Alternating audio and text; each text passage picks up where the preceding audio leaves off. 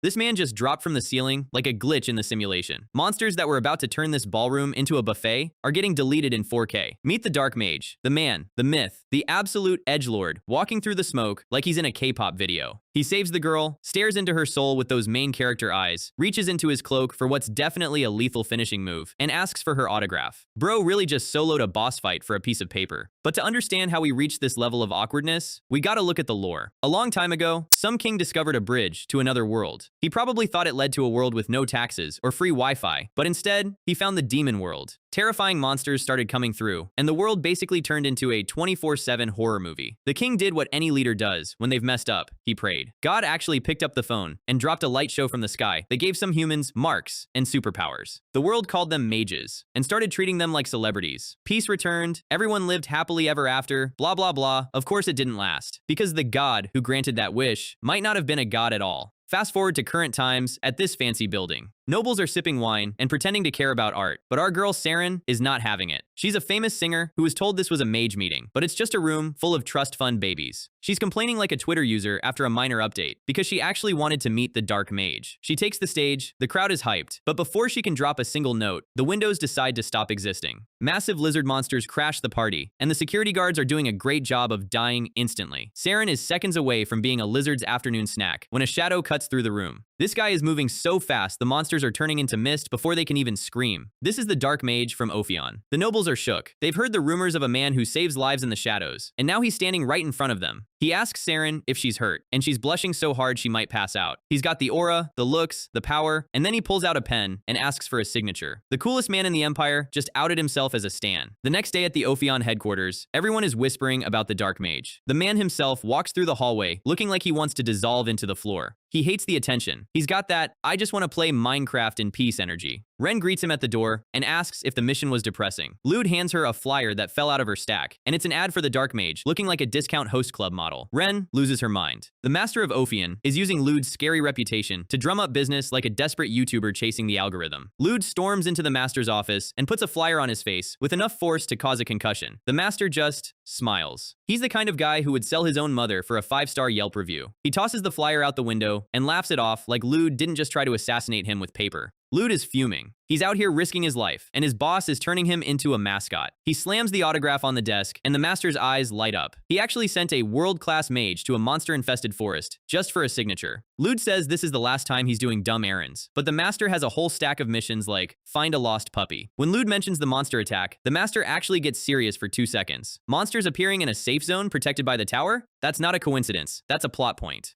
The master asks how long he's going to stay in that form. Lude releases his magic, and the room fills with dark energy as the edgy Dark Mage shrinks into a tiny blonde kid. The transition is wild. He went from your daughter calls me daddy to can I have a happy meal in 3 panels. The master drops some heavy news. The association is actively searching for the Dark Mage, and things are getting dangerous. There's a big auction coming up with a rare magic stone, and every powerful mage in the country is going to be there. The master says the mission will be fun, but he's hiding a document behind his back. It's an admission permit for Helios Magic School. Our guy is about to go from fighting demons to fighting midterms. The ceiling of the auction hall looks out into the night sky, but the atmosphere inside is way more pressurized than the weather outside. The mages are filing in, and you can practically feel the ego radiating off their designer robes. This isn't just a place to buy rocks. It's a glorified arena for people with too much mana and even more money. A single hand reaches out into the light. The auctioneer steps onto the stage like he's about to drop the most fire album of the century. He welcomes the crowd, but his eyes say he's already calculated exactly how much commission he's making tonight. He's got that specific kind of customer service smile that makes you want to check if your wallet is still in your pocket. He signals for the start. The main event is finally beginning, and every head in the room turns toward the stage. Ren is looking around the balcony, probably wondering if they can get through one night without Lude accidentally blowing up a building. She asks Lude if this Shazam's Heartstone is actually worth all the hype. Lude is just leaning on the railing, looking like he'd rather be literally anywhere else. He confirms it's a top-tier item, but he's not here to bid. Ren notices just how many high-level mages are crawling all over the place. She's worried about Lude being here, considering the association is basically running a wanted ad for his face. He's the Dark Mage they're looking for after all. Lude just gives a tiny, nervous sweat drop. He says it should be fine, mostly because his goals are completely different from everyone else in the room. His purpose is specific, but then he remembers who his boss is, and his face just goes flat. You can practically see the loading icon over his head as he thinks back to the briefing. The master had that look in his eyes, the one that always means Lude is about to have a very bad time. Flashback to the Ofon office. Lude is standing there with his backpack on, looking like he's ready for school, while the master sits behind his desk like a Bond villain. Lude asks what the actual mission is, probably hoping for something cool for once. The master hands him a file and calls it a revenge proxy. He explains that a certain vile mage completely ruined a client's life. It's the kind of tragic backstory that usually ends in a dramatic duel, but this is the master we're talking about, so you know there's a catch. Apparently, the guy is a typical bottom-tier villain who scams weaker people and has been dodging the law like a professional. Lude looks at the target's photo. Dan Marcel, third-class mage, known as Cloak. He's basically a walking mid-level boss from a tutorial zone. Lude asks the obvious question, "You're not asking me to kill him, right?" The master smiles. It's a very, I have a better, more annoying idea kind of smile. He points out that since the auction is a high-profile event, a ton of people will be watching. First, they find him in the crowd. Then, Lude has to catch him. Lude's brain immediately goes to standard anime tropes. Breaking limbs, torture, the usual dark mage stuff. The master leans forward, dead serious, and says the goal is to strip his pants. Silence. Lude's soul basically leaves his body for a second. He starts screaming that there's no way he's doing that, while the master just acts confused about why he's so upset. The master tells him to calm down and explains the actual logic, which, surprisingly, exists. There's a rumor that Dan Marcel was once a member of Kodal. For those who weren't paying attention in history class, Kodal was a massive crime syndicate that was supposed to be wiped out years ago. The city where the auction is being held has a massive, multi-generational grudge against them. Members of Kodal had a tradition of using a permanent poison to carve an unremovable snake mark on their legs. If that mark gets revealed in front of a stadium full of people who hate his guts, it's game over for his career and his safety. Lude processes this. It's actually a clever plan, but it still involves him being a pants thief. He asks what happens if the rumor is fake and there's no mark. The master just shrugs and says getting pantsed in public is still a top-tier embarrassment, so it's a win-win. Lude tries to walk out, but the master literally crawls on the floor after him, begging him to pull off this feat that only the stars of Ofon can manage. Back to the present. Lude looks like he's questioning every life choice that led to this moment. Ren asks him again if he's sure about this. Lude just stares into the void and says, "Somehow, it'll work out." Laughter erupts from another part of the balcony. A young girl with bright green eyes and a massive grin is leaning over the edge. She's vibrating with hype because of how many people are here. A man with glasses and a very "I'm tired of my job" expression tells her they aren't here to play. She doesn't care. She feels like something super fun is about to happen. Then, a new person walks through the doors. The girl calls out to someone named Tessie. Meet Lady Tessiana. Long blue hair, eyes that could freeze a volcano, and the kind of aura that makes everyone else in the room feel like they're NPCs. She's the association's heavy hitter, and she looks like she hasn't slept since the prequel. The girl realizes Tessiana actually fell asleep while standing up. Elsewhere, a blonde mage named Lapis looks up, sensing something. He's sitting with his father, who tells him to stay focused. His dad mentions that with this many mages together, there's bound to be a show. Lapis grips his leg. He looks like he's holding back a lot of internal screaming. He just quietly agrees. A leaf falls through the air. Then we see him. The guy with the wolf ears. This is Shik, and he's currently talking to someone off-panel. Shik is reminding his partner that their only mission is to protect the magic stone. He stresses that they are NOT there to destroy it. But the person he's talking to is busy ripping leaves off a branch and mumbling that it's coming. The partner is sitting on a bench, looking like the protagonist of a much edgier series. Shik gets annoyed and calls him out, but the red-haired guy, Sick Moon, just tells him to shut up and calls him an old man. Sick Moon stops. The last leaf falls. He drops the branch and crushes it under his boot. He stands up, a psychotic grin spreading across his face, and announces that it is here. Down on the stage, the auction is moving fast. A necklace was just sold. The auctioneer announces it's time for the main event. The tension in the room triples. Everyone, the princess, the tired guy, Lapis, and Lude, all zero in on the stage. The cloth is pulled back. Shazan's heart is revealed, glowing like a miniature sun. The crowd goes ooh and ah on cue. The auctioneer starts his hype speech, telling everyone this is their only chance to own literal god-tier power. Ren whispers to Lude, asking if he's found the target yet. Lude looks around. He's distracted. He tells Ren that there are so many mages in here that all their mana is getting tangled together. He can't pin down Dan Marcel's specific energy signature. Lude decides he can't do this in his nerd form. He pulls a curtain closed to hide from view. The transformation begins. Black smoke, the black haze, starts swirling around him. This is the moment the kid disappears, and Blow takes over. His mana mark on his hand starts glowing a brilliant, dangerous blue. Ren watches from the side. She says that even though she sees it all the time, a mage who can completely change their appearance is still rare and fascinating. She looks at the smoke-shrouded figure. Blow's face is revealed. He's taller, older, and looks like he's ready to solo a dungeon. Ren just casually wonders how a kid can turn into such a handsome young man. The smoke clears, and Blow is ready to hunt. Ren is still stuck on the handsome young man thing. Blow just stares at her with those piercing blue eyes, looking completely unamused by the commentary. Blow gives her a look, and Ren immediately backpedals, saying it was just a joke. She asks if his mana levels are okay for the job. Blow says it's sufficient, but he stops mid-sentence. He senses something. It's coming! Suddenly, the giant glass window behind them shatters. Soldiers are being thrown through the air like ragdolls. Two figures dive into the center of the hall, one of them grabbing the auctioneer by the throat. The thieves didn't even wait for the bidding to start. They go straight for the stone. They hold the auctioneer hostage, screaming that the mana stone is theirs. Blow is watching this from the balcony. He looks less impressed and more annoyed that someone is interrupting his schedule. Below, the guards surround the thieves, telling them to drop their weapons. The lead thief just smirks. He looks like he's been waiting for an excuse to use his powers. He releases a massive pulse of purple energy. The guards all collapse, clutching their heads in pain as the shockwave hits. One guard gets caught by a direct blast. The thieves are tearing the place apart. Explosions are going off everywhere. Magic rings of light fly through the air, binding the remaining guards. The thief with the ponytail holds up one of the rings. He looks like he's having the time of his life. They toss the auctioneer aside like a piece of trash. The green-haired thief yawns. He says he was so bored he couldn't wait any longer. He reaches for the Shazan's heartstone, but before his fingers touch the glass, a gloved hand clamps down on his wrist. The thief looks up and sees Shik, the guy with the wolf ears. Shik doesn't say a word. He just squeezes. You can hear the bone-crushing impact even through the silence of the room. The thief screams about his arm. He looks at Shik's robe and realizes he's dealing with a high-ranking mage from the association. The crowd starts whispering. They recognize the ears and the tail. Someone in the crowd drops the name Lanas's Hound. Shik's face goes from tough guy to I'm about to commit a crime in 3 seconds. He starts screaming at the crowd, asking who the hell called him a hound. The ponytail thief tries to take advantage of the distraction, calling him association scum. He launches a flurry of golden blades at Shik. Shik doesn't even move his feet. He just deflects every single blade with his bare hands, like they were made of cardboard. The thieves are frozen. They realize they just brought a knife to a nuke fight.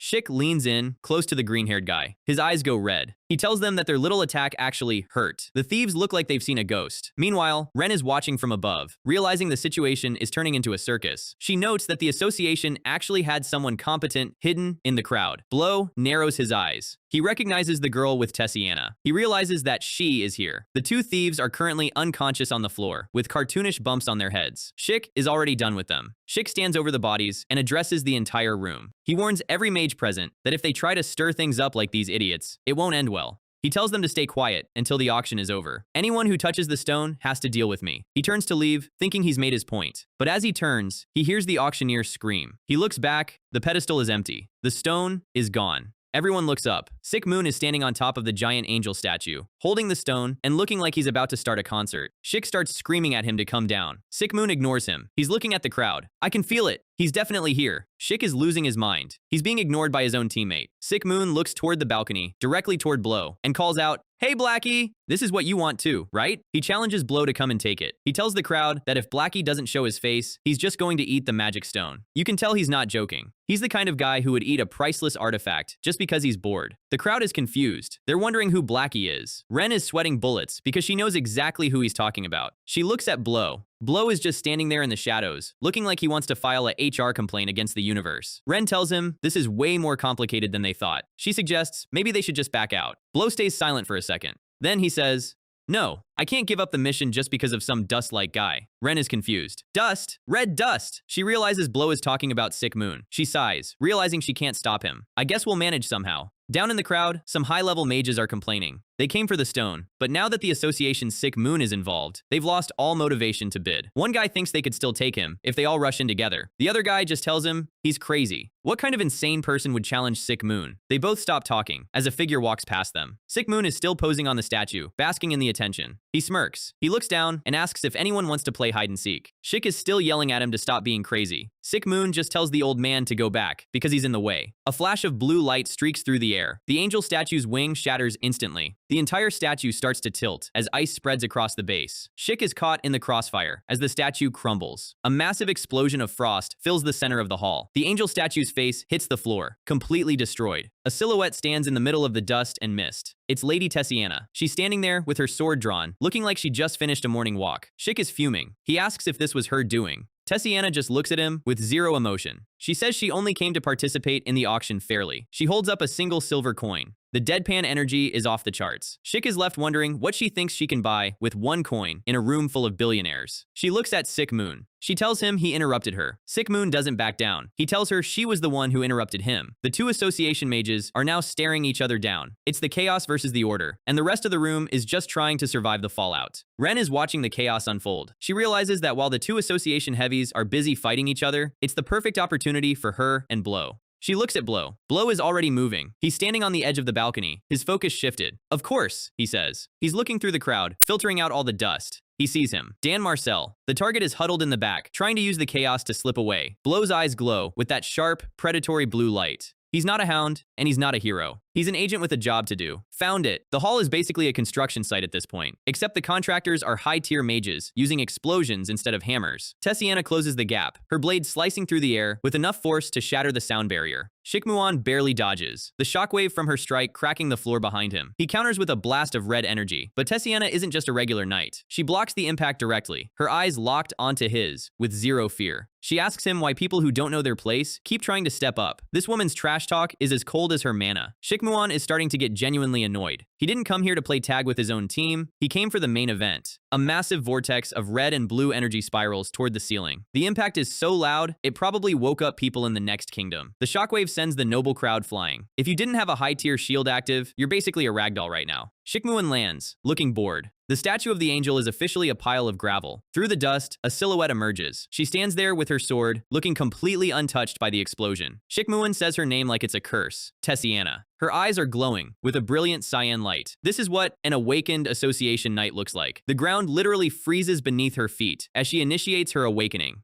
Shikmuan just scoffs. He asks if she really thinks a flashy power-up is going to change the fact that he's a natural disaster. Tessiana doesn't argue. She just points her blade. She lunges. The air itself seems to freeze behind her as she moves at speeds the human eye can't even process. The impact shakes the entire balcony. Up top, the princess is cheering like she's watching a Marvel movie. Her attendant looks like he's about to have a heart attack. The attendant decides it's time to go. He points out that if Tessiana, who was brought here as their bodyguard, is busy fighting Shikmuan, nobody is protecting them. They sneaked out secretly, and if the princess gets even a paper cut, this guy's head is literally on the chopping block. He's trying to be the voice of reason, but the princess is having too much fun. Downstairs, the hall is a war zone. The crowd is panicking, screaming about the magic stone. Nobody knows who has it or where it went. Someone screams that they saw it fall toward a specific group. Shik is shoving people out of the way, looking for his psycho teammate. He's fuming. If Shikmuan is going to go rogue, he should at least have handed over the stone first. Blow is watching all of this from the shadows, blending into the chaos like a pro. He's got his eyes locked on his target, Dan Marcel. Lude realizes this commotion is the perfect cover. Everyone is too distracted by the association fight to notice a little pantsing. But he has a dilemma. How does he naturally expose the mark on Dan's leg without looking like a total creep?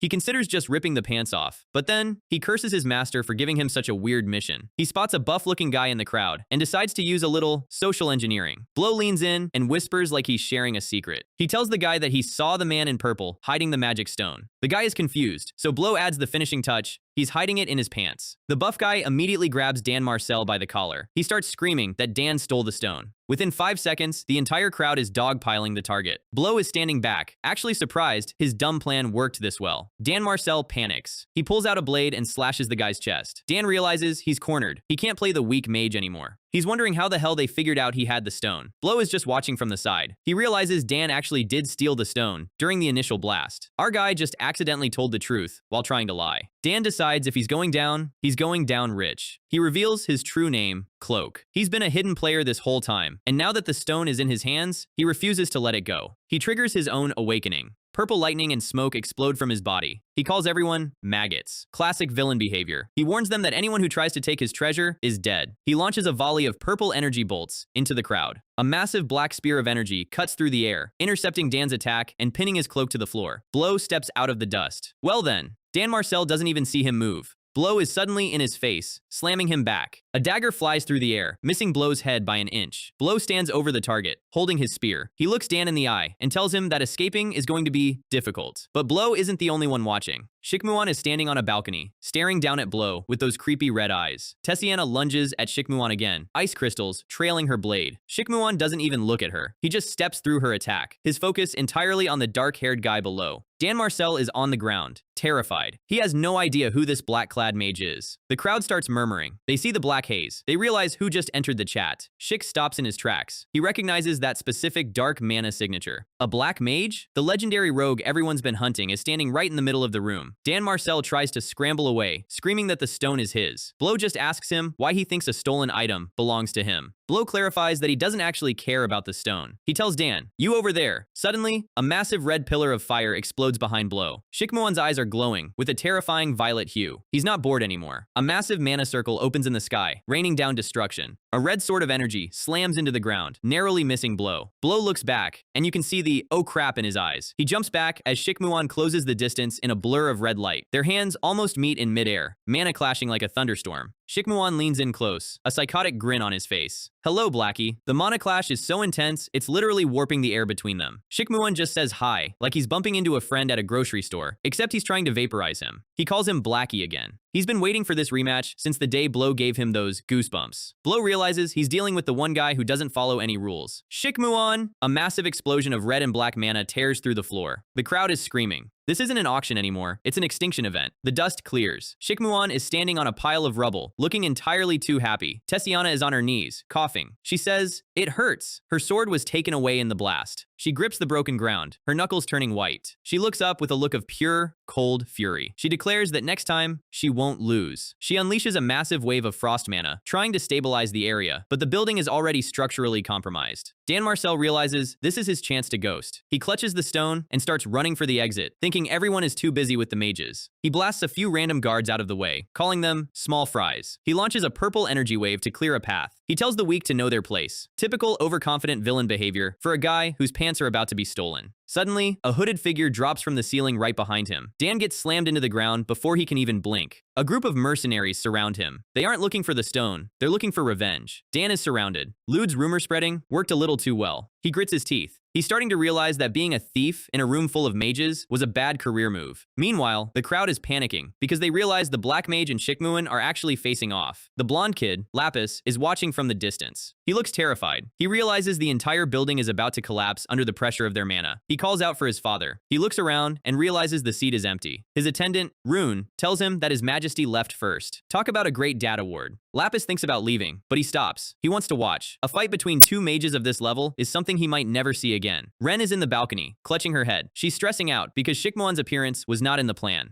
She realizes that because they thought this was a low-risk mission, they didn't bring any mana orbs. Blow is fighting on a limited tank, and the longer Shikmuan drags this out, the more cooked Blow is going to be. She looks down and wonders what Blow is planning. Blow is standing in the middle of the rubble, black smoke swirling around his legs. He looks at Shikmuan and says, "Let me be clear, I have no intention of fighting you." Shikmuan mocks him. Blow points out that his goal isn't the stone, and based on what Shik said, Shikmuan is supposed to be protecting the stone, not destroying the city. He suggests they just ignore each other. Then, he looks up and tells Shikmuan to get rid of that stupid-looking mana circle above his head. A massive, intricate red mana circle is burning in the sky above Shikmuan. It looks like a tectonic plate made of fire. Shikmuan's response? Don't wanna. He's literally acting like a toddler with a nuke. He tells Blow that whether his goal is the stone or not, it doesn't matter. Shikmuan reveals he's been looking for Blow since that day. He knows Blow has been hiding in Ofon like a secret treasure, and he's been tracking every mission Blow might take just to get this moment. Blow is thinking internally, that's because I've been busy giving signatures and taking people's pants off. The gap between Shikmuan's obsession and Blow's reality is hilarious. Shikmuan's boot shatters the floor as he readies his next move. And now, "You're in front of me." They clash. Red and black mana explode in a vertical pillar. Shikmuan tells him to look again. Blow sees a vision of that day, a dark silhouette standing on a pile of bodies. Shikmuan admits that seeing Blow's power that day gave him actual goosebumps. It was the first time he felt like someone could actually kill him, and he's been chasing that feeling ever since. He says he wants to feel it again before he kills Blow. The massive mana circle in the sky begins to pulse. The ceiling starts falling in massive chunks. People are screaming that it's all collapsing. A huge piece of debris falls toward a group of civilians. A fist made of brown energy smashes the rock into dust. It's Shik. He lands on his feet, looking like he's done with everyone's crap.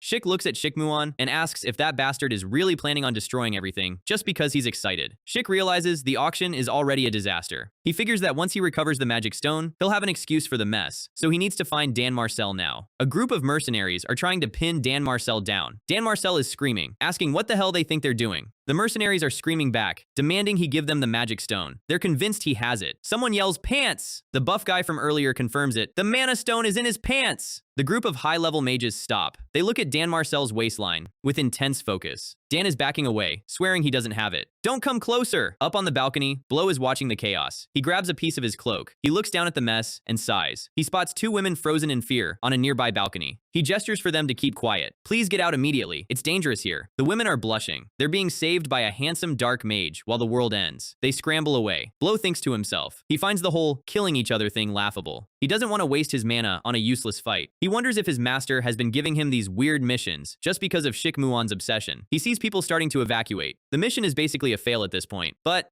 he leaps off the balcony. He at least needs to confirm if Dan has the Kotal emblem before the roof falls on him. Shikmuan watches him jump. If you don't want to fight, then I'll just need to make you fight. He looks around at the remaining mages and civilians. He decides there are too many distractions. If he takes care of the trash, maybe Blow will have a change of heart. The ground begins to glow red. The mana circle in the sky expands, covering the entire hall. Dan Marcel is on the ground, looking up in pure terror. What the hell is this now? Shik and the other association mages are trying to run, screaming at the crazy bastards to stay right there. Dan Marcel is trying to crawl away, thinking he can just keep running. Blow lands right in his path, kicking the ground and stopping Dan in his tracks. Blow looks at the crowd behind Dan. Get out of here, immediately. He tells the mages that if they value their lives more than the stone, they need to leave right now. His eyes are glowing with that cold, serious blue light, because this place might collapse soon. Above them, Shikmuan's mana circle finishes its charge. The ceiling is officially a suggestion at this point. Shik is screaming at the top of his lungs for Shikmuan to stop, but trying to talk sense into that guy is like trying to explain taxes to a hurricane. He asks if he's trying to kill everyone here. Shikmuan doesn't even blink. If you aren't a dark mage with goosebumps, you're just background noise to him. Ren is watching from the balcony and realizes pure chaos is an understatement. She needs to find Blow and get him out with a teleportation scroll immediately before the structural integrity of the room becomes zero. But as she looks down, her internal alarm starts going off. Something feels,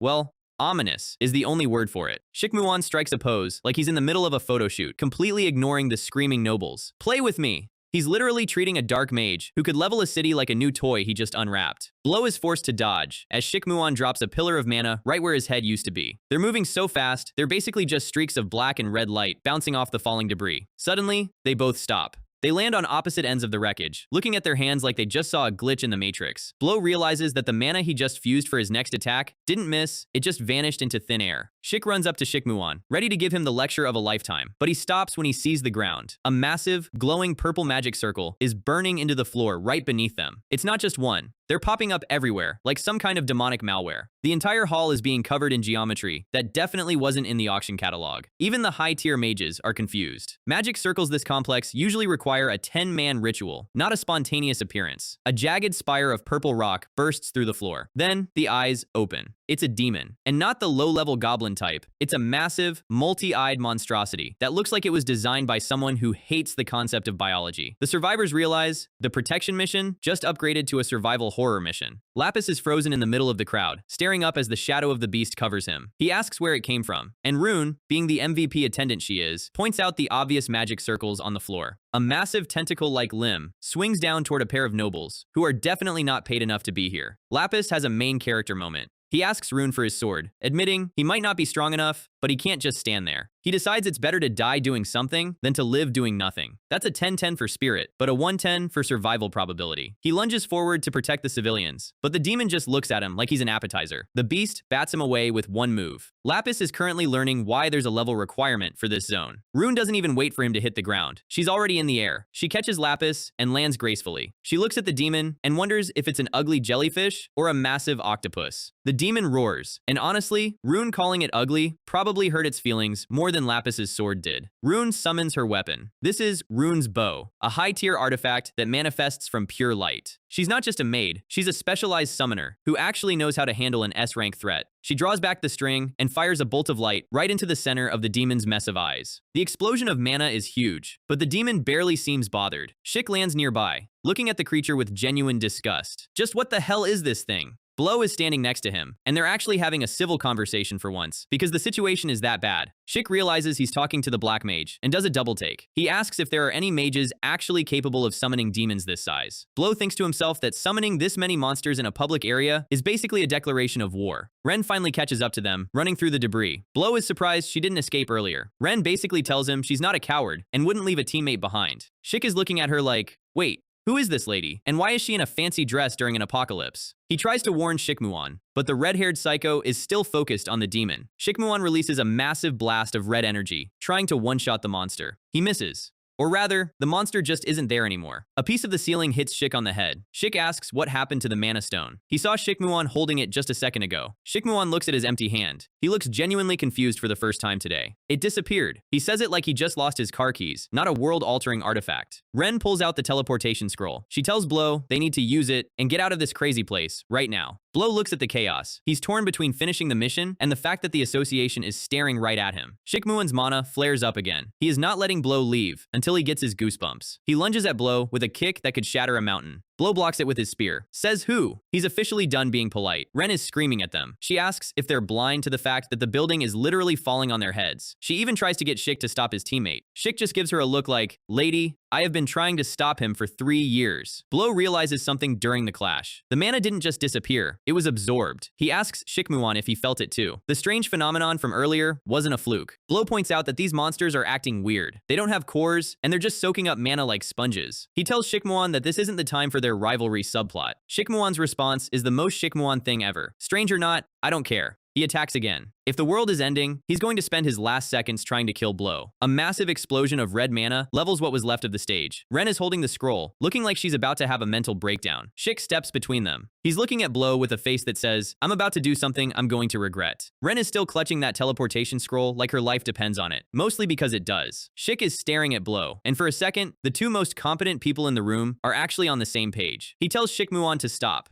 He knows his partner's obsession is a problem, but this is a whole new level of not the time. He points out that a stubborn guy isn't attractive. Shik really tried to use dating advice to stop a mana-crazed psychopath. Shik reminds him that with all this noise, the tower's mages will be here in minutes. Clashing with them on top of everything else will turn this from a disaster into a political execution. Shikmuan looks Shik dead in the eye. Move! He calls him an old man and threatens to kill him if he stays in the way. Blow thinks to himself, has he gone crazy? Yes, Blow. He has been crazy for approximately 24 years. Suddenly, Blow's eyes go wide. Ren! Behind you! Ren freezes. Lapis is running toward her, sword drawn. He plunges his blade into the air right behind Ren's head. A demon roars as the blade actually connects. Lapis actually managed to hit something. He asks if she's okay. Ren is staring at him, completely baffled that a random kid just saved her. The demon isn't dead though. It roars, and Lapis gets sent flying. Lude's face says, I should be the one asking if YOU are okay. Rune appears out of nowhere, asking Lapis if he needs a hand. Lapis is currently rethinking his life choices. A massive beam of light from Rune's bow cuts through the monster's face. Lapis hits the floor hard. His hero moment lasted about 4 seconds. Blow checks on Ren. He's standing on a pile of monster remains, looking like a dark fantasy cover model. Blow analyzes the monster. He realizes it's a puppet. No core, no intelligence. It's a mana construct designed specifically to consume the mana of mages in the room. This isn't a random attack.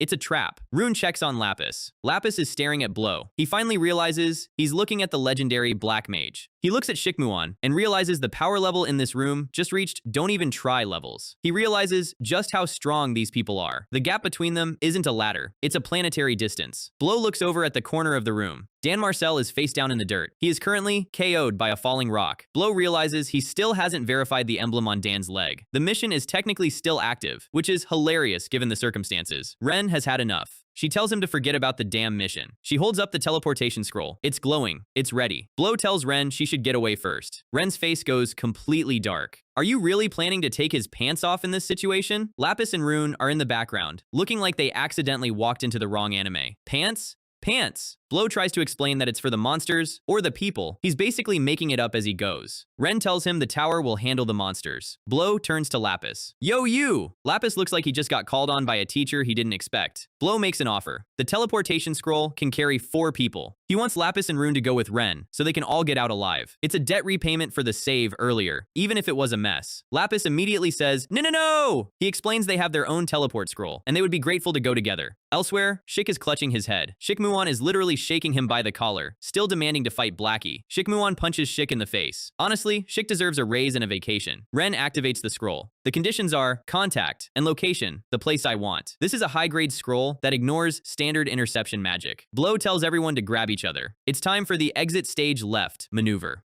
Lapis looks back at Shikmuan. He finds the guy really annoying. Shikmuan sees them starting to fade. He starts screaming, asking why they're running away and where the cocky bastard went. Lapis gives him a look that is 50% fear and 50% get a life. He asks Blow if they should worry about the scary mage staring at them. Blow just says he's probably thinking hard about something. Blow tells Ren to concentrate. He needs to make sure the teleportation logic doesn't dump them in a volcano. Shikmuan is reaching out, his mana turning into a literal shadow of his rage. Damned Blackie!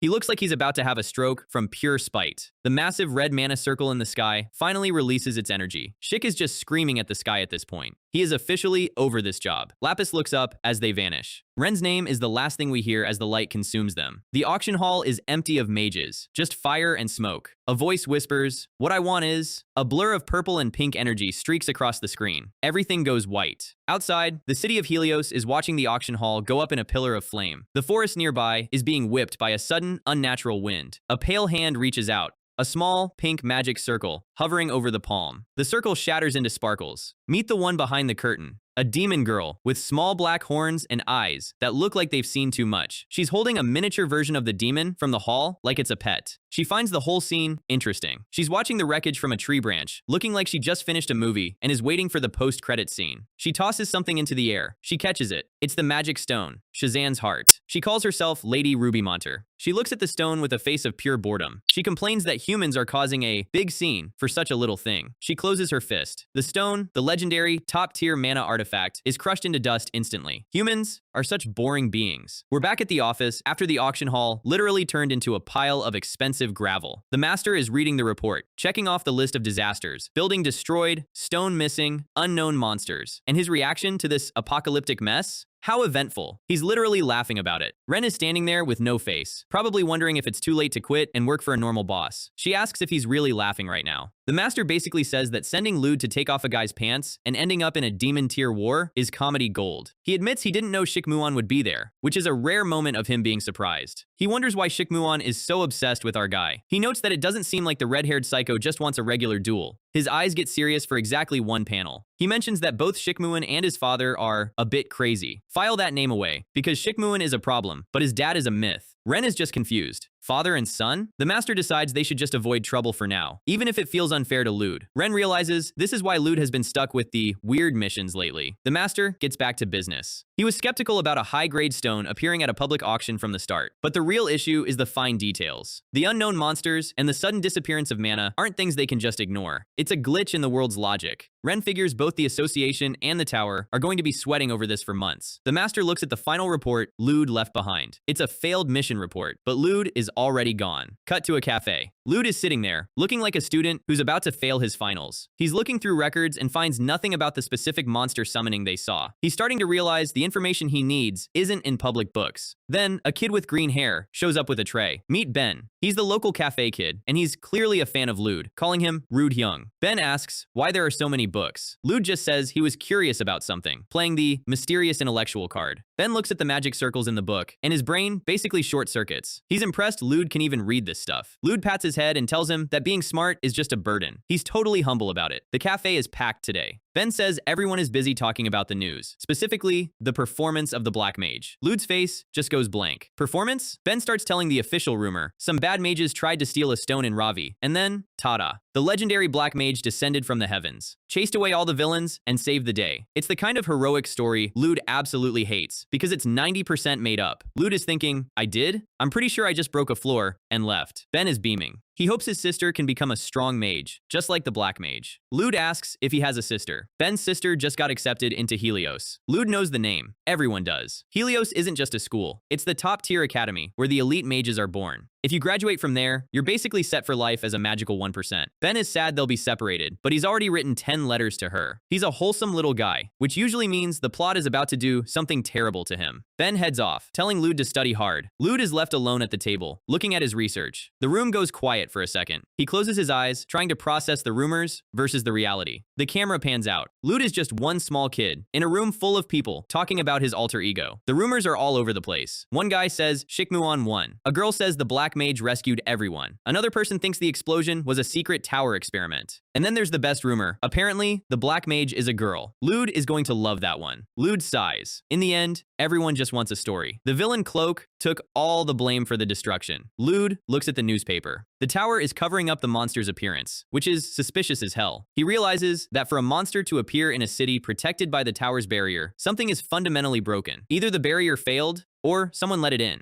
If the barrier is down, the world is in trouble. He looks at the magic circle he recorded. He isn't even sure if it'll be useful, but he's keeping it just in case. He decides it's time to check in with the master. Transition to the city streets. Bright sky, big buildings. A high-end carriage is rolling through the streets. A knight in white armor is looking out. This is Lispel. He's the silver-haired guard from the directory, and he senses something happening ahead. He's got that don't mess with me energy that only high-level mages have. He checks on the person inside the carriage, calling her Lady Daner. The lady is Duchess Archon. She tells him to stop worrying about useless things. She reveals her motivation. If she can be of help to that child, she'll do anything. She's got the protective mom energy turned up to 11. Meanwhile, Rood is walking down the street, still staring at his magic circle papers. He's so distracted, he doesn't even notice the world around him. Suddenly, a gust of wind catches his paper. It slips right out of his hand. He tries to grab it, but the wind in this city is apparently a Shikmuon fan, because it's being a jerk. Rood goes into full panic mode. That paper has top secret demon circles on it. It flies way up into the air. Rood is chasing it like a dog after a frisbee. In another alley, a random guy is screaming, "Give it back!" A group of low-tier mages have stolen a bag from a commoner. The lead mage is acting like a big shot, saying he just found the bag. He grabs the commoner by the collar. The villain tells him to beg for it. He's a generic level 1 bully, the kind Rood usually ignores. Suddenly, Rood's runaway paper lands right on the bully's face. It's a perfect shot. The bully is stunned, and the commoner is just confused. The bully peels the paper off, complaining that it got dirty. Rood walks up, looking completely bored. He just wants his homework back. The bully asks who this little brat is. He hasn't realized yet that he's talking to the guy who made Shikmuon sweat. Rood swipes the bag back while the guy is talking. It's so fast the bully doesn't even see the movement. Rood hands the bag back to the owner and tells him to go. He's being a hero while looking like he's bored of life. The bully's eyes glow purple. He's officially triggered. He tells his goons to block the exits. He wants to teach Rood a lesson. Rood analyzes him. Lowest of the low-class mages. He doesn't even need magic for this. The bully starts the typical, "I'm an adult" speech. Rood thinks to himself, I don't want to get caught up in unnecessary stuff. So he decides to run. He kicks off the ground with insane force. The bully's jaw drops. Rood isn't running away horizontally. He's jumping over the entire building. Rood sails through the air, looking down at the street. He lands right on top of Duchess Archon's carriage with a massive thud.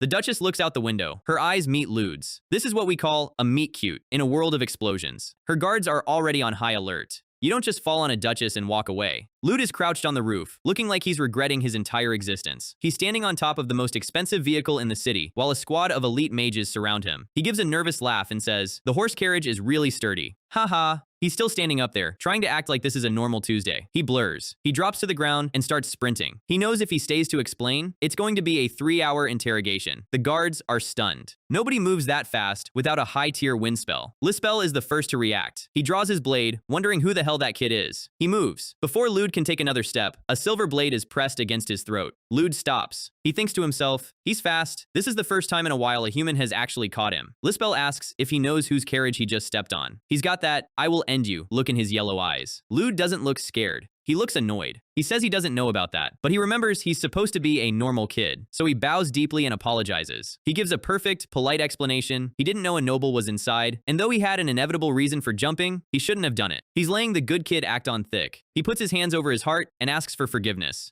It's a 10-10 acting performance. Lispel stares at him for a long beat. Okay, he actually buys it. Rood says thank you and bolts before they change their minds. Lispel watches him go. The other guard, a woman, laughs and asks why he swung his sword at a young kid. Lispel points up. Even though Rood fell from a high building, he landed perfectly with no mana usage. He tells her, you can't see him as just an ordinary kid. His instincts are screaming that Rood is dangerous. The guard mocks him, reminding him that Lispel was a medium-level demon hunter at that age too. She thinks Rood is just a promising talent and asks if Lispel wants to raise another one himself. Lispel just gives her a death stare. The Duchess finally speaks. Interesting, she steps out of the carriage. She's seen enough to know Rood is smart and strong. The guard girl is hyped now, wanting to scout Rood to their squad. Lispel literally tells her to stop. He's already done with her fangirl energy. Lispel asks if the Duchess is hurt. She says she's fine, echoing Rood's line about the carriage being sturdy. She decides they're near their destination anyway and wants to walk the rest of the way. Lispel bows. As you wish, Mrs. Daner. They walk into the crowd, looking like a normal, high-ranking noble group. Rood is watching from around a corner. He realizes she's a high noble, and that Lispel is actually talented. He's just relieved he got away without a fight. He clutches his head. The Rood persona is exhausting. He wonders why he's so unlucky lately. Little does he know, he's about to see her again in 10 minutes. The Duchess smiles. We won't see each other again anyway. Cut to the Ofon office. The Duchess is sitting on the sofa. Lispel and the guard girl are standing behind her. Lude and the master walk in. Both sides freeze. The silence in the room is deafening. Lude is internally screaming, asking the master why he has to be here. He tries to leave, but the master grabs him. Lispel is staring at Lude with "I knew it" eyes. The master starts his hype man routine. He calls Lude Ophion's excellent talented one. Lude wants to disappear into the floorboards. The Duchess is surprised he's a member of Ofon. She asks if he's an official mage. The master says he just became a mage as a 7th class rookie. In mage terms, that's calling him a noob. Lude is seething. The Duchess takes a sip of tea. She mentions the rumors of the Black Mage on the streets. She says she'd like to meet the rumored person at least once since she's here. The master gives a fake sad smile and says the Black Mage is away on missions. The Duchess accepts it. The guard girl looks like she's about to have a breakdown from the missed opportunity. The Duchess looks at Lude. Let's see each other again, kid. Lude and the master share a look of mutual confusion. She drops the bombshell. The owner of the horse carriage that you fell on was me. Lude is sweating bullets, while the master is like, personal reasons? The chibi reaction here is perfect. She calls it fate. In this manhwa, fate usually involves someone getting blown up. She tells the master that because of that incident, she knows Lude is trustworthy. The master is actually speechless for half a second. He bows and thanks Duchess Archon. Lude's brain stops. Duchess? He knew she was a noble, but a duchess is basically royalty adjacent. She says it's time to get to business. The air in the room changes. The humor stops. This is the real mission. She reveals the reason she came personally. Her second child, who is currently attending Helios Academy. Something is happening at the school, and she needs Ofon to step in.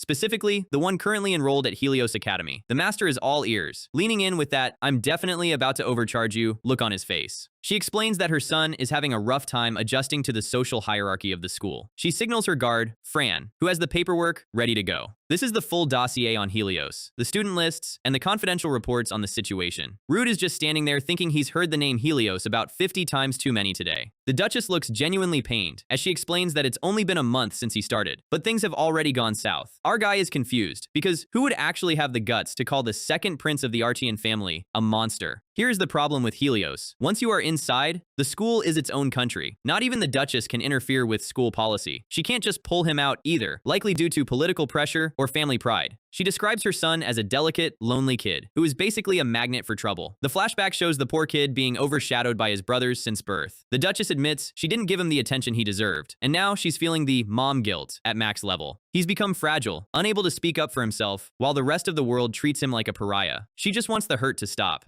The master's guards are watching Rood, who is still trying to process that a prince is getting bullied this hard. The request is simple, at least on paper. She wants Rood to go in and ensure her child has a peaceful school life. In short, please, protect him. The second the Duchess leaves, Rood drops the polite employee act and demands an explanation. The master plays dumb, which is his favorite hobby. Rood is fuming because this ridiculous situation has his name written all over it. Master just gives him the sparkles and says it's exactly what it looks like. You're the one who's actually going to do it, Rood. Rood loses it. Not only is he being sent to school, but the master registered him as a 7th class rookie. For context, that's the equivalent of a pro gamer being forced to play in a toddler's first keyboard lobby. Master thinks it's hilarious that an official mage looks like a middle schooler. Rood's internal monologue is just a series of screams right now. The master tries to sell it by saying the students are all unawakened rookies, so it should be easy. Rood reminds him that he never actually agreed to go back to math class. But then, the tone shifts. The master mentions the report from Ren about the failed mission at the auction. He tells Rood not to worry about that for now, and hands him the official documents. It's a literal admission letter for Rood Chrishi, age 15. Rood stares at it in silence. The dread is setting in.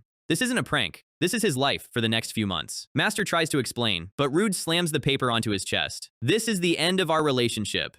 He's actually leaving. He thanks the master for everything and starts walking toward the door. The master goes full desperate dad, grabbing Rood and crying about how much he invested in raising and feeding him. It's a total performance, but he's committed to the bit. Rood isn't buying it. He knows he has nothing to learn at a school for rookies. Master keeps shouting that it's a request from a high-profile client. They're literally wrestling in the middle of the office. The master starts monologuing about how his heart is as deep as the ocean and how he only wants the best for Rood. Rood's face is pure, I need a new job. Ren walks in and catches them mid-tussle. Master tries to act like they were having an important conversation. Rood is not helping his case. Ren is 100% done with both of them. She definitely knocked. They were just too busy being dramatic to hear her. She makes them sit down like toddlers and tells them to stop embarrassing the neighborhood. The room finally goes quiet. Rood looks at Ren, hoping for an ally, but Ren is in on it. She tells him to think of it as a vacation. She thinks he needs to enjoy school life and make friends his own age. Rood looks down. I don't need friends. Classic edgy protagonist line, but you can tell he's just exhausted. The master sighs and says fine. If Rood really hates it, they can tell the Duchess they're canceling the mission. Although, I might lose my head for offending her. Maybe I should write my will now? He does the fake sad face again, wiping away imaginary tears. Ren immediately chops him in the head. Stop with the nonsense. She turns back to Rood. She admits the master screwed up by not talking to him first. She puts the power back in Rood's hands. What do you want to do? The silence stretches. Rood finally asks, so, I just have to help the Duchess's son, right? The Master and Ren both freeze. They know they've won. They start cheering immediately, calling him Ophion's biggest star. Master has the backpack and uniform ready in about 3 seconds. Rood is already reconsidering his life choices. The Master gets serious for a moment. Even though the Duchess thinks he's a 7th class mage, the school doesn't know he's an awakened mage at all. That means he can't use his blow identity or his signature Black Haze magic. He tells Rood to keep a low profile and watch out for the professors, who are actually competent mages. The Master smiles. To the world, this is a holiday for the Black Mage. But for Rood Chrishi, this is his first official mission as a civilian. Rood realizes the Master is way too good at talking people into things. He starts looking through the dossier on the kid he's supposed to protect. Can I just beat up the bullies? He pulls out the photo of the son. The kid in the photo looks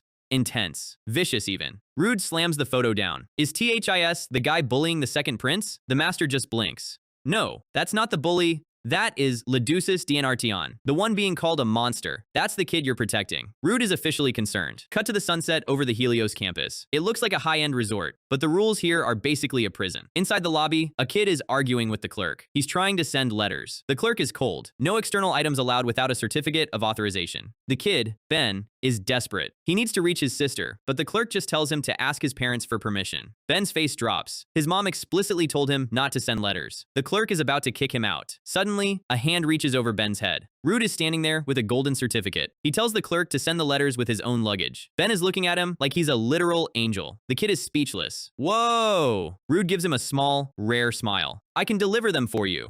Now we see the full scale of Helios. This place isn't just a school, it's a fortress of the elite. The architecture is insane, but the atmosphere is heavy with rumors. Did you hear? The students are whispering about the new kid arriving today. They've heard about the student who got a perfect score on the entrance exam, but they're confused why he's joining so late. One girl with silver hair just wants them to shut up so she can focus on class. Another student, Varys, is already asleep. Standard school vibes. The girls are showing off jewelry, completely ignoring the tension in the room. The door opens. A student walks in, and the entire room goes dead silent. He pulls out a chair. He sits down alone. There is a literal 5-foot radius of don't talk to me energy around him. The other students look terrified. One of them whispers the word monster. The silver-haired girl thinks it's finally quiet. We see the lonely silhouette of the Archon Prince. He's surrounded by people, but he's completely isolated. Back at the office, Rood is reading the rumors the Master planted. A perfect score and a chronic illness? Rood looks like he wants to die. He confronts the Master. How does a perfect score make sense for someone who's never seen the test? The Master just shrugs. Things just turned out like that? He explains that Rood was supposed to start a month ago, so they needed a major excuse for the delay. He's been planning this school trip for a while, and the sickly genius angle was the only way to explain the late arrival. Rood imagines himself as a sickly genius handsome boy with flower petals everywhere. He hates it. He hates it so much. The Master thinks it's interesting. Rood's soul is leaving his body. How could you? A massive crash from the background, as Rood likely flips a table. Transition to the hallway. Student Chrishi! The instructor tells Rood to follow him. Rood's final thought to the Master is, "You failure of a master." He's worried he's sticking out like a sore thumb. He realizes the Master must have filed the application months ago, long before the Duchess's request. The mission was just an excuse. The Master was sending him here regardless. The campus is beautiful, but Rood feels like he's walking into a trap. What is the point of all this? He stops, looking at the architecture. Even though he hates being here, he can feel the mana in the air. This place is a massive conduit for magical energy. He tries to tell himself to just finish the mission quickly and go home. The instructor tells him not to be nervous. Status and age don't matter here. Rood asks what does matter. The instructor turns with a creepy, sharp smile. He explains that most students arrive with big dreams of being powerful mages. They imagine their future is set in stone. But most of them hit a wall, realize they have zero talent, and fall into despair. He asks Rood, what do you think will happen to you? He emphasizes Rood's title as the first ever perfect scorer. Rood is quiet for a second. If I can't do that, even with effort, I need a beating. The instructor blinks, then breaks out into a genuine laugh. You're quite interesting. Rood thinks the perfect score is going to be a huge hurdle for his low-profile plan. The instructor officially welcomes him to Helios. They enter the classroom. This is the training ground for those with the ability. They learn to sense and manipulate the raw mana of the world. The instructor explains the rankings. Heres for the elites, Clad for the middle tier, and Eden for the rookies. Everyone starts in Eden. You only move up once a year during the promotion tests. Rood already knows the system. He's just ready to get this over with. The instructor introduces him to the class. He tells the students to get along with the sickly new kid. The students shout back that they won't hurt him. Rood scans the room. Greet them, Chrishi. Rood takes a step forward. I hope I get along with everyone. The class is underwhelmed. He looks young, he's quiet, and he doesn't look like a genius. But Rood isn't looking at them. Found him. His eyes lock onto the abomination, sitting at the back, shrouded in shadows and silence. Lidersis Dian Artian. He looks up, and those purple eyes are not looking for a friend. The mission has officially started. Lidersis Dian Artian. The kid is sitting there looking like he's in a different dimension, and the atmosphere around him is heavy enough to crush a normal student. Rood is genuinely confused. He doesn't look weak or fragile like the Duchess said. He looks like a guy who just wants the world to stop existing. The professor tells Rood to take the empty seat nearby. Rood agrees, thinking this is the perfect vantage point. He's analyzing the target. If Lidersis is really being bullied, why does everyone seem more afraid of him than anything else? Step 1. Observe. Step 2. Figure out why this kid is being called an abomination. But before he can even set his bag down, a hello breaks his focus. Meet Dio Varus. He's 17, has hair as blue as a Gatorade flavor, and is way too excited to meet the perfect score guy. Rood tells him he's 15, and Dio immediately goes into Big Brother mode, which is exactly what Rood didn't want. He introduces himself as Dio. He's basically the human equivalent of a golden retriever on espresso. He tells Rood to talk comfortably, because they're the same class. Rood just wants him to stop talking at a volume that everyone can hear. The professor has to step in and shut Dio up before he vibrates out of his seat. The teacher acknowledges that Rood is basically a celebrity because of his test scores, but tells them to save the fan meeting for later. Dio pouts like a child, and Rood is already reconsidering his life choices. His don't stand out plan is officially 0 for 1. He turns his attention back to Lidersis. Quiet observation is the only way this mission survives. But as soon as break time hits, Rood is swarmed. It's like a pack of NPCs just realized the main character walked into the zone. They're asking about his hometown, his tutors, and his chronic illness. The master's fake rumor is doing a lot of heavy lifting right now. Rood is internally screaming. He thought staying quiet would keep people away, but apparently being a sickly genius is a magnet for high school drama. The swarm follows him even when he tries to walk away. It's a constant barrage of, how old are you? And you know. They even ask if he's in pain, because he looks so done with life. To be fair, he is in pain, just not the medical kind. Suddenly, Dio cuts through the crowd like a blue-haired Moses. He claims he's been given the important task of showing Rood around. Rood doesn't care who does it, as long as he can move. But he looks over at Lidersis' desk, and the kid is gone. Total ninja vanish. Rood is mid-thought when a hand lands on his shoulder. Dio is back. Let's go, my friend! Rood's face is pure, since when were we friends, energy. They head outside for the school tour. Dio starts explaining that the school is massive, and might be confusing. He's acting like a tour guide who's hoping for a 5-star review. He asks if he can call our guy Rood. Rood just gives him a tired go ahead. Dio admits he was nervous when he first got here. Being a noble doesn't mean much at Helios. Talent is the only currency. Then, he drops a casual self-burn. He placed dead last on the admission test. He calls Rood his complete opposite and says he's jealous of the perfect score. Rood, trying to be polite, says he was just lucky. Give me some of that luck then. Dio laughs it off, but Rood sees an opening to be nice. He tells Dio that placing dead last among hundreds of geniuses is actually impressive in its own way. Dio's brain just hit an error 404. He's not sure if Rood is being a legendary friend or the most savage roaster in history. Rood is just being deadpan as usual. They arrive at their destination, the Central Library of Helios. This place is basically the restricted section, from Harry Potter, but on steroids. It's massive, filled with centuries of documents and books that probably shouldn't be in the hands of teenagers. Dio points out the magic orbs on the desks. They have sound-blocking magic so you can study in peace. Dio thinks it's the coolest thing ever. Rood is just wondering how much the school's electricity bill is for all this mana. The catch? They only have access to the first floor. Dio calls it the sorrow of the lower class. A voice from above cuts through the chatter. Oi, you over there. Dark blue-haired guy. Rood looks up to see 3 students leaning over the balcony. One of them is a sparkly blonde, who looks like he spends 2 hours a day on his hair. Dio turns into a literal vibrating leaf. He stammers out a, yes. Rood notices the logo on their sleeves. It's the Helios emblem, the elite of the elite. The blonde guy, Chevly von Hedelio, leans down with a smirk that just screams, villain of the week. He asks how the abomination is doing. Dio is terrified, but tries to play it cool. He's doing well. Yes. Chevel's smile widens. Is that so? How unfortunate. He dismisses them like they're literal bugs and walks away with his group. Dio nearly collapses the second they're gone. His heart is basically doing 200 BPM. Rood is confused. Why is Dio this nervous? Is it just because they're higher class? Dio looks at him like he's a baby who hasn't realized the stove is hot.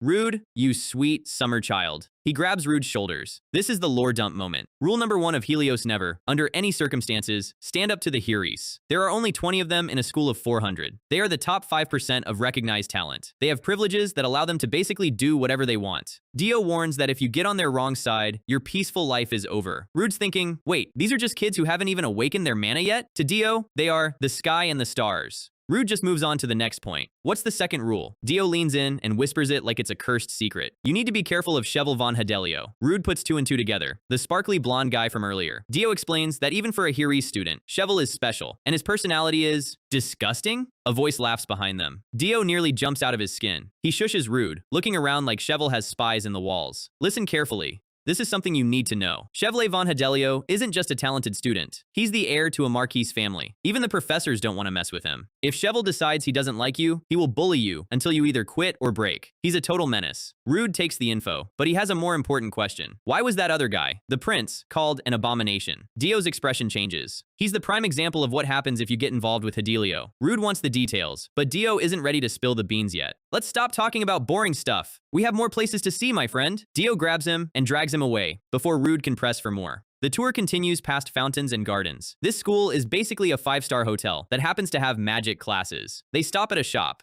Dio is buying some kind of magic snack or item. He's treating this whole tour like a field trip. Rood is just staring at the architecture. He can feel the mana humming through the walls. It's a literal playground for mages. Dio keeps yapping. Rood realizes that even though this kid is rank 400, his social intelligence stat is maxed out. He knows everyone's business. The sun starts to set. The school expedition is finally coming to an end. Rood is sitting in a luxurious waiting room, surrounded by his luggage. He's exhausted. He thought he was coming here to be a bodyguard, not a tourist. He thinks about Dio. The kid has only been here a month, but he's basically a walking Wikipedia for the school. If he studied as much as he gossiped, he wouldn't be rank 400. A staff member walks in. Sorry to keep you waiting, Rood. Rood keeps up the polite student mask. She tells him his luggage arrived just in time. He'll be in a temporary room until they find him a permanent roommate. The rule is 2 students per room, unless you're Haris. Rood sees his opportunity. He remembers what the Duchess said. Ledursis is isolated. Isn't there a room remaining? He drops the name. Ledursis DNRTN. He heard the prince is alone in his room. The staff member looks concerned, but Rood insists. He heads toward the dorm. He's holding the key. Step 1 of the protection plan. Get as close to the target as possible. The staff member's parting words are a warning. You can always change your mind if it gets too hard. Rood knows it took some major persuasion to get her to agree. This needs to be worthwhile. He stands at the door. Well then, let's meet the main focus of this mission. He knocks. No answer. He turns the handle. The room is massive. We're talking European palace levels of luxury. Sunlight is streaming through huge windows, hitting 2 ornate beds. Rood is actually impressed. How luxurious. Then he spots a lump under the covers on one of the beds. Rood just stares. Is he seriously sleeping at this hour? It's not like he's a newly hatched chick. He walks over and slowly pulls back the covers. There he is. Ledursis, out like a light. He looks so peaceful that Rood feels a bit bad. But he's also thinking that a prince shouldn't be sleeping this comfortably when people are calling him an abomination. Rood decides to let him be. He starts unpacking his own stuff. Low profile, remember? But Ledursis isn't actually fully asleep. One purple eye cracks open. He watches Rood through his messy hair. He's like a wild animal that just realized someone walked into its cave. Rood notices the movement.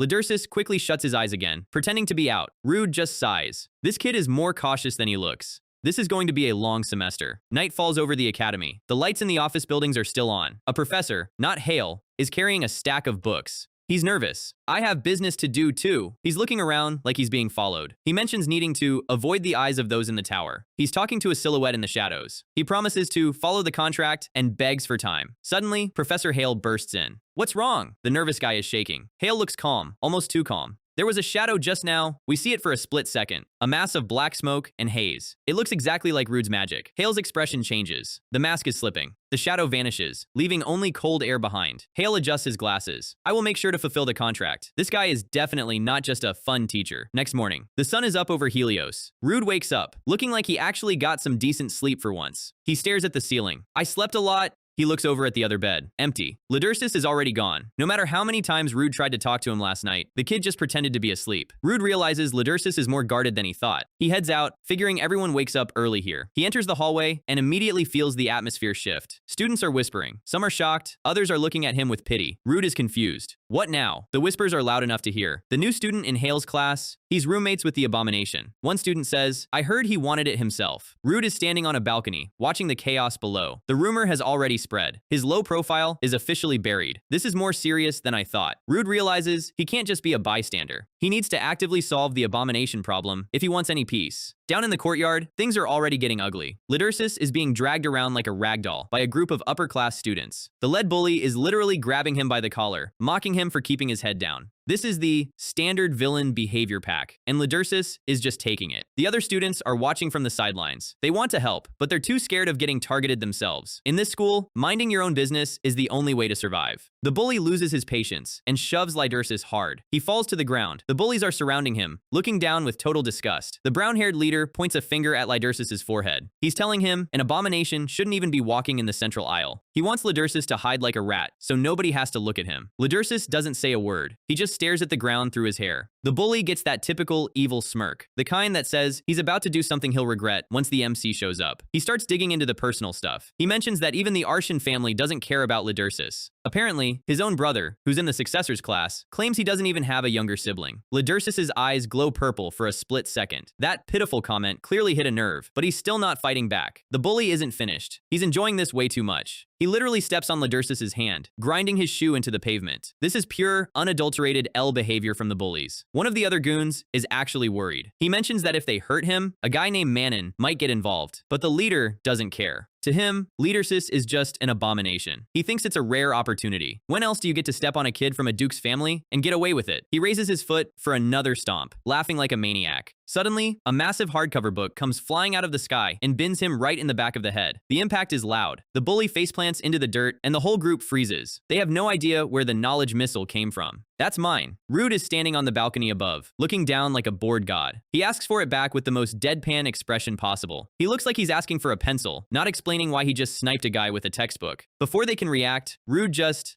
leaps. He's falling from the second floor with zero fear. He lands directly on the back of one of the other bullies. The thud is satisfying. Ludursus looks up, shocked. He's seeing the new roommate actually doing something insane. Rood stands on the guy's back and gives a fake, "Oh, my bad." He says he thought the guy was the ground. Absolute savage move. The last bully standing is losing his mind. He demands to know what Rood is doing. Rood just looks at him and says, "I don't think you're the one who should be asking that." The bully goes for a punch, screaming about how an Eden student like Rood shouldn't talk back. Rood catches the fist like it's moving in slow motion. The bully is shaking. He can't move his arm. He's realizing that the sickly genius might actually be a physical monster. Rood is just standing there, not even breaking a sweat. He's holding the guy's wrist like he's checking a pulse. The bully is terrified. He sees Rood's cold blue eyes and realizes he's in way over his head. Rood reminds him, "You hit me first." It's the self-defense card, and Rood is about to play it for all it's worth. One quick motion, and the bully is cleared out. Ludursus is still on the ground, watching the aftermath with wide eyes. The bully leader is out cold, with a bloody nose. Rood really didn't hold back as much as he thinks he did. The courtyard is a graveyard of unconscious bullies. Rood is the only one standing. He looks at his fist. He's weaker than I thought. He genuinely thinks he went easy on them. This is the difference between a real mage and a school bully. He turns to Ludursus, but the prince is already scrambling to his feet. Ludursus doesn't say thank you. He doesn't even look Rood in the eye. He just turns and bolts in the opposite direction. Rood calls out to him, but Ludursus stops and looks back with a face full of fear. "Don't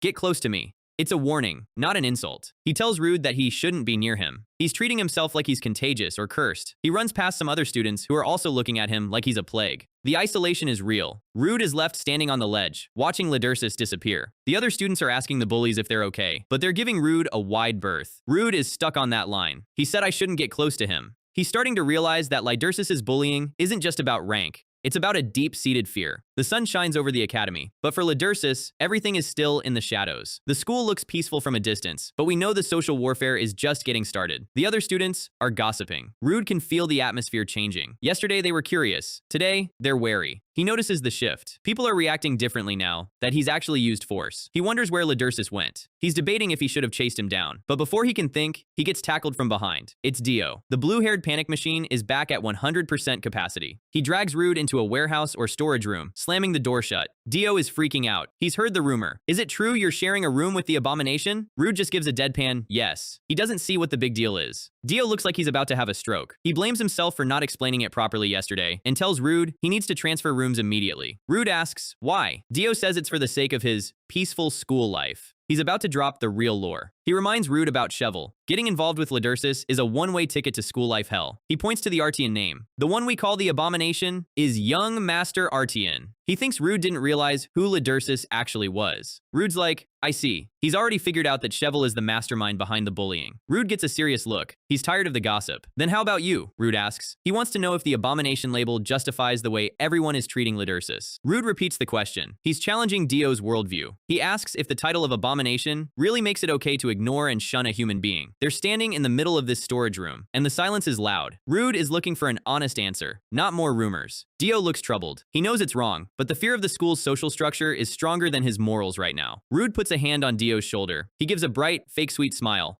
I think so too. He's playing along to lower the tension, but his eyes stay sharp. He's not letting Dio off the hook that easily. Then what about you? He repeats it again. He says the name, Lidursus. A hand grabs a crate nearby. Lidursus is actually there. He's been hiding in the storage room the whole time. He's standing in the shadows, hearing every word they're saying about him. Dio nearly jumps out of his skin. Huh, how long have you been there? He's terrified that the Abomination heard him talking smack. Lidursus doesn't answer. He just tries to leave the room. He trips over some crates in his rush to get away. The thud echoes through the room. He's on his knees, looking pathetic and broken. Dio tries to call out to him, but Rood literally covers Dio's mouth. Rood asks Dio what he plans on doing by calling him. He knows that talking to Lidursus right now will just make things worse. Lidursus speaks without looking back. He says nothing is going to change. He warns Rood that if he keeps this up, he'll end up just like him. He's not joking. He truly believes that being near him is a death sentence for a social life. He starts walking toward the door. Suddenly, Rood's hand reaches out and grabs Lidursus' sleeve. Lidursus. Rood gives that same sparkly, fake nice smile. I believe we need to talk, yes? Lidursus is frozen. He doesn't know how to handle someone who isn't afraid of him. I don't need it. Lidursus pulls his arm away and bolts out the door. He's gone in a flash. Rood and Dio are left alone. Rood is just staring at the empty doorway. What's with him?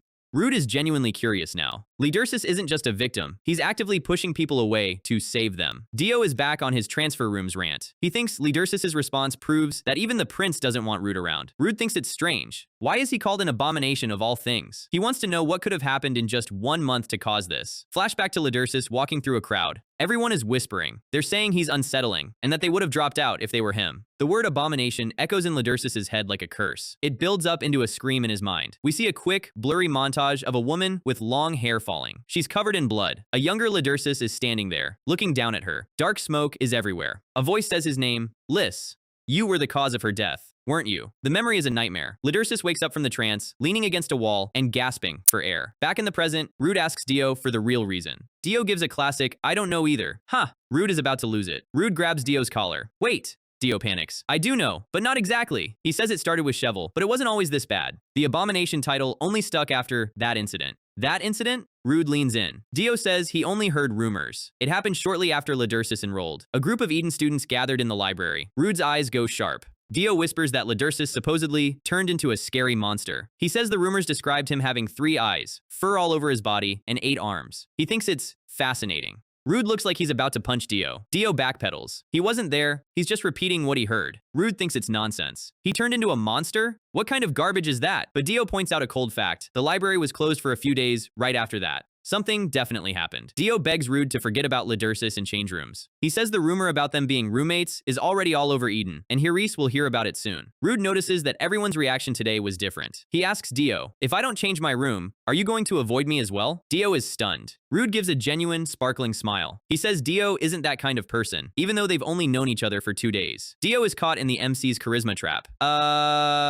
Yeah. They walk back into the main hall. The whispering starts immediately. Rood hates being the center of attention, but he realizes it's unavoidable now. Dio asks if he's really thinking about going against the Haze. Rood stays quiet for a long time. Dio is getting nervous. Finally, Rood says, of course not. Dio is confused. Why is he helping Lidursus so much then? Rood looks at him with those deep, serious eyes. It's not that I'm helping him. It's a commission first and foremost. But we know Rood. He's a softie for people who are being treated unfairly. In the next class, Rood spots Lidursus sitting alone at the back again. The prince looks like a ghost. Dio calls out to Rood. Rood thinks to himself, even if nothing changes, if he does nothing, it feels like he's agreeing with this unjust situation. He sees a vision of a lonely child in a dark space. He thinks of the Duchess's words about her hurting son. Dio. Rood opens the door to the upper balcony of the lecture hall. We're already all in the same boat. Rood walks toward the seating area. The narration reminds us, Lidursus Artian is a noble. His family shouldn't be taken lightly. If he used his status, he wouldn't be here. But he's doing nothing. Rood is watching a girl look at Lidursus with confusion.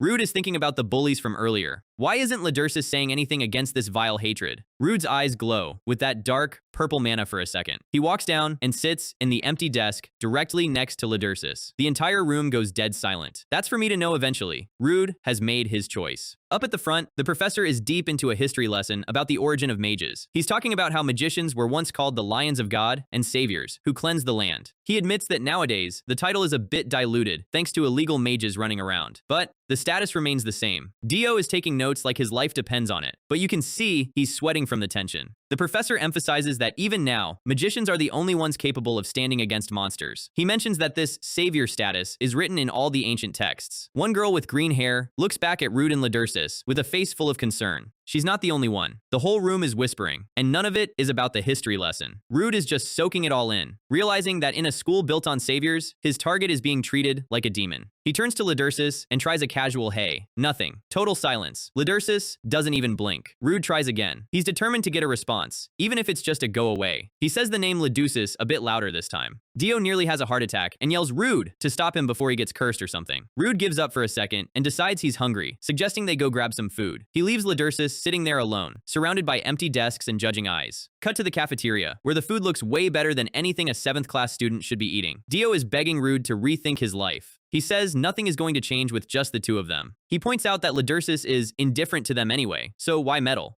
Rood takes a sip of his tea. I'm not sure. It didn't seem that way to me. Flashback to class. Rood was watching Ledursus through the corner of his eye. He noticed something that everyone else missed, because they were too busy being afraid. Ledursus wasn't ignoring them. He was hyper-aware of them. Rood saw the book Ledursus was reading so intensely. The kid was holding the book completely upside down. He was so panicked about Rood sitting there that he forgot how gravity works. Back in the cafeteria, Rood realizes Ledursus isn't a monster. He's just a terrified kid with a bad reputation. Dio sighs, saying his old friends won't even look at him anymore because he's hanging out with Rood. Rood just nods. Okay, so we just need to make more friends join us. Dio looks at him like he's insane. But before they can argue, a group of upper-class students walks into the cafeteria. Rood senses the shift in energy immediately. Suddenly, they're surrounded. This isn't the C-tier bullies from the courtyard. These guys look like they actually know how to use magic. The leader, Manon, leans over the table. Are you Rood Chrishi? Rood doesn't even put down his fork. Yes. So what? The guy from the courtyard, the one who got textbook sniped, is standing behind Manon, looking like he's ready for round 2. Manon ignores the goons whining and stares Rood down. I was hoping you'd follow me somewhere. It's the classic meet me behind the gym move, but noble style. They head to a private garden. Manon sits down on a bench, acting like he's the king of the campus. He tells his lackeys to leave. He wants a private word with our guy. The goons are confused, but they don't argue with Manon. He's clad rank, so he actually has authority. Rood and Dio are left standing across from him. Dio is basically using Rood as a human shield. Rood remembers seeing Manon with Shovel earlier. This is definitely about the abomination. Manon asks if Rood knows why he's been brought here alone. Rood gives him the most deadpan I don't know in history. Dio is dying inside. He's yelling at Rood to stop being so blunt with a clad student. Manon rubs his temples. He's heard Rood was a latecomer, but he didn't expect him to be this fearless or just plain stupid. He gets straightforward. It'd be best for you to keep your distance from that bastard. Rood tilts his head. He asks if there are actually monsters inside Helios. He's playing dumb to see how much Manon knows. Manon isn't fond of word games. He's losing his patience. He asks if Rood is doing this out of sympathy or some kind of hero complex to feel good about himself. Whichever it is, you better stop. He says everything happens for a reason, and Rood is meddling in things he doesn't understand. He warns that if Rood gets close to Ledursus, he will have everything to lose and nothing to gain. Rood looks at him. Are you giving me advice? Manon stands up, his shadow looming over them. Advice? No. He takes a step closer. The air gets heavy. I'm warning you. The message is clear. Step away from the prince, or you're next on the list. The sun is setting over the academy. The sky is orange, but the mood is pitch black. Rood is standing on a balcony, repeating Manon's warning to himself. He's not scared, he's just annoyed. Dio is sitting on the ground, head in hands. He thinks they should just listen and give up. Rood stays quiet. He's thinking about his mission. Dio asks what he plans on doing now. Rood says they need more people on their side, but admits that won't be easy. For now, the priority is gathering information. He needs to know what actually happened. He tells Dio to see if anyone can help, but Dio looks like he'd rather go back to his room and hide. Rood gets that I'm about to do something reckless look. Wouldn't asking him directly be the quickest way? Rood decides to skip the middleman and find the target. He heads out to find Ledursus. A proper conversation is long overdue. He checks the dorms, pushing open the doors. He's looking through storage rooms and hallways. He doesn't care if he turns the school upside down to find him. Ledursus isn't in their room. Rood is getting frustrated. Where on earth did that punk go? Meanwhile, Ledursus is actually in the dean's office. The old lady with the monocle is staring him down. She asks him again, is there really no problem with your school life? Ledursus keeps his head down. Yes.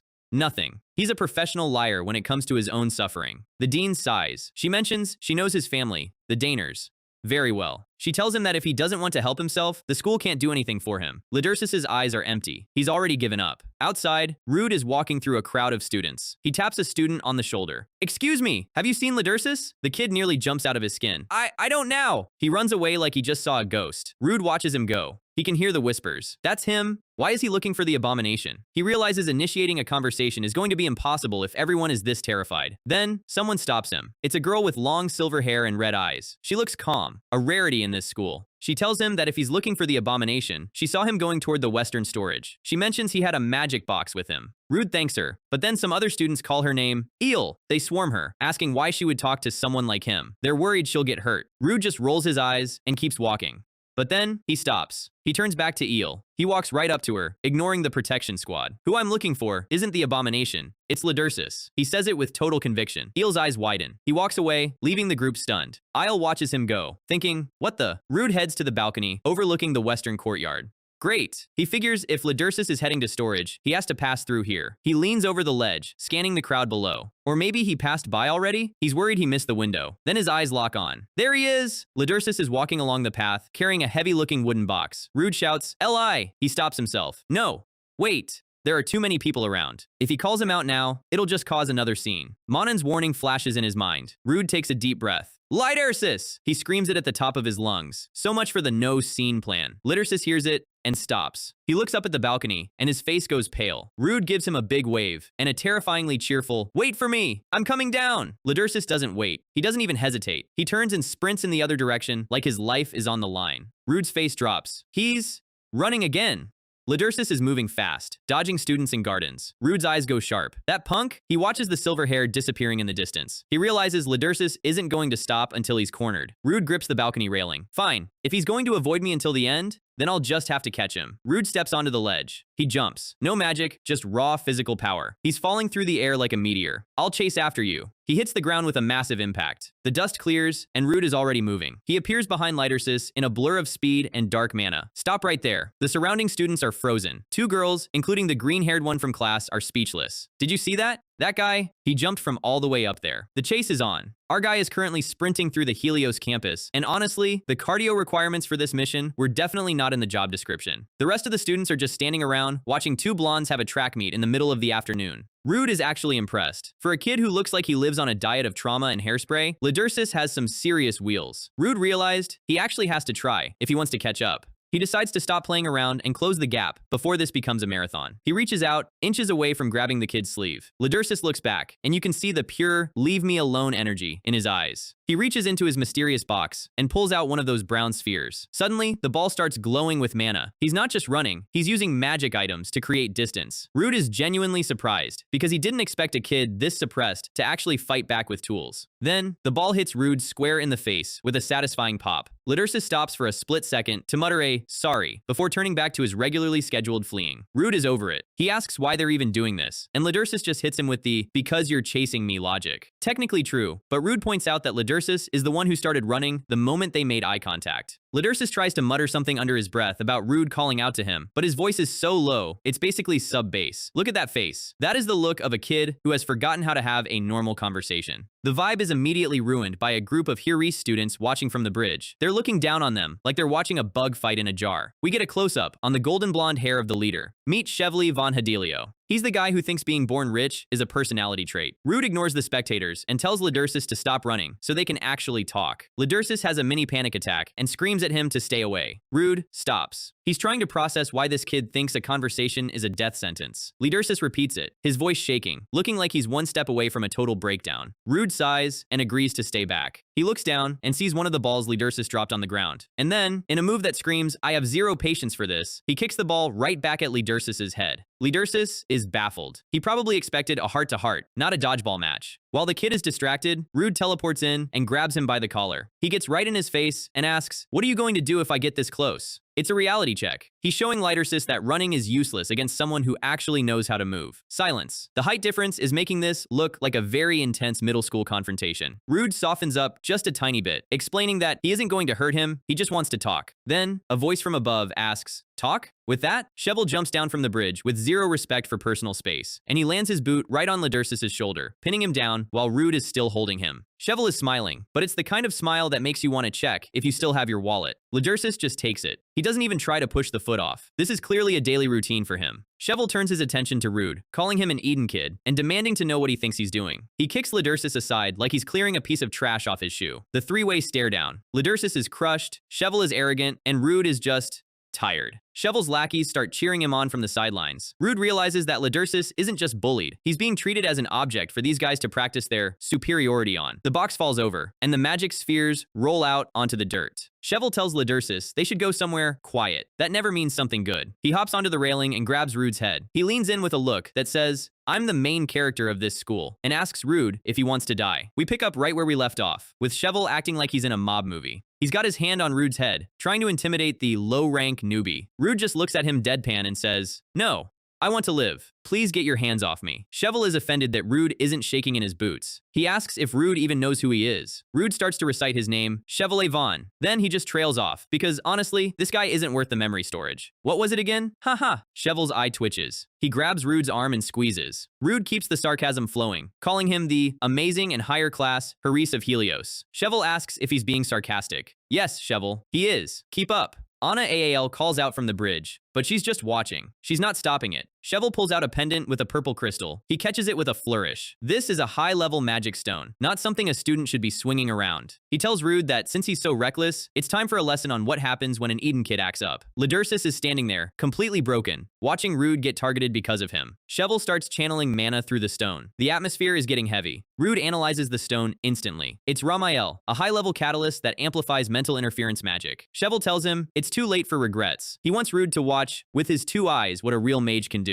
Lidersis finally speaks up, telling Rood to go call a professor. He's trying to protect the only person who hasn't looked at him with disgust. They start having a whispered argument about who should go, which is hilarious given that Cheval is currently charging up an ultimate move. Cheval is fuming. He's trying to be a menacing villain, and they're basically debating chores in front of him. He shouts Ramael to activate the spell. Rood realizes this is spiraling. He sees the spell circle forming. Lidersis puts a hand on Rood's shoulder. He tells Rood to go. He says, "I'll handle this." Lidersis steps forward, his hair covering his eyes. He's deciding to take the hit so Rood can escape. Rood looks at him. He realizes this kid isn't an abomination. He's just a child who's been told he's a monster so many times he started believing it. Lidersis is shaking. He has no plan. He's just going to be a human shield. Cheval mocks the touching sight and asks if Lidersis lost his mind because a rookie gave him attention. Lidersis tries to say it has nothing to do with Rood, but his voice fails him. "Shut up!" Cheval slams the stone's power down. The magic hits. It's a nightmare spell, designed to pull the victim's worst memories to the surface. Lidersis collapses instantly. Cheval leans over him with a demonic grin, whispering about sending him to hell. Lidersis' eyes go wide. He's no longer in the schoolyard. He's back in the library. We shift to his memory. A young girl is standing in a courtyard. She turns around, holding a white flower. She asks him if it's beautiful. She looks happy, peaceful. Then the memory twists. Blood starts pouring from her eyes like black ink. The world around them dissolves into shadows and gore. A massive, multi-eyed monster looms over her. This is what Lidersis sees every time he closes his eyes. Back in reality, Lidersis is begging for it to stop. He's clawing at his own face. Rood has seen enough. He moves faster than Cheval can blink and slams him away. Rood drops to his knees next to Lidersis, checking on him. Cheval is losing his mind. He screams at Rood for interfering again. Rood looks back over his shoulder. His expression has changed. The tired intern is gone. He asks Cheval if he did something to Lidersis. Cheval just laughs and says he reminded him of what he did wrong. Cheval rants about how a monster needs to be punished. He's fully convinced he's the good guy here. Cheval is still standing over him, delivering a monologue about how monsters need to be punished. He turns that same "you're next" energy toward Rood, claiming he also needs a lesson in hierarchy. He starts getting poetic with it, asking Rood if he has a memory he wants to forget or a fear he never wants to face again. He's fully confident that his nightmare spell is going to break Rood just like it did Lidersis. He wants to show Rood his own trauma in high definition. Rood just stands there, analyzing the situation. He's putting the pieces together. If Cheval is using illusion magic to make people see things, then the whole story about Leducis turning into a monster in the library was probably just a high-tier prank by this guy. Cheval thinks Rood is frozen in fear, mocking him for being speechless. Little does he know, Rood is actually just debating whether or not he has to delete this guy right here and now to keep the mission moving. Suddenly, a voice booms across the courtyard. Professor Hale is sprinting toward them, looking absolutely panicked. Cheval sktisks and backs off, realizing his time is up. He tells Rood to consider this his lucky day, which is the biggest accidental irony of the week, because Rood was seconds away from ending his whole career. The professor drops to his knees, checking on the two Eden students lying on the ground. Rood decides to keep the weak student act going for a bit longer. He realizes that if he fights back now, it blows his cover, so he just lets his eyes go heavy and pretends the spell got him. He closes his eyes, playing the part of the victim perfectly. Professor Hale is left wondering what exactly went down between a top-tier Heres and a sickly rookie. Fast forward to the next day. The school hallway is a mess of gossip.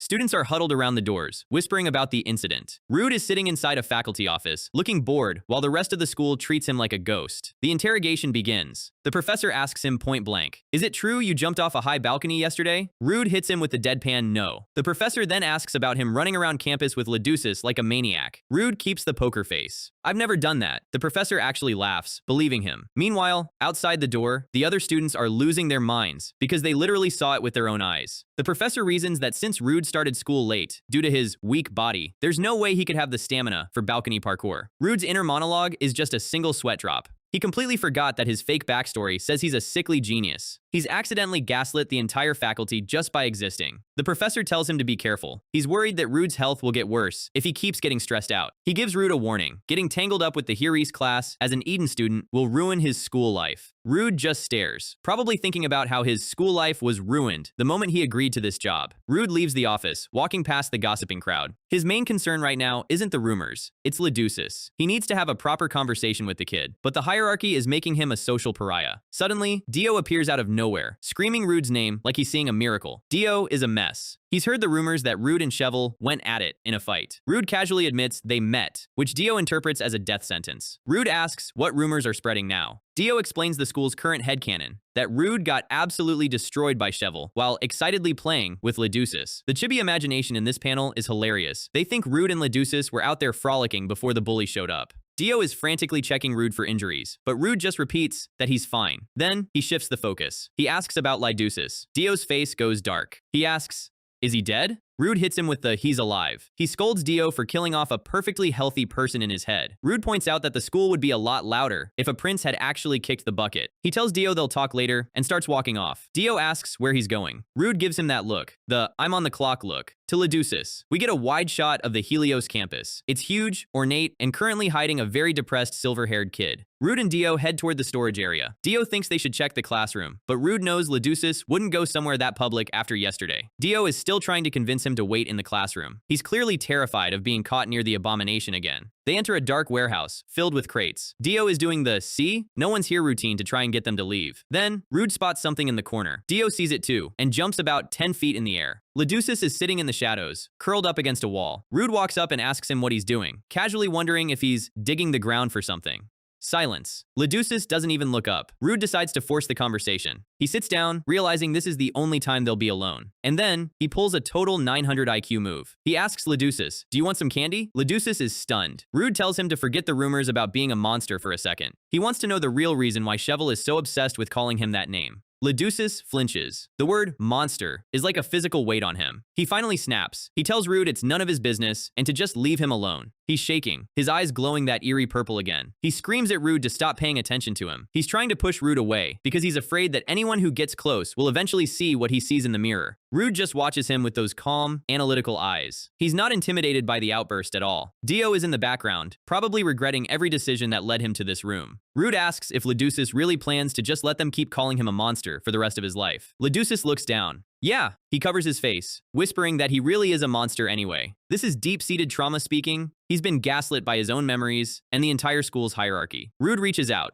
He taps Leducis on the shoulder. Leducis looks up, confused by the lack of fear. Rood drops a small candy into his hand. It has a tiny smiley face on the wrapper. Leducis is speechless. Rood gives him a bright, fake innocent smile and says that if Leducis won't tell him, he'll just go ask Cheval himself. He throws Leducis' own words back at him. It's none of your business. Leducis is left staring at the candy, completely derailed. Rood just weaponized curiosity to keep the kid on his toes. Switching scenes. We're at a balcony at sunset. A female student is giving a report to Cheval. She's reading off Rood's fake file. Sickly, weak body, started a month late. Cheval listens, noting that Rood is roommates with the monster and hangs out with Dio. But then she drops the real detail. Rood is the first person to ever ace the entrance exams. Cheval freezes. He scoffs, claiming that Rood is only acting tough because he did well on a test. He thinks Rood is just a nerd who doesn't know how the real world of magic works. The student asks what their next move is. Cheval looks down at his desk. He says they need to make sure Rood doesn't crawl his way back up. Look at that stone. The pendant is leaking black smoke, the exact same visual as Rood's Black Haze. Something is very wrong here. That's not normal mana. And then, in the bushes nearby, a shadow figure with glowing eyes is watching them. It vanishes into thin air. A pair of white-gloved hands grip a railing. A woman with long purple hair senses something. Meet Professor Raoul. She's watching a little girl, Princess Tessie, playing with her food in a dining hall. Tessie is building a tower out of cookies. She tells Raoul not to call her princess here. Raoul reaches out to the cookie tower. She takes a bite of one, her expression serious and focused. She reminds Tessie that in this school, she isn't Tessie, she's Professor Raoul. We've got new players on the board, and they don't seem like the type to tolerate Cheval's nonsense for long. Nighttime. Rood is out on a roof, communicating through the magic crystal. The master's voice comes through, asking the most dad question ever. Have you made any friends? Rood ignores the small talk.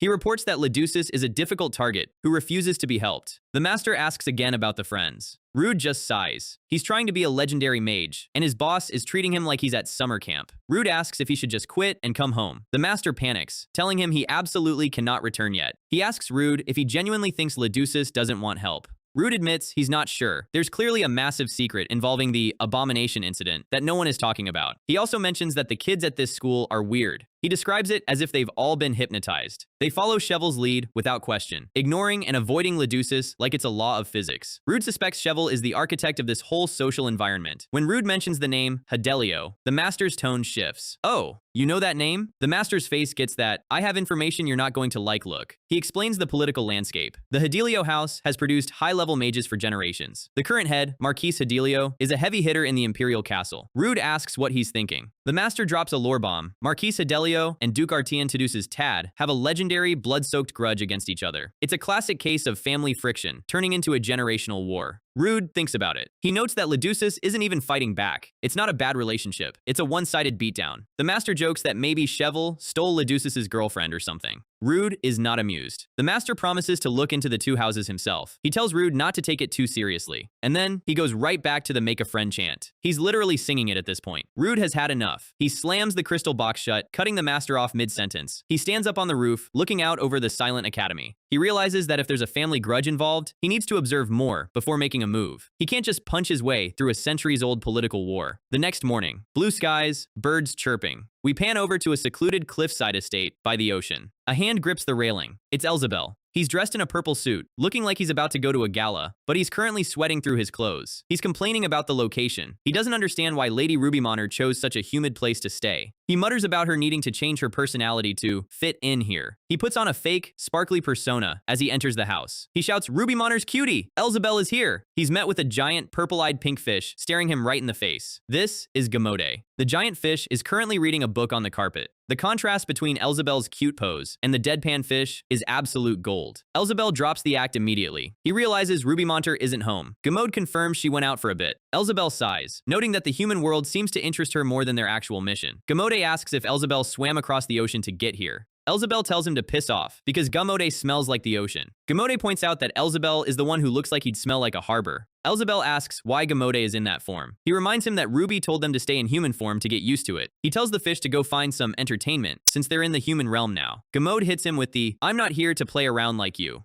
Elzebel gets a mischievous look in his eye. He grabs Gamode's tail. He claims that as a colleague, he can't let Gamodi feel suffocated inside a house. He starts spinning the giant fish around like a hammer throw. A great catch! He literally launches the giant demon fish off the balcony and into the ocean. Gamodi hits the water with a massive splash. Elzebel stands on the balcony, laughing. He thinks he just did his friend a favor. The water bubbles for a second. Then, a head pops out. It's Gamodi's human form. Long pink hair, pointed ears, and a look of pure, unadulterated rage. He calls Elzebel out for his rude behavior. Gamod starts channeling mana, telling Elzebel to shut his mouth if he doesn't want to die. Elzebel just laughs, calling him scary. He mocks Gamod, suggesting he should just change his name to Fish, since it's so cute. The scene shifts to the balcony of Helios Academy. A girl with short dark hair and yellow eyes is watching the horizon. She's looking at a letter in her hands. She mutters about how her colleagues need to behave. Close up on her eyes, they're slitted like a reptile's. The letter reads, Specialized Magic School Helios. She smiles, noting that things are going well. The demons aren't just coming, they're already in the classrooms. Back in the hallways, Professor Hale is looking for Professor Rowell. Professor Hale looks stressed. He's heading toward a secure area. He enters a massive underground chamber with a giant glowing crystal in the center. The other staff member tells him they haven't seen Rowell all day. Hale checks his documents, his face going serious. He places his hand on a stone pedestal covered in glowing runes. He explains that this is the massive teleportation magic circle they'll be using for the Eden exercise. The other teacher is impressed by the complexity. Hale claims it's all his work. He mentions that they'll be using the tower's training room this time. We get a wide shot of the magic circle. It's glowing, with an intense golden light. The faculty are already patting themselves on the back for how amazing this is going to be. Hale is putting on his best, responsible teacher face, talking about preparing thoroughly to avoid accidents. The other teacher is fully fanboying over him. Being called the Master of Teleportation Circles has clearly gone to his head, or at least he's enjoying the clout. Meanwhile, back at the academy, someone is slamming a book down. It's Rood. He looks like he's just survived a 12-hour shift at a customer service desk. Dio has presented him with a precious information notebook. Our guy is actually impressed that Dio gathered all of this in a single day. Dio is acting like he just climbed Mount Everest, when he probably just hung out in the cafeteria for 4 hours. Rood asks if everyone in the book can stand against Cheval. Dio clarifies, it's not about power levels, it's about social standing and influence. Rood gives him a look that is 50% pride and 50% this is definitely going to be useless. He wonders if any of this information actually matters for the mission. In the background, a green-haired girl named Rin is watching them. She looks nervous. Her friend asks what's wrong, but she just brushes it off. Keep an eye on her. She looks like she knows something she shouldn't. Dio points out 2 names that he thinks are game changers. He's convinced these 2 will be their golden ticket to stopping Cheval's bullying. The first one is the Imperial Princess, Utiarnan Maria Conciol. She's literally the only royalty in the school and has a private bodyguard. Dio thinks that if they can get her on their side, it's game over for the bullies. He's already imagining a scenario where the princess solves all their problems. It's a nice dream, but Dio clearly hasn't noticed that the princess currently has better things to do than help a monster and a sickly genius. They realize their secret planning is being done in the middle of a very quiet library. The other students are already calling Rood annoying because there hasn't been a quiet day since he arrived. To be fair, he did jump off a balcony on his first day. The gossip mill is turning. The students are complaining about being in the same class as a monster. Rin is just listening, looking more uncomfortable by the second. Rood notices the vibe. He's starting to realize that the social pressure in this school is actually more dangerous than the magic. He turns back to Dio and asks who the second person is. Dio is ready for this one. It's Lapis Yuan Nuidli. He's the heir to a duchy and holds massive influence. Dio mentions that Lapis and Chevely have been beefing since they enrolled. Apparently, their relationship is so bad, they've just defaulted to ignoring each other to avoid a courtyard brawl. Rood likes those odds. If Lapis hates Cheval, he's a natural ally. But then, Dio hits him with the small problem. Lapis has never been promoted from the Eden rank. Rood is baffled. How does a duke's son with influence stay in the bottom tier? It turns out Lapis is a theory god, but a combat fraud. He's top of the class in books, but can't manifest enough mana to win a fight. Dio still thinks he's useful because of his popularity. Rood just stares. He's starting to realize his alliance is made of a yapper and a guy who can't cast spells. Dio admits that trying to find a decent Hiri student is impossible because they live in a completely different social galaxy. Rood takes the book, but his focus is elsewhere. The atmosphere in the room suddenly shifts. There's a knock on the door. 2 clad students walk in and demand everyone's attention. The students are confused. The clad rank are basically the school's hall monitors, but they don't usually interrupt study sessions. They deliver a message, regular class is canceled. Everyone is being moved to the East Grand Lecture Hall for practical training. Rood is immediately suspicious. Practical training on a day like this smells like a trap. The clad student gives a fake nice smile and tells them to get going. Dio is already panicking. He has zero confidence in anything involving the word practical. The classroom empties out, leaving a very eerie silence behind. Rood is looking for someone. He's looking for Leducis, and we find him. He's slumped against a brick wall, soaking wet. A group of students are standing over him. They've clearly just dumped a bucket of water on him, mocking him by calling him an abominable young lord. Leducis is shivering. The bullies are telling him that nothing is going to change, just because one or two idiots, meaning Rood and Dio, are taking his side. Then, Manon walks in. He tells the bullies to take it easy. He reveals the actual plan. Today isn't about just harassing him in a hallway. The bullies look up to Manon like he's their commanding officer. Manon whispers something to his lackey. Drag the monster. He says the stage is ready. This isn't a school anymore. It's a circus, and Leducis is the main attraction. Rood is still wandering the halls. Dio is begging him to give up and just go to class. They've checked the dorms, the storage room, everywhere. Dio is worried about being late. He's a stickler for the rules when he's scared. Rood stops. He knows Leducis was in class this morning. He hasn't just vanished. Dio is practically crying about his grade points. Every point is important when you're rank 400. He tries to rationalize it, saying Leducis probably just fell asleep in a corner. But Rood isn't buying it. The internal alarm bells are screaming. They arrive at the East Grand Lecture Hall. It's packed with students, but there are no professors in sight. Instead, a line of clad students is standing on the stage like a firing squad. Manon asks if everyone is here. He gets a confirmation. He says they've gathered all the main characters. Shall we begin? We cut back to the actual classroom. A professor walks in, looking completely confused. The room is empty. The real class was never moved. Rood and Dio are currently hiding in some bushes outside the lecture hall. Dio thinks it's suspicious that the doors are locked. He's starting to realize that suspicious is the default state of this school. Rood is quiet. He's processing the fact that the clads just staged a mini-coup. Dio finds a secret passage that involves crawling. Rood is definitely questioning his life choices right now. Inside the hall, the lesson is starting. The clads are bringing out carts filled with mana spheres. Manon picks one up. He starts giving a lecture on mana manifestation. He says that before trainees become official mages, they need these spheres to cast magic. The hall is filled with crates of these things. It looks less like a classroom and more like an armory. He announces a special class to see their mana skills. One student actually has the guts to ask if the professors are aware of this. Manon doesn't even answer. He just stares the kid down until he backs off. The atmosphere is suffocating. You can feel the collective anxiety of the Eden class. They hear a dragging sound from behind the stage. Manon says, "Now." He asks if anyone else has anything to say. Absolute silence. Nobody wants to be the next person dragged onto that stage. Good. Manon explains the spheres. They're for testing. They change color based on the user's skill and mana intensity. He throws a little shade, telling the Edens that they'll probably only manage minuscule changes. Then, he reveals the grading method. Target practice. The curtain pulls back. Leducis is tied to a giant wooden target board with heavy iron chains. Manon claims the board has special treatment and won't be damaged unless hit with mana-backed spheres. He calls it the fairest judgment possible. He says it's simple. He's talking about human rights violations, like he's explaining a math problem. The students are horrified. They're whispering, realizing that Manon wants them to throw mana-charged projectiles at a prince. Rin and the others are frozen. This is way beyond bullying. This is a public execution of Leducis' dignity. Manon realizes they're hesitant. He decides to spice it up. He announces bonus points for anyone who hits Leducis in the head. He snaps his fingers. The clads dump the spheres onto the floor. The sound of hundreds of wooden balls rolling across the floor is the only thing you can hear. Now then, who wants to go first? Manon scans the room. He notices someone is missing. He's looking for Rood. He realizes the nerd who was defending Leducis isn't in the room. He calls his lackey a foolish bastard for losing track of the target's roommate. We cut to Dio's face. He and Rood have successfully snuck into the back of the hall. He's looking at the stage in absolute horror. He's trying to push Rood back, telling him to go hide. Dio says they need to get a professor. He's right, but the nearest professor is currently teaching an empty room on the other side of the castle. Rood is staring at Leducis on that board. Manon is losing his cool. The plan is falling apart because Rood isn't there to witness it. The lackey asks what they should do. Manon says they're already in too deep. He decides to stick to the plan. He's doubled down on the villainy. He's internally panicking because he did this without informing Cheval. He was trying to earn some bully points, but now he's just a rogue student kidnapping a prince. He picks up a sphere. He looks at a silver-haired girl in the front row. He asks if anyone is brave enough to start. He chooses a girl who is clearly terrified, clutching her hands to her chest. "Yeah, you, go first." He hands her a sphere like he's handing her a weapon.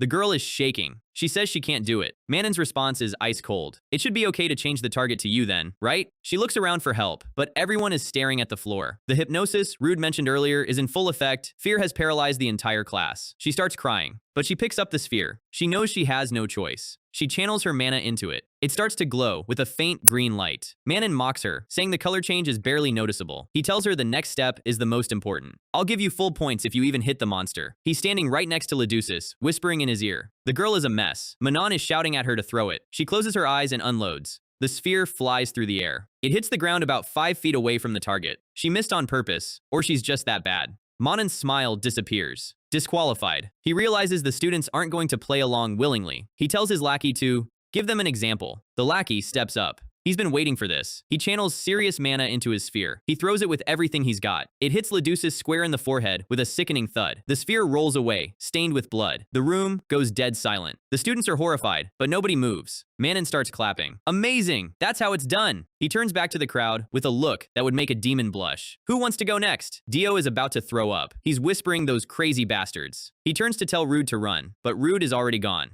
In the middle of the silent, terrified crowd, a hand goes up. Manon stops. He's finally found his volunteer. Rood steps out of the crowd with the most pleasant, terrifying smile you've ever seen. Me. I'll try next. Dio is in the back, losing his mind. He's seen Rood do some weird stuff, but volunteering to throw a ball at a prince is a whole new level of what are you doing? The clads are confused, and Leducus is just staring, probably wondering why his only friend is joining in on the execution. Rood gives them the most terrifyingly innocent smile you've ever seen. The whole room goes quiet. Manon is suspicious. He knows Rood isn't a normal Eden kid, but he's too deep in his own ego to realize he should probably run. He tells Rood to give it a try, still acting like he's the one in control. Rood looks down at the magic orb. He's literally calculating exactly how much mana he can use without leveling the entire building. Manon keeps barking about hitting the monster accurately. Rood throws. The impact isn't a thud. It's an absolute erasure of reality. The target board doesn't just break. It gets sent to the Shadow Realm. The shockwave hits the students like a physical wall. Look at their faces. They just saw a weak rookie delete a reinforced magic target. Dio's jaw is on the floor. Leducus is frozen. The sphere didn't hit him. It passed inches from his head and obliterated the chains holding him. Smoke is literally rising from the hole in the wall. Rood just stands there, rubs the back of his head and says, "Aw, I missed. I missed." This man really just performed a tactical demolition and is pretending he has bad aim. Manon is sweating. He realizes that missing that target was statistically impossible at this distance, meaning Rood hit exactly what he intended to, the chains. The chains are loose. Leducus is technically free, but he's too shocked to move. Rood walks over to the crate and picks up another orb. He asks for another turn. He's being polite, which is honestly the scariest part of this whole scene. He says he'll hit him this time, but look at the mana swirling around his hand. The orb literally shatters just from him touching it. It turns into dust in his palm. The students look like they're watching a horror movie. Rood plays it off, saying it must have been defective. Manon finally realizes Rood is trolling him and starts to panic. Rood turns to Leducus. He tells the prince to dodge it if he doesn't want to get hit. Leducus sees the look in Rood's eyes. This isn't a threat. It's a signal. Rood unloads. The mana is so intense, it's blinding the front row. Leducus flinches as the orb passes him again. The orb hits the lackey standing behind the target board. The impact sends the guy flying into the architecture. Leducus is finally processing that Rood is clearing the stage for him. Another clad hits the floor. Rood stands in the middle of the carnage and says, "My bad." Leducus is looking at the guy he just accidentally knocked out. Rood asks Manon why he was standing there anyway, implying that the guy's mere existence is an inconvenience. Dio is whispering Rood's name like he's a god.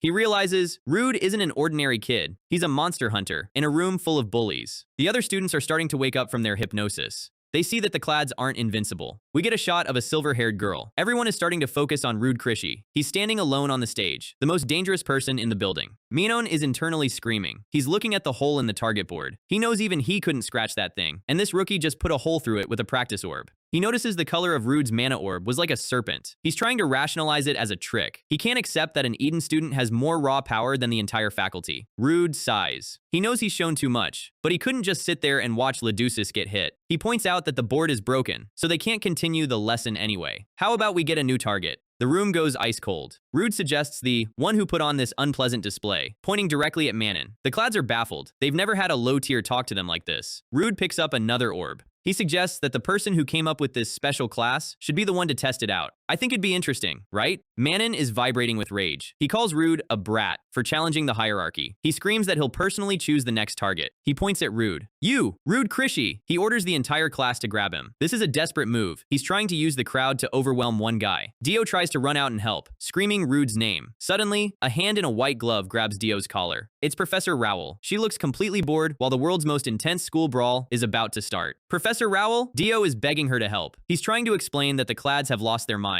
She tells him to be quiet. Dio is confused. Why isn't a professor stopping a literal riot? She says she's watching. Watching? Dio's head is about to explode. He thinks the school is complicit in the bullying. She covers his mouth with her hand before he can scream again. She's not helping, because she wants to see Rood's true nature. She's been suspecting he's an anomaly, and this is the perfect stress test. She watches with those sharp teal eyes. Something catches her attention. A student gets launched through the air and hits the floor with a massive crash. Rood is in the middle of it. He's not even using magic. He's just folding these guys with raw physical speed. Manon is screaming for them to grab the magic orb, so Rood can't use it. 3 guys jump him at once, pinning his arms. One of them thinks they've finally caught him. Rood just shrugs them off like they're made of paper. He grabs one of them by the arm. He spins and delivers a kick that sounds like a car door slamming. The lackeys are starting to back off. This isn't a fight anymore, it's an extermination. Rood stops for a second and says, "Excuse me." The guy in front of him flinches like he's about to meet his maker. Rood tells them he's in a bad mood right now. He asks them to please not touch him, however they like. Look at the bodies on the floor. He's not asking, he's giving a final warning. The entire room is stunned. They've never seen a rookie move like that. Even the innocent students are realizing that the social pyramid just got flipped upside down. Manon is shaking. He knows he's cooked. He turns to his lackey and asks if they have any magic orbs left. The lackey says they only have the experimental ones on the ground. Manon screams that he wants the real ones he can actually use for combat. There's nothing left. Manon realized he brought toys to a gunfight. He's staring at an orb in his hand, realizing it's his last shot. He tries to convince himself that Rood is no ordinary kid, but he can still take him down because Rood is all alone. He gathers his mana. It's green and jagged, the sign of someone with zero self-control. He throws it with everything he's got. He wants to destroy that arrogant face. The orb flies, but it doesn't hit Rood. Duchess, the kid who was bleeding and broken 5 minutes ago, jumps in front of Rood and takes the hit in the back. Rood is actually shocked. He asks, "Why'd you take the hit for me?" Manon is screaming, calling Duchess a monster. He's completely lost it. He's shouting at the other students to throw everything they have. He wants a mass execution to cover up his failure. Professor Rowell is still watching. She looks slightly disappointed that the target changed. Duchess is shivering. He asks Rood if he's okay, ignoring the fact that his own back is probably scorched. One student actually picks up an orb. They're all gathering mana. The mob mentality is taking over. Rood looks at Duchess and asks, "Is it your hobby to get hit? Or do you enjoy being bullied?" Duchess shouts, "No!" His voice is finally loud. Rood smiles. A real one this time. He asks why Duchess blocked the orb then. He points out that since Duchess told Rood to stop caring, then Rood should be allowed to get hit. He's using logic to break the kid's trauma. Duchess whispers that, "This is all my fault." Another orb is thrown. Rood doesn't even move. He just reaches out his hand and catches the mana-charged orb with his bare palm. The air around him crackles. He tells Duchess, "This isn't your fault." He looks at the crowd with eyes that could freeze fire. "I just hate people like them." One of the clad students tries to rush him, screaming for the others to throw their orbs. It's a classic mob move. If you can't win 1v1, just spam projectiles and hope for the best. Rood doesn't even move his feet. He just watches the orb come in and calls it exactly what it is, sloppy. Then, the counterplay starts. He doesn't just block, he redirects. The first bully gets a face full of his own medicine, and the impact isn't exactly student-friendly. 2. Rood is literally counting them out like he's checking off a grocery list. The enforcers are panicking now. They've spent their whole lives being told they're the elites, and now some random rookie is treating them like tutorial mobs. 3. 4. He's moving through the room like a ghost, and every time someone tries to step up, they end up on the floor. He looks back at Duchess, who is still processing the fact that his only friend is currently a one-man army. The atmosphere in the room has shifted from a bullying session to a horror movie. Rood's eyes are cold. No magic circles, no chanting, just pure, terrifying competence. Even the other Eden students are terrified. They've been at the bottom of the food chain for so long that seeing someone actually fight back feels like a glitch in the Matrix. Rood starts walking toward the main group. Every footstep sounds like a death knell to these guys. He walks right past them and stands in front of Duchess. The abomination is still tied up, bleeding, and looking like he's waiting for the world to end. The room goes dead silent. The bullies are frozen, and the victims are too shocked to breathe. Duchess looks up, and you can see the shame in his eyes. He spent so long being told he's a monster that he thinks he deserves the chains. Rin, the green-haired girl, finally snaps out of it. She sees the blood on Duchess and realizes that training ended a long time ago. Duchess just turns his head away. He's used to being looked at with disgust, so he doesn't know how to handle someone looking at him with actual concern. Rin is trembling, but she's the first one to actually move. She runs over and starts fumbling with the ropes. She tells him she'll untie him first, her voice shaking, because she knows she's technically breaking the rules of the school's social caste. The other students are watching her like she's insane. In this school, helping a monster like an Artian is social suicide. She's crying while she does it, apologizing over and over. This is the moment where the social hypnosis of the school starts to crack. Duchess doesn't say anything. He just lets it happen. He's so used to being a target that he doesn't know how to be a person. But the bullies aren't done being idiots. One of them decides that now is a great time to launch another orb while everyone's distracted. The guy thinks he's got a clear shot. He's wrong. Rood is already there. The impact shakes the room, and the bully is sent flying before he can even finish his gotcha moment. Rood just stands there, looking bored. This is like a pro player, accidentally wandering into a bronze lobby. That was number 12. He's still keeping track. At this point, the medical wing is going to need an extension just for this one class. He looks around the room. The trash mobs are all cleared out. Now, only the bosses are left. Or at least, the guys who think they're the bosses. Manon and his inner circle are the only ones still standing. Manon is losing his mind. He's the leader of the clad rank, the guy who's supposed to be untouchable, and he's currently sweating through his uniform. Rood just keeps walking. The silence is the loudest part of the whole fight. Manon is internally screaming, trying to figure out what kind of monster he's looking at. He can't comprehend a 7th class rookie having this kind of pressure. He looks at his fallen friends, then back at Rood. He's literally wondering if he's dreaming, because his entire worldview of strong versus weak is being deleted in real time. One more step. The height difference here is hilarious. Rood looks like a kid compared to Manon, but the power dynamic is the exact opposite. Then, Rood gives him the scariest smile in the series. Shall we continue? It's not a question. It's a threat wrapped in a polite suggestion. Behind him, the ropes finally fall to the floor. Leducis is free. He stands up, and even though he's tall, he looks so small. Rin is standing right there, but neither of them knows what to say. The silence between them is heavy. Leducis has never been treated like a human being by a peer before, and it's clearly breaking his brain. Rin tries to talk to him, her voice tiny. She's terrified of him, but she's more terrified of the fact that she let this happen to him. She reaches out, but she's still hesitant. The rumors about the abomination are still there, hovering in the back of her mind. Suddenly, her friend grabs her and tells her to get away. The social immune system of the school is trying to kick back in, warning Rin that she's getting too close to the infection. Rin looks conflicted. She's seeing a person, but everyone else is telling her she's seeing a monster. The other students are still huddling together, looking at Leducis with that specific kind of fear that turns people into monsters themselves. Rin looks down. She's reaching her breaking point with this whole situation. She finally snaps. She turns to the others and asks them how long they're going to keep this up. She asks the real question. Do they honestly, truly think Leducis is a monster? Or are they just saying it because it's easier than being the next target? She admits she's not good at anything herself. She's an Eden, a weakling. But even she can see that what they're doing is just pure, unfiltered cruelty. She points out that Leducis hasn't actually done anything to any of them. He's just existed, and they've spent months making his life hell for it. She calls them out for their cowardice. They aren't scared of a monster, they're scared of the people in higher grades. They bully him to fit in, and she's finally calling the L on all of them. Leducis is listening to this, and his expression is heartbreaking.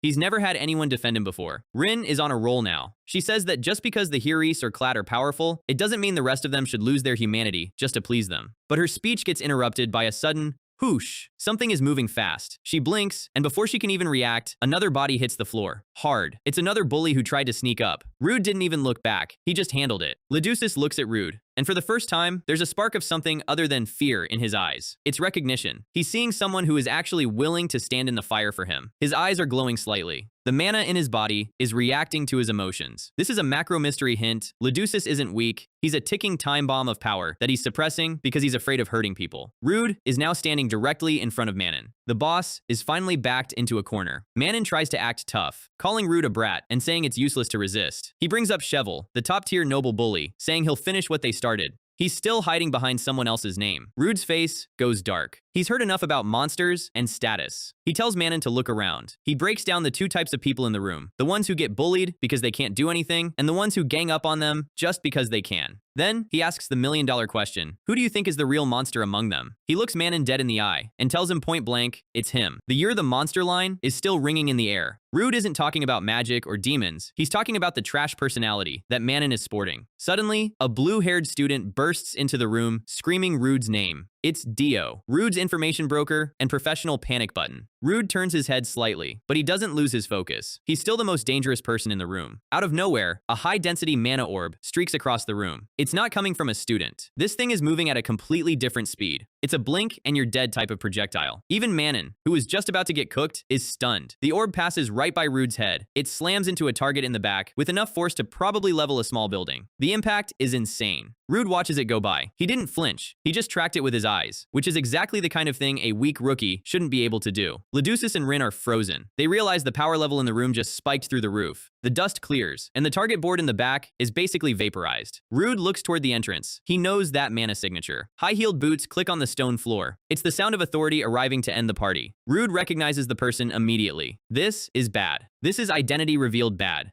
It's Professor Rowell. She's walking in with Dio trailing behind her, looking like she just finished a boring meeting and decided to do some target practice on the way out. Rood is internally screaming. He fought her back at the auction house when he was in his blow form. If she sees through his current act, the mission is over. He remembers the fight. She was fast, precise, and one of the few people who could actually keep up with him and Shikmuan. He can't believe his luck. The woman who fought the legendary Dark Mage is also a professor at the school he's supposed to be hiding in. The author really loves making Rood's life difficult. The students are relieved. They think the teacher is here to save them from Rood. They have no idea she was actually testing him. Rowell stops and points directly at Rood. She's not looking at the injured students or the tied-up prince. She's looking at him. She asks one simple, terrifying question. Why did you dodge? Rood plays it off with a what. He's trying to look as confused and pathetic as possible. She tells him he could have easily stopped that orb. She's calling his bluff in front of the entire class. She adds that it's no fun if you dodge. She's basically admitting she was trying to bait out his true power. Dio is in the background, sweating. He knows Rood is Blow, and he knows Raoul is a first-class mage. He's watching two nukes talk to each other. She leans in close, her eyes glowing. She's curious, and a curious first-class mage is the last thing Rood needs. Rood is sweating now, trying to stutter his way out of the situation. He needs a distraction, and he needs it 5 minutes ago. The heavy doors at the back of the room burst open again. It's the rest of the faculty, led by Professor Hale. He looks shocked at the mess in the room. Though knowing him, he probably already knew what was happening. Raoul just turns around, still holding her mana orb. She doesn't even look guilty. The other professors are horrified. They see the bodies of the clad students everywhere and think the training went horribly wrong. They see the broken target, the chains, and the students on the floor. To them, it looks like a disaster. To Rood, it looks like a Tuesday. One of the female professors starts screaming at Raoul, asking if she's the one who did all this. Raoul just stands there, completely unbothered. She doesn't explain that Rood was the one who actually beat everyone up.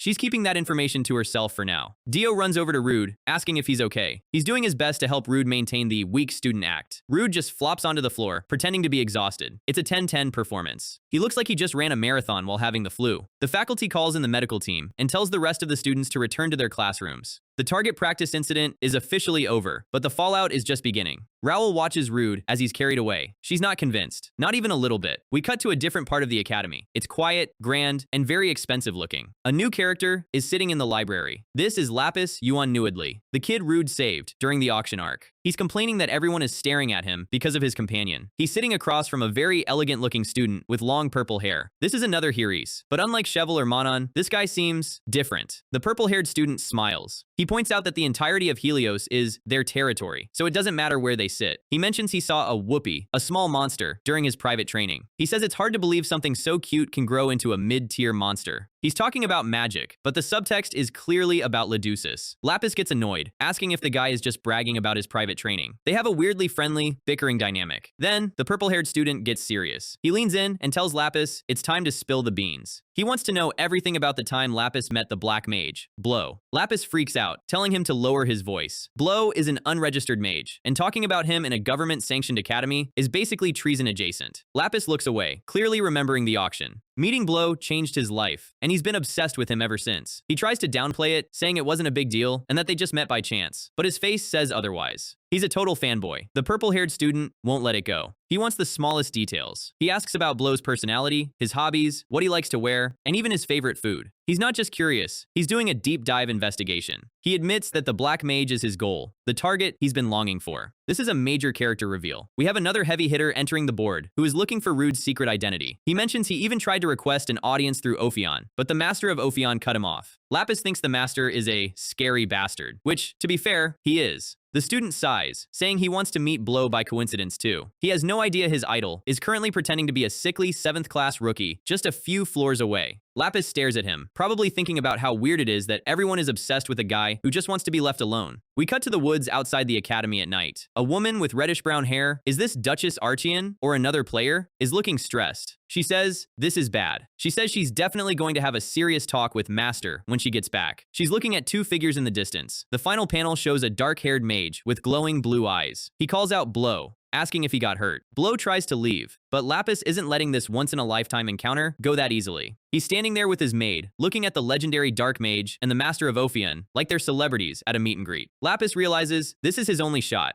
He's been training his whole life, but seeing Blow in action made him realize he's playing a different game entirely. He starts stuttering, trying to find the words to ask for a huge favor, and then he just sends it. Full commit. He bows so low, he might actually hit the dirt and shouts that he wants Blow to teach him. Rood's face is just blank. He does not have the emotional bandwidth to handle an apprentice right now. Lapis is desperate. He wants to become Blow's disciple because he thinks the Dark Mage is the peak of what a mage can be. He promises he won't tarnish Blow's reputation, while the Master of Ophion is in the background just finding this entire situation hilarious. Rood finally speaks up and gives him the big no. The Master steps in and makes up a complete lie about Ophion's rules. She claims members are required to focus solely on missions and aren't allowed to take on disciples. Rood is internally like, wait, we have rules? While Lapis just accepts it because he respects the tradition. Lapis is sitting in the library, facepalming so hard he might leave a mark. He's remembering how he acted, and he's dying of cringe. We've all been there, Lapis. The library doors open, and the school's golden boy prick, Chevalier Hadelio, walks in with his entourage. The purple-haired student, Linus, waves at them like he actually likes these people, but the energy in the room just dropped 20 degrees. Cheval immediately starts talking trash. He asks Linus why he's still hanging around Lapis, calling Lapis an eternal Eden student, like it's a slur. Lapis takes the hit. Being an Eden is basically being a second-class citizen at Helios, and Cheval loves reminding everyone of that. Linus doesn't miss a beat. He basically tells Cheval that playing these power games is childish and low-tier behavior. Cheval calls them pathetic and leaves. He's the type of villain who thinks if he isn't the loudest person in the room, he's losing. Lapis watches him go, wondering how long Cheval is going to keep living in his own ego. Linus asks Lapis if he's worried about Chevalier. Lapis gives the classic, "Worried? My ass," response. He knows Cheval is dangerous, but he also knows the guy is a massive loser at heart. We cut to a much more serious table. It's the faculty meeting from the end of the last chapter. Rood and Lyducis are on one side. Raoul and the other professors are on the other. The professor with the ponytail is looking over a report, sounding genuinely confused by the student rumors. The rumors are saying that the damage to the target board, the one Raoul vaporized, was actually the work of a single student. He looks directly at Rood and asks point blank if he's the one who did it. Rood is currently face down on the table, pretending to be in a coma. He just mumbles that he doesn't know what they're talking about. Raoul isn't playing. She looks at Rood with those teal eyes that see right through his soul. She asks the question that could end the whole series right now. "You're a mage, aren't you?" Lyducis looks up, shocked. He's been with Rood all day, and he hasn't seen a single magic circle. Rood stays quiet. Silence is his best weapon here, because anything he says is just going to give Raoul more evidence to work with. The ponytail professor laughs it off, thinking Raoul is being ridiculous. He points out that if Rood were really a mage, he wouldn't be acting like a fainting damsel in distress. Rood is internally thanking the ponytail professor for being so dense. He's thinking back on the fight, wondering if he used too much mana. He's confident he didn't use a drop, but Raoul's intuition is a problem. She just stares at him. She's not convinced by the sickly student act for a second. Rood decides to double down on the performance. He clutches his head and moans about a headache. The ponytail professor immediately buys it. He tells Rood to go to the infirmary, but Raoul shuts him down. She says he's fine. The ponytail professor is like, "How do you know that?" Raoul mentions that earlier, when Rood collapsed, he didn't actually lose consciousness properly. She's analyzing his physical reactions like a lab tech. Rood looks up, playing the confused victim card. He asks what she wants from him. He claims he was so surprised by the magic orb that he can't remember anything else. It's the "I have amnesia" defense, the oldest trick in the book. Raoul just gives him a cold "stop lying." No exclamation mark, no emotion, just facts. Lyducis is looking at the exchange like he's watching a tennis match where the ball is a live grenade. The ponytail professor decides to move on. He mentions that Professor Hale is handling the punishment for the clad students. He tells the two of them to go back to their classroom and rest until the matter is resolved. Rood is relieved. He's been let off the hook for now, but he knows Raoul is going to be his shadow from here on out. He looks at her one last time before leaving. He thinks, "Professor Raoul,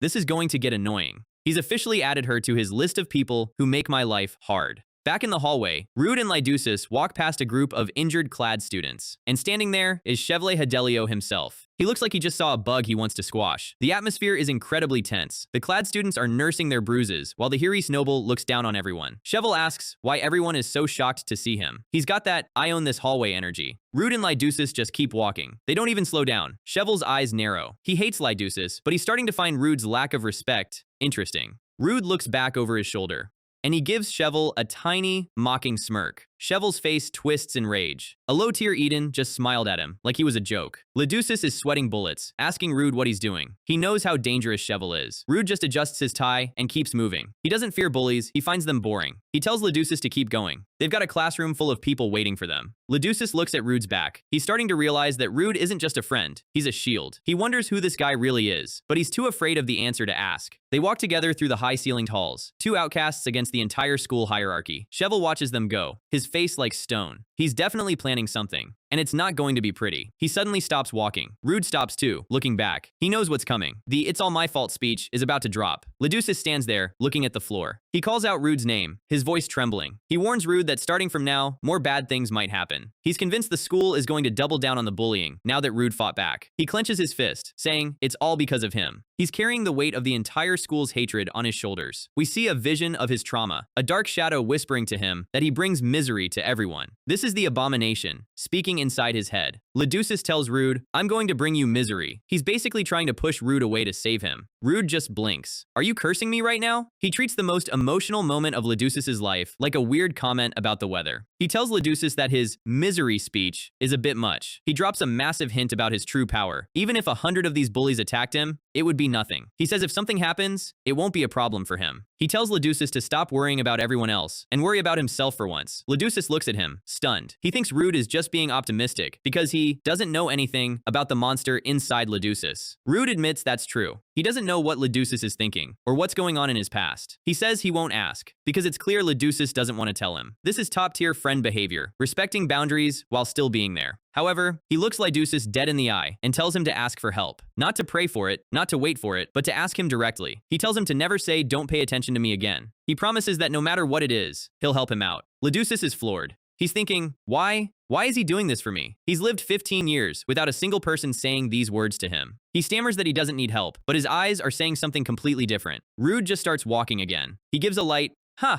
Is that so? I see." He doesn't push it. He knows the seed has been planted. Leducis watches him go, feeling like the world just got a little bit brighter. We cut to the Eden classroom, and the energy is pure chaos. The students are huddling together, looking terrified. They're wondering what's going to happen to them. They know the Clads are going to get punished, but they're terrified the Heres will take it out on the whole class. One student starts blaming Leducis. He says if the monster didn't exist, they wouldn't be suffering. Another one points out that whenever students from other classes see them now, they treat them like insects. They're losing their social standing because of one incident. They're talking about transferring to another class or making that guy stop coming to school. Rin has heard enough. She shouts for them to stop it. She slams her hands on the desk, looking like she's about to explode. The entire room goes quiet. Rin is usually the quietest girl in the class, so seeing her like this is a total shock. She asks why everyone is so selfish. She asks why they only think about themselves. She calls them out for feeling bad about being avoided, when they've been avoiding and calling Leducis a monster for months. She asks how they think he feels. She asks if they really, honestly believe this is all his fault. We see a flashback to Leducis sitting alone in the library. Rin says they call him a monster, but they all know the truth underneath. She shouts that he's also a human who has feelings. She's finally articulated the injustice of the whole school. Another girl tries to argue. She says, "But you saw it too." She brings up the library incident. This is the macro mystery that everyone is afraid of. She says that day in the library, they all saw Leducis do something terrifying. We see a vision of Chevalier Hedelio, the blonde prick from earlier, standing over a scene of destruction. Dark energy is swirling everywhere, and Leducis looks like he's in the middle of a nightmare. The girl asks how they can just brush that off like it was nothing. It made them all uncomfortable for a reason. She's using fear as her justification. It's a powerful argument in a world full of actual demons. Rin looks down. She doesn't have an answer for the library incident yet. But then, the white-haired girl, Eel, speaks up from the back. She drops one word, illusion magic. She mentions that Chevalier von Hedelio's specialty is illusion magic. He's a Heres, skilled enough to show them anything he wants. She closes her book. She's essentially implying that the library incident was a setup, a high-level illusion designed to ruin Leducis' reputation. She points out the logic. If there was really something wrong with Leducis, he wouldn't even be allowed in Helios. The faculty would have expelled a monster instantly. She tells the other girl that they're just using the monster excuse because they're actually afraid of Chevalier. They fear the noble who created the lie, not the prince who suffered from it. The other girl is stunned. She tries to say Eel is just like them, but Eel agrees. However, the situation has changed. Eel is looking forward, not back. She mentions Rood Chrishi. She says with him, they can turn this whole situation around. She's realized that Rood is the joker in the deck that can break Cheval's control. The Edens are all staring at her, trying to process the idea that the sickly rookie is their only hope. Suddenly, Leducis walks into the room. The students in the back literally scream and jump away like he's a jump scare in a horror game. Leducis just stands there, looking tired. He's used to the screaming. The door opens again, and Rood walks in behind him. Rood just gives everyone a deadpan look. Rood and Leducis walk back into the classroom after their interrogation. The room is dead quiet, and everyone is staring. It's that awkward moment where you walk into a room and you know everyone was just talking about you. Dio immediately runs up, looking like he's about to have a heart attack. He's frantic, asking Rood if they are okay. Rood thinks Dio is asking about him and Leducis, but Dio clarifies he's actually asking about the Clad students Rood sent to the hospital. Rood's reaction is just a deadpan realization that his weak student cover is currently held together by duct tape and prayers. He asks what the professor said, and Rood just gives the shortest possible answer. He's already trying to make an exit, but Leducis is still standing there like a statue. The social pressure in this room is heavy enough to sink a ship. Suddenly, a voice rings out, calling Leducis a monster. Wait, no, it's Eel. She's standing right in front of the prince, looking him dead in the eye. She acknowledges both Leducis and Rood, showing zero fear. In this school, just saying their names without a sneer is a radical act. And then, she does the unthinkable. She reaches out her hand. She introduces herself as Eel Florin Chrome. She's officially breaking the social contract that says everyone has to ignore the Arshan family. She tells them she hopes they get along well. Leducis is staring at her hand like it's a legendary artifact. He literally does not know how to react to a friendly gesture. Dio is in the background, wondering why he's being left out of the friendship circle, but Eel's focus is entirely on the two outcasts. Then, the dam breaks. Another student steps forward. This is Noiden. He looks nervous, but he's following Eel's lead. He says he wants to get along too. This is the main character effect in real time. One person shows a bit of courage, and the rest of the lobby follows. Suddenly, the whole class is swarming them. Ekel, Julia, everyone is shouting their names and trying to get in on the new vibe. They're calling Rood amazing for what happened earlier. The guy who was a fainting nerd 5 minutes ago is now the class hero. They're asking him how he broke the magic board, and if they can be like him. Rood looks like he'd rather be fighting a dragon than dealing with this much social interaction. Meanwhile, the two girls who are leading the Exclude Leducis campaign are standing in the back, looking completely lost. Their entire power structure just evaporated because Eel decided to be a decent person. Rin is watching from the side, looking genuinely happy. She was the first one to speak up, and now she's seeing her wish come true. Leducis is overwhelmed. He's used to being cursed at, not being the center of a welcome to the class party. A couple of students thank him for stopping the magic orb in the lecture hall. They're finally acknowledging that he actually saved people. Leducis looks up, and for the first time, his eyes aren't full of self-loathing. He just says, "Thank you." Rood watches this with a small, satisfied look. He's thinking that this is actually going better than he thought. He came here to protect Leducis from physical threats, but he might have just fixed the kid's social life too. The sun is shining through the window. It's a rare W for the Eden class. We cut to the infirmary. The mood here is much worse. Cheval is sitting by Manon's bed. He's looking at the guy he used as a pawn, and he is not happy. He asks Manon why he did something so stupid without being asked. Manon is covered in bandages and looking pathetic. He tries to apologize, saying he'll take responsibility for the failure. Cheval cuts him off. He's not interested in apologies, he's interested in optics. He makes it clear that he's not involved with this incident in any way.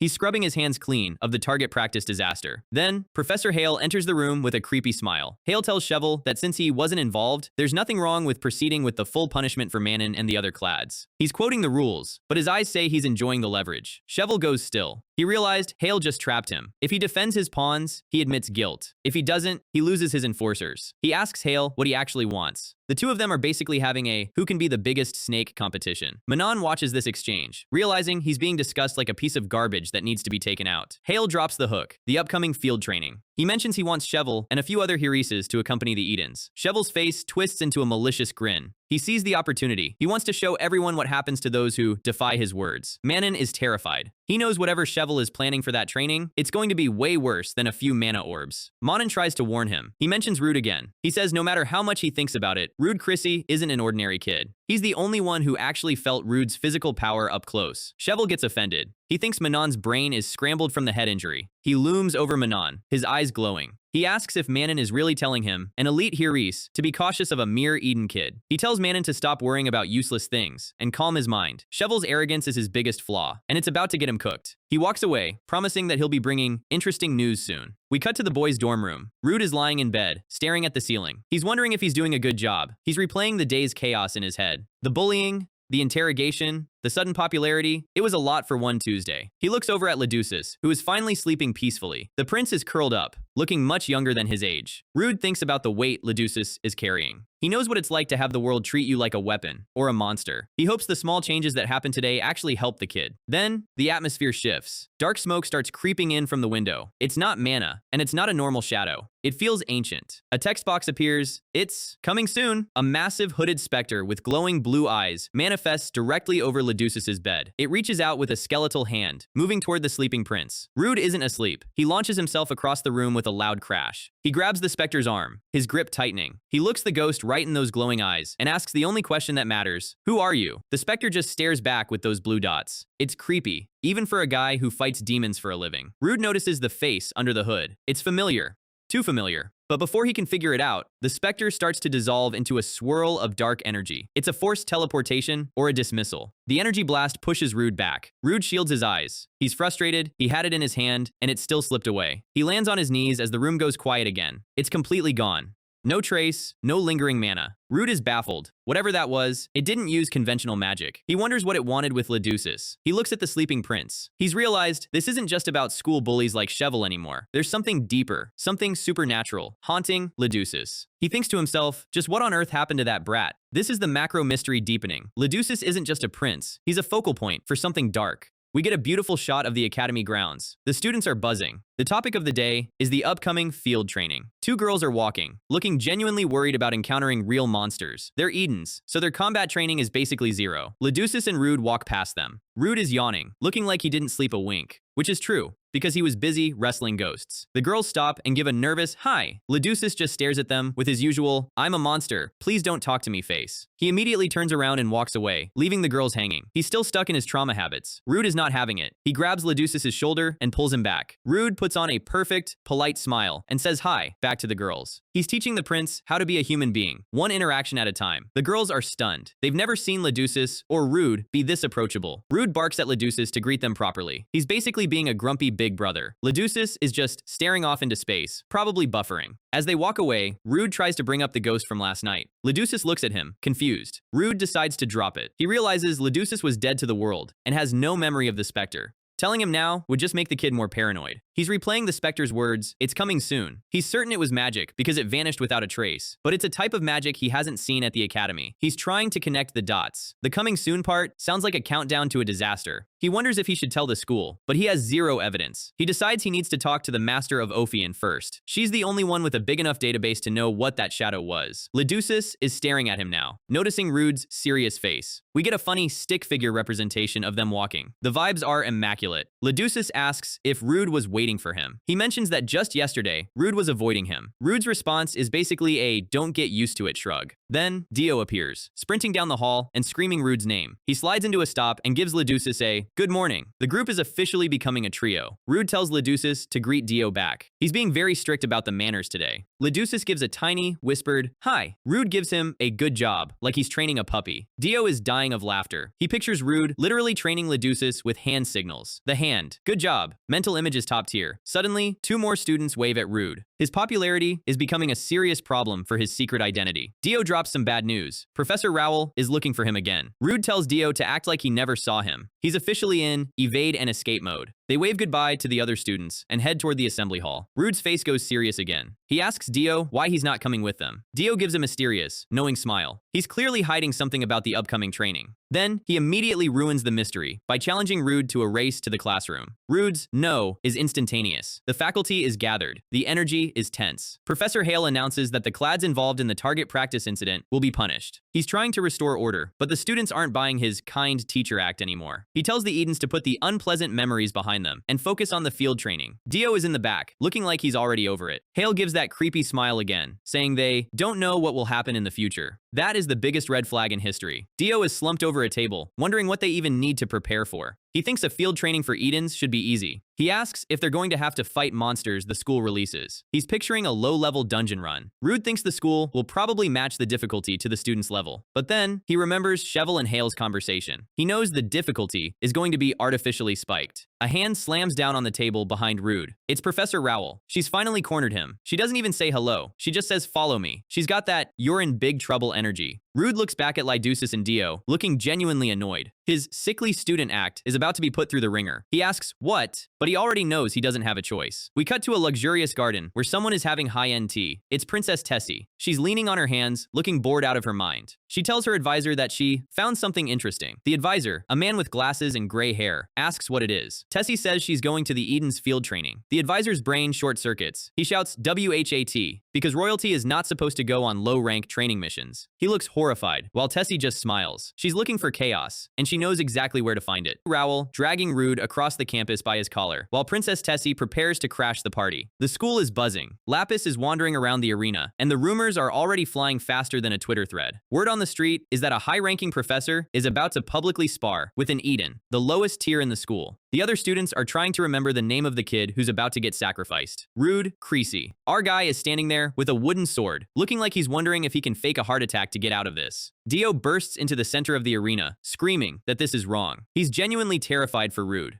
Mainly because he knows that if Rood gets serious, the school building is going to need a new roof. Rowell doesn't even look at him. She just drops a single move, with eyes that say she's 100% done with the paperwork, and 100% here for the violence. Dio scurries away behind Leducis. Even the abomination is worried now, which is a big change from him just waiting for his own death every chapter. He asks Leducis if Rood will be fine. Leducis doesn't have an answer, because he's also realizing that Raoul isn't treating this like a tutorial. Rood is internally sighing. He knew Raoul was stubborn, but he didn't think she'd be publicly assault a minor levels of stubborn, just to prove a point. The crowd is growing. Everyone loves a spectacle, especially when it involves a first-class mage putting a weakling in his place. Rood tightens his grip on the wooden sword. He realizes this is actually a perfect opportunity. If he loses convincingly enough, people might finally stop being interested in him. Then, Raoul shifts her posture. She tells him to start, but there is one small problem. Raoul just pulled out a literal steel sword, while Rood is holding a stick. Rood has a brief, "Wait, that's illegal" moment. He asks why she has a real blade, suggesting she just use magic instead, so he can at least pretend to faint from mana pressure. She is not listening at all. She launches herself forward like a heat-seeking missile, and Rood realizes his lose-on-purpose plan is getting complicated by the fact that she's actually trying to cut him. The impact of her strike is so heavy, it cracks the floor. Rood dodges by a hair's breadth. He looks at the shattered stone. If that hit him, he wouldn't have been injured. He would have been a stain on the floor. Raoul is genuinely testing if he's a dark mage or just a lucky kid. The students watching are starting to catch on. Lapis notices that even though Raoul is going full aggro, Rood is dodging every single hit like it's a rhythm game. Raoul gets even more intense. She tells him to fight properly, which is code for, "Stop acting like a scrub so I can confirm you're the guy I fought at the auction." Dio and Leducis are shouting warnings from the sidelines. They think Rood is about to meet his maker. Raoul comes in for a vertical strike that would split a boulder. Rood is caught in the middle of a reflex. He's trying to hold back, but his body is trained for first-class combat. The wooden sword meets the steel blade. There is a crack that sounds like a gunshot. The force of the collision sends a shockwave through the arena floor. This is not 7th class behavior. Rin and the other students are stunned. They can't even see what's happening through the dust. Lapis looks like his worldview is being rewritten again. He's seeing a rookie Eden withstand the brute strength of an elite professor. When the dust clears, the wooden sword is snapped in two. Rood is standing there, still holding the broken hilt. The steel blade is hovering inches from his face. Raoul didn't finish the swing. She tells everyone to not interrupt them because it's dangerous. She's acting like the accident was the wooden sword breaking.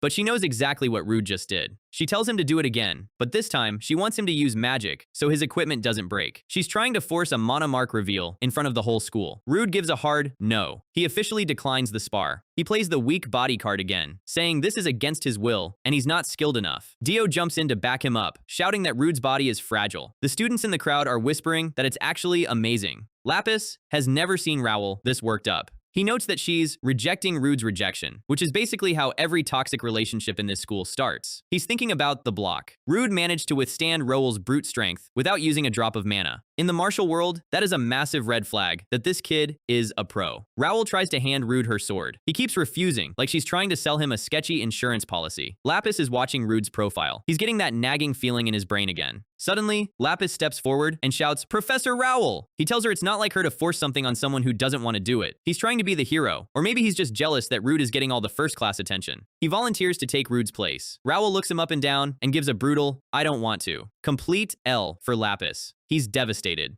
Meanwhile, Rood is watching Lapis and wondering where he's seen this fanboy before. Raoul realizes she's being too obvious. She sighs and says there were too many distractions, and they can do this next time. She walks away, leaving a lingering threat that she's got a lot of time to crack this case. The micro-mystery of the spar is over, but Raoul is now a permanent predator in Rood's ecosystem. Rood, Leducis, and Dio are left standing in the arena, looking like they just barely survived a natural disaster. Rin appears out of nowhere, looking concerned. She asks if Rood is okay because of the loud noise. She's the only one worried about his health rather than his power level. Dio tells her Rood is fine, while the other students are complaining that Raoul didn't hesitate to try to kill a student. The school's reputation for safety is currently at an all-time low. Rood looks at Rin. He's confirmed it now. She was definitely the person he saw at the auction house with Ben. Rin is staring at the broken wooden sword, asking if he's really okay. Her concern is genuine, which is a weird vibe for a school that's usually 90% bullying. Dio is trying to play it cool, acting like he wasn't just hiding behind a prince 5 minutes ago. Rin gets all flustered and introduces herself properly as Rin Noah. She's worried Rood thinks she's some kind of stalker. Rood asks her if she got Ben's letter. Rin freezes. She realizes Rood was the one who sent it. This is a callback to Chapter 8. Ben was a mage who sent a letter through Rood to be delivered to Helios. Rood mentions her name was in the letter. Dio is confused because he's the information broker, but he's missing all the lore for this specific side quest. Rin lights up with a massive smile, thanking Rood for the letter. It's a pure, heartwarming moment that feels like it belongs in a different manhwa.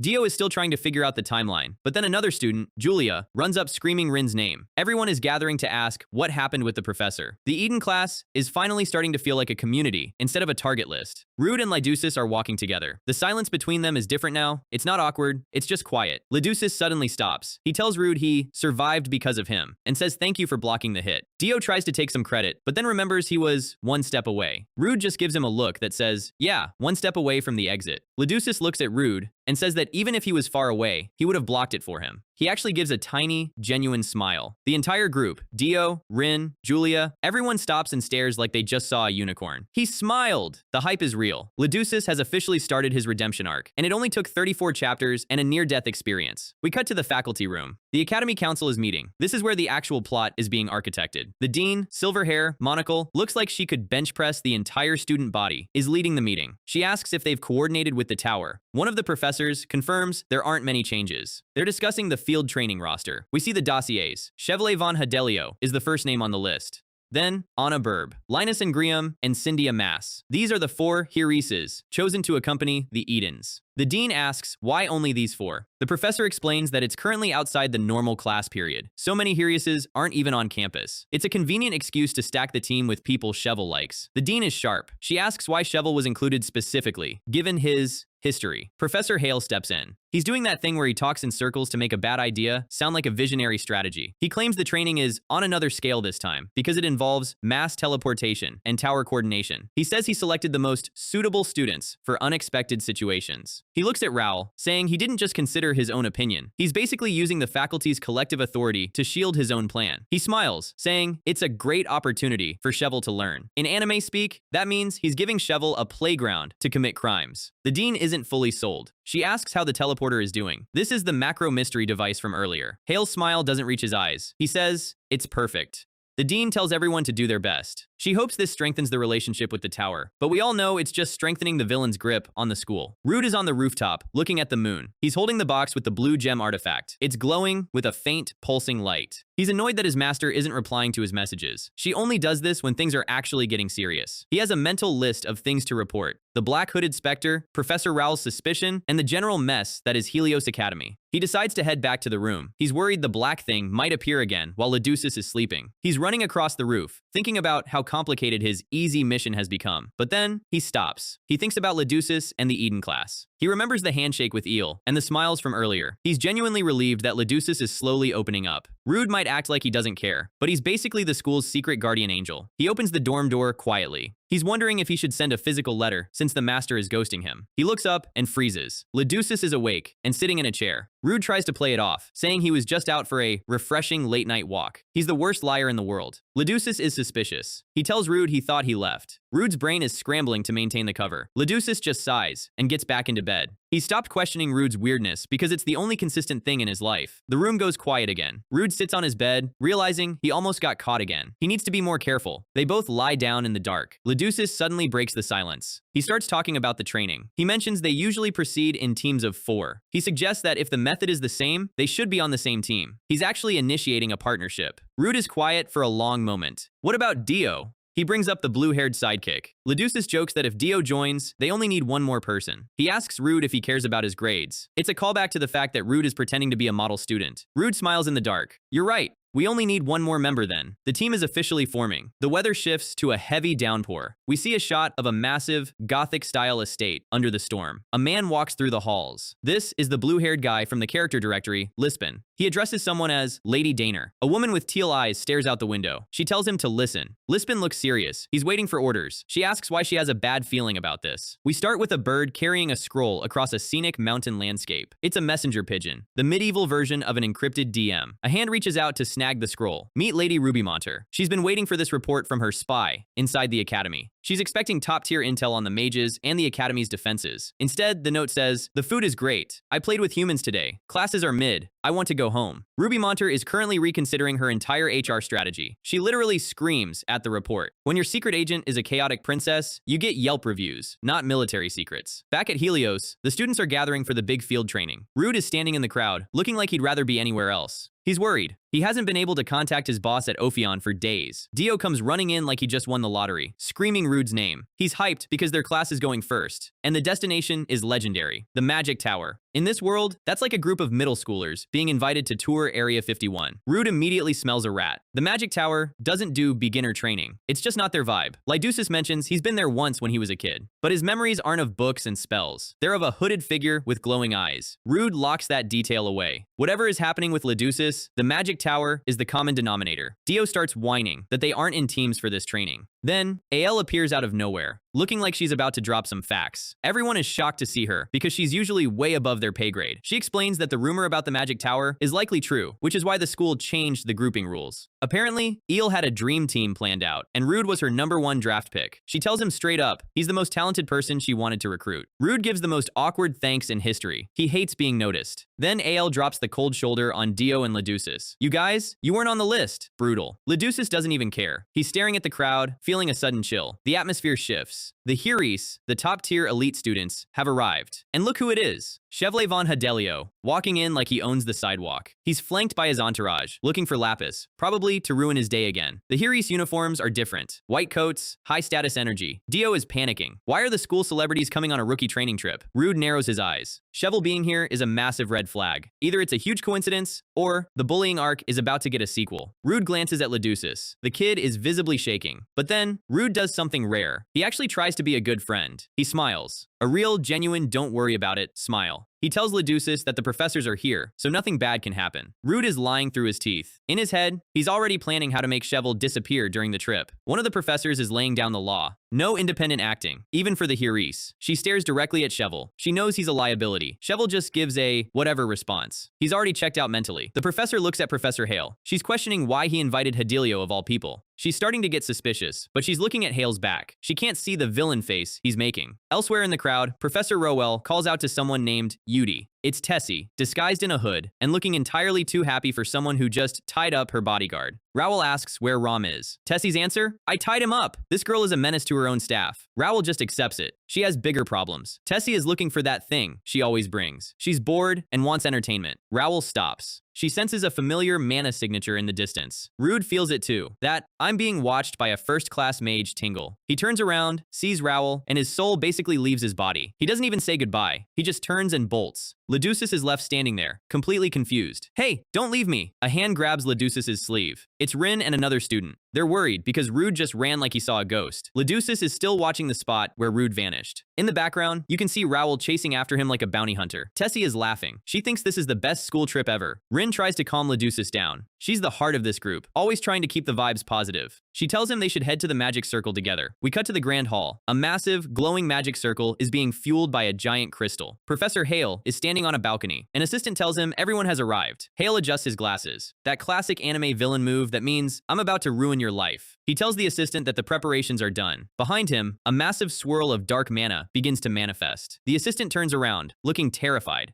Professor, Hale's voice goes cold. I don't need you anymore. The dark mana slams into the assistant. The man is literally deleted, absorbed. Hale looks down at the hundreds of students below. They have no idea they're standing on a ticking time bomb. The giant magic stone is glowing, with enough power to power a small country. The students are in awe. They've never seen a mana source this big. Lydusis is still looking for Lude. He's like a lost puppy, without his emotional support legend. Some Enforcer class students are watching the rookies, looking slightly concerned. Rood isn't running anymore. He's kneeling by the edge of the magic circle, analyzing it. He realizes this isn't a standard transport formula. It's a mix of at least 3 different high-level theories. A voice from behind him identifies it. It's a Penote-style combination. It's a blonde Heres student. He's impressed that a 7th class rookie even knows what he's looking at. He recognizes Rood from the duel with Rowell. Rood is officially the interesting rookie now, which is his worst nightmare. The guy asks Rood to explain how the structure activates. It's a test. Rood starts to explain Beljade's aspect law, but he stops. Something is fundamentally wrong. The math isn't mathing. The Heres student is still talking, but Rood isn't listening. He feels a spike of dark mana. A hand grabs Rood's coat.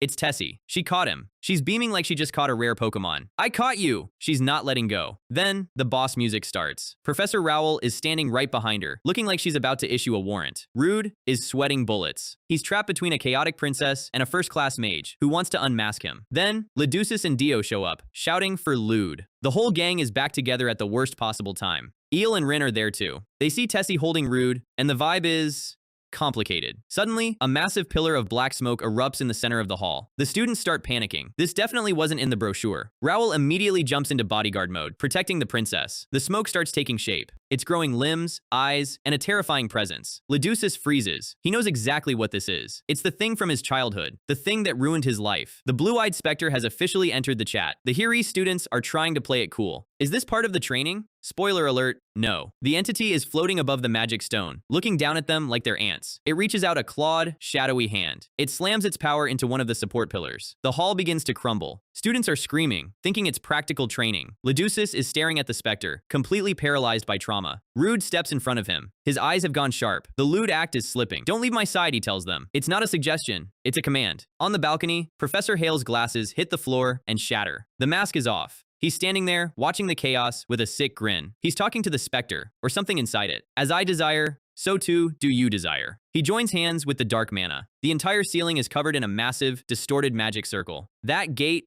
shall open. This isn't a school trip anymore. It's an invasion. Professor Khan, the one with the ponytail, screams for everyone to evacuate. Shevel and the Hiris are shocked. They realize their favorite professor is the one trying to kill them. The ponytail professor is trying to lead the students out, but it's too late. A wall of dark mana slams shut across the exit. The doors are blocked. They're trapped in the hall with a dark god. The professor tries to blast through the smoke, but his magic just gets eaten. Dio and Rin are holding on to each other, terrified. Then the ponytail professor does something unexpected. He steps forward and manifests a massive, intricate magic circle. My name is Damien. He shouts, awakening, and a massive burst of light fills the room. Damien's hair turns white. His power skyrockets. He's a hidden powerhouse who's been living as a low-level professor. He faces the specter. It's first class on first class violence now. Rood is watching closely. He notices the transport circle's formula is still changing. This wasn't just a random attack. It was planned from the moment they stepped into the academy. He realizes the corruption goes deeper than just Hale. Helios itself, the most prestigious school in the world, might be connected to the dark figure. Damien is putting up a fight, but even he's struggling. He's screaming for Rowell's help. The specter lunges forward, and everything goes into a blur of black smoke. Professor Rowell isn't just standing there. She's calling out for Tessie, her primary concern. She triggers her awakening. The room is filled with ice and light as her mana spikes to first-class levels. The students are caught in the crossfire of two massive powers. Shevel and Tessie are frozen, not by magic, but by pure terror. Rowell unleashes a massive ice strike. It's enough to level a building. She stands there, hair glowing, looking like the goddess of winter. Dio is hopeful. He thinks the first-class mage just ended the boss fight in one shot. But Rood sees the truth. He knows it didn't work. The dark mana just flows around the ice. It's like trying to stab a cloud. The specter reforms instantly, looming over Rowell. The physical world just doesn't apply to this thing. Rowell realizes the same thing Rood did. Physical attacks are a complete waste of mana here. She's questioning where this thing even came from. It doesn't follow the rules of normal demon summoning. The hall is literally tearing itself apart under the pressure of the corrupted circle. One of the Hiri students is trying to round up the panicking crowd. It's the purple-haired guy. He's trying to keep people calm, but his eyes say he's just as scared as the rookies. He tells them to gather around so they can watch together. Guy is treating a demonic invasion like a drive-in movie. Shevel is fuming. He wants to know why everyone is acting so carefree when the ceiling is literally falling. The purple-haired student admits he has no clue what the monster is. He thinks they should just stay put and let the professors handle it. He's betting his life on the responsible adults being able to fix this. Bad bet. A giant pillar of black mana slams into the floor right next to them. The student starts screaming. The black water is everywhere now. Shevel is hit by the splash. He looks like someone just dumped a bucket of sewage on him. The purple-haired guy thinks it's just water. Then, his ring, Belita, starts glowing. He activates a defense shield, but the water just ignores it. He's genuinely confused. He thinks the monster is just trying to have a water fight with them. Shevel tries to wipe the stuff off. He's more annoyed about his hair than the demonic entity. Then, he realizes the floor is gone. He's standing in a pool of ink that shouldn't be there. Rood is watching the water pool around his own feet. Dio is panicking, telling Rood not to touch it. But Rood knows what this substance is. It's coming from the teleportation circle. It's the physical anchor for the spell. Rowell is trying to break through the main doors. She thinks they can still escape if they just smash the exit. She tells the students not to stray from her. She's trying to be a shield, but the shield is drowning. Rood knows the doors won't save them. The teleportation circle is already locked on. He realizes the only way to stop the transport is to kill the power source. Rowell has the same idea, but another professor warns her that destroying a live magic stone will cause a massive explosion.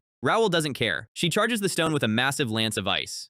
Impact. The entire room turns white. The shockwave is massive. Rood is impressed. She actually managed to destroy the stone in one hit. But the victory lasts about 2 seconds. Tessie screams. The black water isn't stopping. It's getting more aggressive. It's rising like a tide, swallowing everything in its path. Rowell watches in horror as the students are pulled under. The magic circle on the ceiling is still glowing. It's self-sustaining now. Rood is standing there, analyzing the failure. He's wondering why the circle didn't break. He realizes the stone wasn't the anchor. The anchor is the dark mana itself. The water is now deep enough to cover their boots. They're standing in a portal. Shevel is losing his mind. He's tired of waiting for a plan that isn't coming. Purple hair finally admits the situation is terminal. They're about to be flooded. The Hiri student is currently floating on a magic disc because he doesn't want to get his pants dirty. Shovel is about to swing on him. The class divide is still alive, even during the apocalypse. The disc tilts. Shovel loses his balance. Splash! The elite noble just became an elite scuba diver, but he doesn't come back up. He's sinking into the floor. Purple hair realizes the floor isn't solid anymore. It's a literal gateway. The specter is watching from above, satisfied. The harvest is starting. Rood feels the mana shift. It's a high-level teleportation spell, the kind you only see in ancient texts. If you get swept up, you aren't dying. You're just going somewhere else. Somewhere much worse. Rood turns to his friends.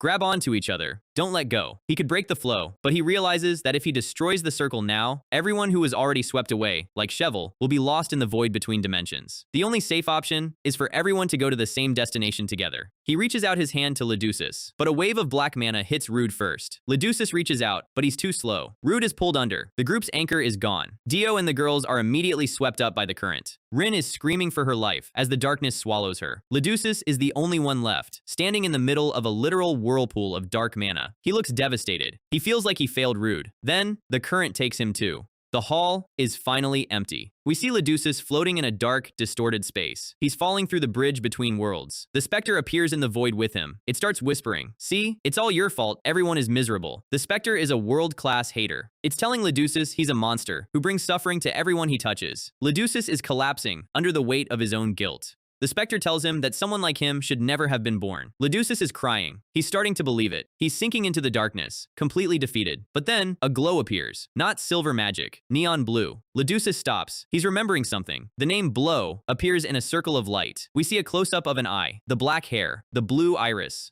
Back in the hall, the specter is finishing its work. It thinks it won. It thinks Leducis is broken. It tells the monster to just die. The hall is dead silent now. The portals are closing. The specter confirms all personnel transported. It's about to vanish. Then it feels something. A massive, crushing pressure hits the specter from behind. Rood is back. But it's not Rood. The black hair is here. The blue eyes are glowing. He tells the specter he made the wrong call and should have just finished this from the start. Blow is standing in the middle of the dark mana, looking like a literal god of destruction. He's done being the nice guy. He's done being lewd. He charges. He moves so fast, the black water literally parts around him. He slams into the specter, and the impact clears a massive circle in the hall. The specter is shocked. It's trying to hold its form together. It's stuttering. "What are you?" Blow doesn't answer. He's already mid-swing with a spear of pure mana. He tells the specter that's exactly what he wanted to ask it. He's moving in patterns that the specter can't even track. Impact. Blow's mana is eating the specter's mana. He's not just fighting it, he's deleting it. The specter tries to counterattack with shadowy tentacles. Blow dodges with zero effort. He's playing on a completely different level. The specter unleashes a massive tornado of dark mana. Blow stands in the center of it and just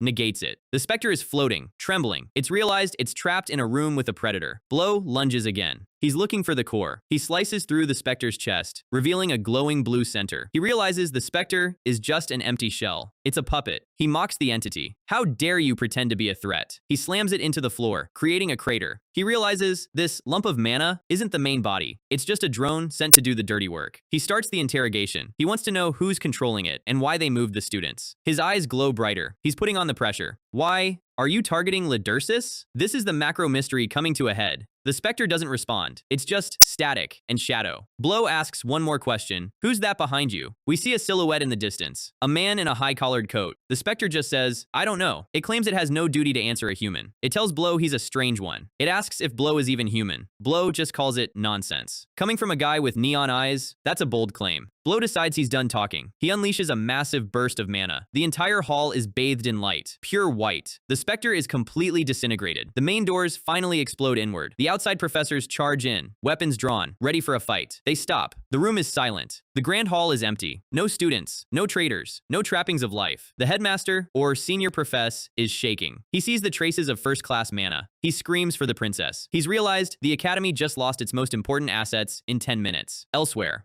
red sky, black water. Shovel is lying on the ground, waking up from his forced nap. He sits up, clutching his head. He's in a bad way. He looks around. There are no buildings, just twisted trees and jagged rocks. He's horrified. This isn't the magic tower. He screams, "Where am I?" His voice just echoes in the wasteland. He's all alone. No entourage. No protection. He starts calling for the princess and Raoul. He's wandering through the rocks, looking for anyone he knows. He remembers the black water and the professor's betrayal. It's finally sinking in. He hears a sound, a splash. He turns around. There's a pair of glowing red eyes in the bushes. Shovel freezes. He's realizing he's at the bottom of the food chain here. We see a wider shot of the landscape. It's a series of rocky canyons. The water is bubbling. It's not water, it's concentrated mana. A figure emerges from the black pool. It's Blow. He's still in his awakened form, looking calm. He's annoyed. He got swept in without being able to find out anything from the specter. He looks at the sky. It's exactly as he expected. This is Ishuella, the cursed land. It's a place that was supposed to be sealed off centuries ago. Blow senses something nearby. He stands on a rock, looking down into the canyon. Red wolves, a lot of them, and they look hungry. He sighs. I didn't expect this. The wolves are growling. Chapter 39. We open on a pair of boots, hitting the red dust. Someone is breathing like they just ran a marathon in a sauna. It's Lapis, and he is officially having the worst day of his life. There is a giant red wolf snapping at his heels, and Lapis is screaming for someone to save him. He's trying to tell himself to stay calm, but that's hard to do when you're about to be a snack. He realizes the teleportation circle dumped him in this monster-infested hellscape instead of the magic tower. He looks back at the wolf and realizes his combat stats are basically 0. All he can do is run. He is the definition of all bark, no bite right now. He starts thinking about Rune, the maid version of Rood. He genuinely believes she's his only hope. Wait, why is he thinking about Rune now? Flashback time. Lapis is at home with his father, discussing the black mage he met at the auction. He's bragging about talking to Blow, but then he starts feeling dizzy. He faceplants right into the carpet. Classic Lapis behavior. His father just stares at him with the "I'm not mad, just disappointed" face. Lapis wakes up in bed, wondering what happened. One of his maids is standing there, looking totally bored with his drama. Lapis immediately starts asking for Rune, because his crush is borderline terminal. The maid tells him he's completely helpless without her. She explains that she and another maid, Ran, engraved a special spell on his chest while he was out. It's an emergency protection spell. Lapis is horrified that they were drawing on him while he was sleeping. He opens his shirt, and, I kid you not, he has 3 little hearts tattooed on his chest. It looks like a health bar from a Kirby game. He is absolutely devastated by the aesthetic choice. Back in the present, Lapis remembers the maid saying the spell would protect him 3 times. He stops running and decides to trust the power of the hearts. He strikes a pose and screams "Bring it on," like he's the protagonist of a shonen anime. The wolf lunges. Lapis gets absolutely trucked. But before the wolf can finish him, Cyndia and Lane drop in like a SWAT team.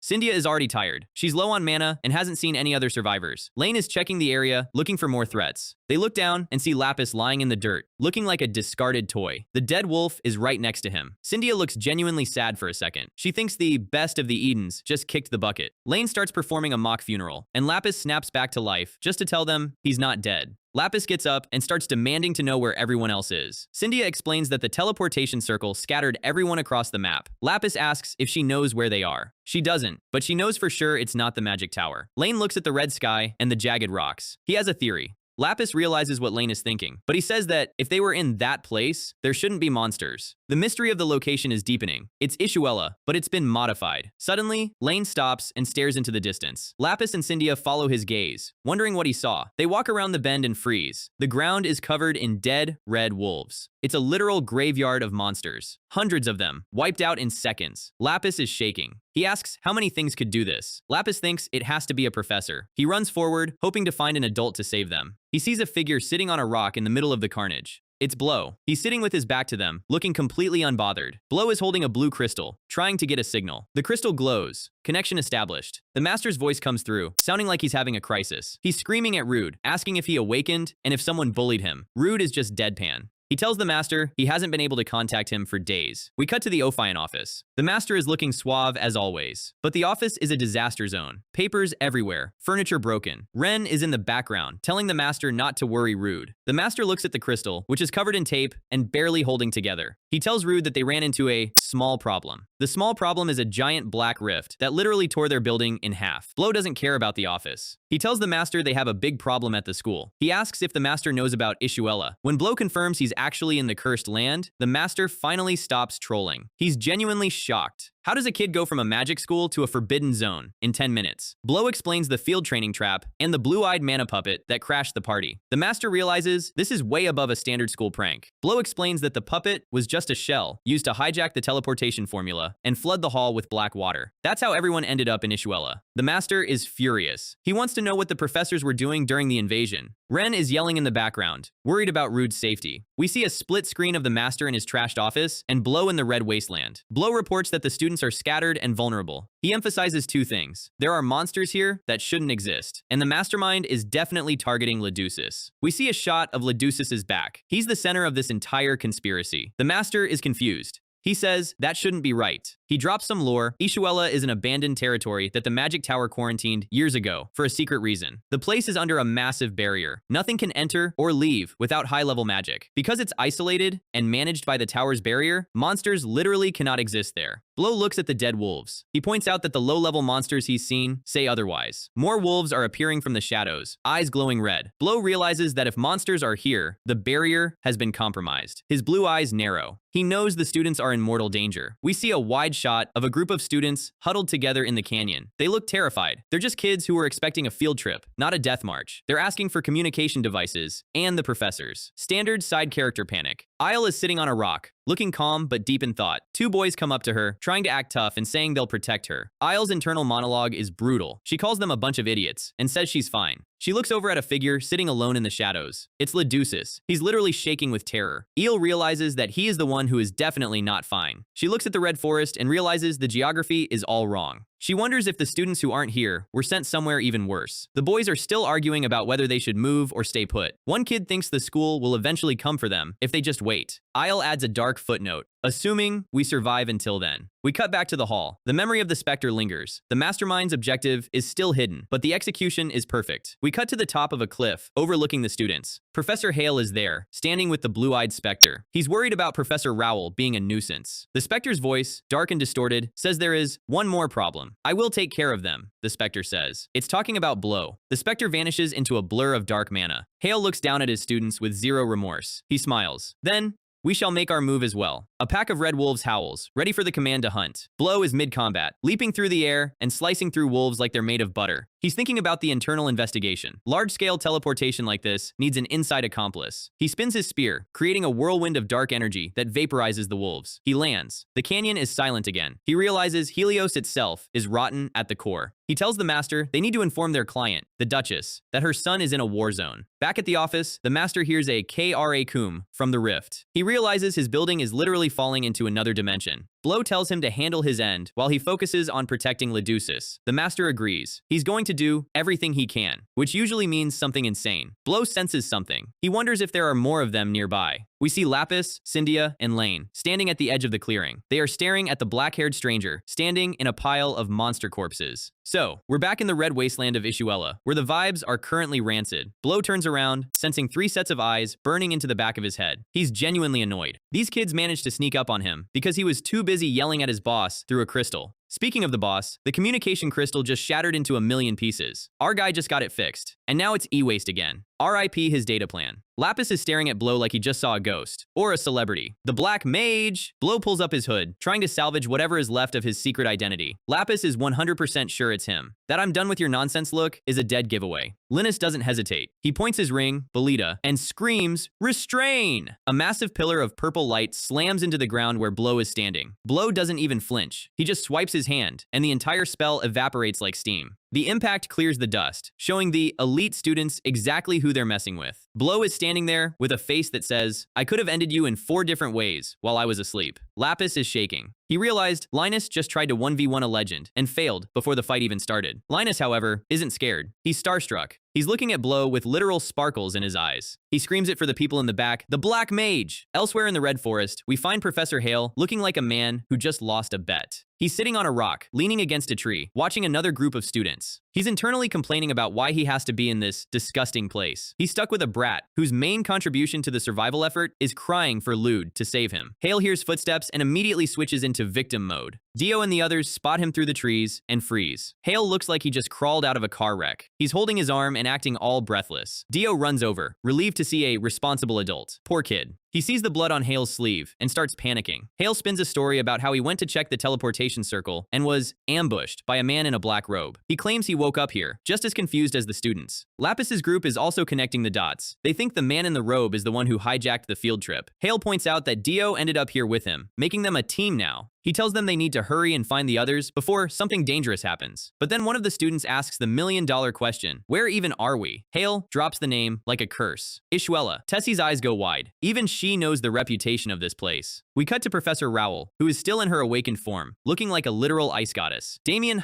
is with her, shielding Tessie. He's questioning why there are monsters in a place that's supposed to be empty. Raoul knows this isn't a coincidence. This was tailored for them. Suddenly, Raoul senses a massive presence approaching. She looks into the shadows, her blue eyes glowing with first-class mana. She grabs Damien by the collar and tells him to move. Damien is startled. He's never seen her this serious before. She tells him that as a knight of the Empire, his only job right now is to protect the princess. The ground starts to heave. Rocks are flying everywhere. Raoul draws her blade. The boss music is reaching a crescendo. A giant, purple dragon worm erupts from the ground, its mouth wide enough to swallow a horse. It lets out a roar that shakes the entire canyon. Back with Blow's team. He's telling them he's on a classified mission in Ishuella. Linus is eating it up. He thinks Blow is an undercover superhero. Lapis asks if Blow remembers him from the auction. Blow gives the most brutal, silent treatment in history. He does not care who Lapis is. He's wondering why these elite students are acting like they're at a fan meetup instead of a war zone. Lapis starts explaining that they were just getting ready for class when the Spectre appeared. He describes the black water and the teleportation circle. He's genuinely distressed. He has no idea why this is happening to them. Blow calls him kid and tells him he's in Ishuella. He's trying to be authoritative to keep them from asking questions. Blow explains that Ishuella shouldn't have monsters, but the situation is evolving. He tells them that, as a mage, he can't just stand by while they get eaten. I will help you. I am now your babysitter, and I hate it. The students are overjoyed. They think they just won the survival lottery. Linus is practically vibrating. He introduces himself with his full name, Linus Engrium. He says it like he's presenting an award. Lapis tries to cut in, but Lapis keeps getting bullied by Linus. Cyndia just hides behind them, looking like she wants to vanish into the rocks. Blow is just blinking. He didn't ask for their resumes. Linus asks if he can call him Mr. Blow. Blow just sighs and says yes. Suddenly, Blow's ears twitch. He hears a sound in the distance. He turns to Linus and points at his ring. That magic stone?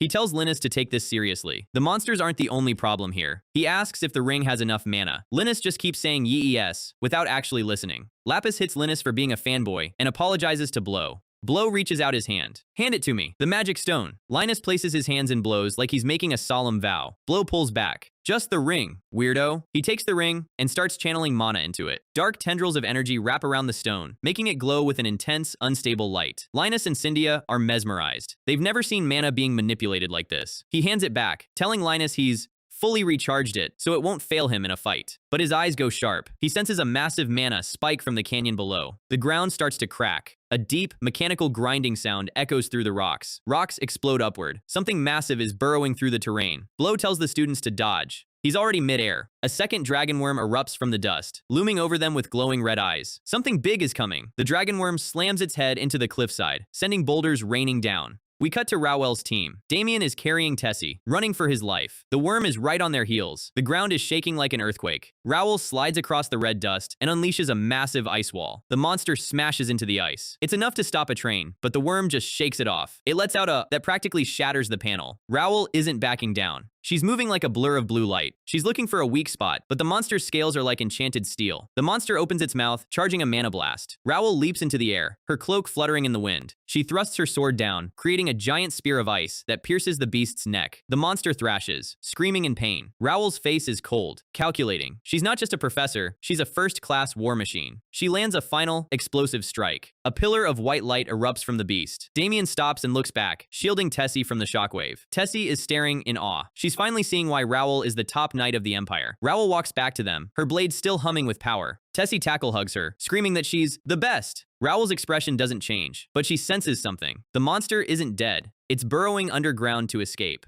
Raoul says they're going after it. She's not letting a threat stay active in their rear. She picks up Tessie and tells Damien to stay close. Back with Professor Hale. He's watching the dust clouds from a distance. He's standing with Dio and the other students in a dark canyon. Hale is kneeling on the ground, manifesting a golden magic circle. Lapis asks if that's a tracking spell. Hale explains that he's pinpointing the locations of the other students so they can regroup. A beam of light shoots out from the circle, pointing deep into the mountains. Hale tells them to follow him. He's acting like a hero while leading them straight into the grinder. Dio looks back, feeling a sense of dread. He's starting to realize that the responsible adults might be the most dangerous thing in this forest. They run into the darkness, following Hale's lead. Back to Blow. The dragon worm is thrashed and bleeding. Blow is standing on its head like it's a park bench. He looks at the corpse and identifies it as an intermediate level beast. Lapis is having a heart attack. He can't believe Blow took it down in one hit.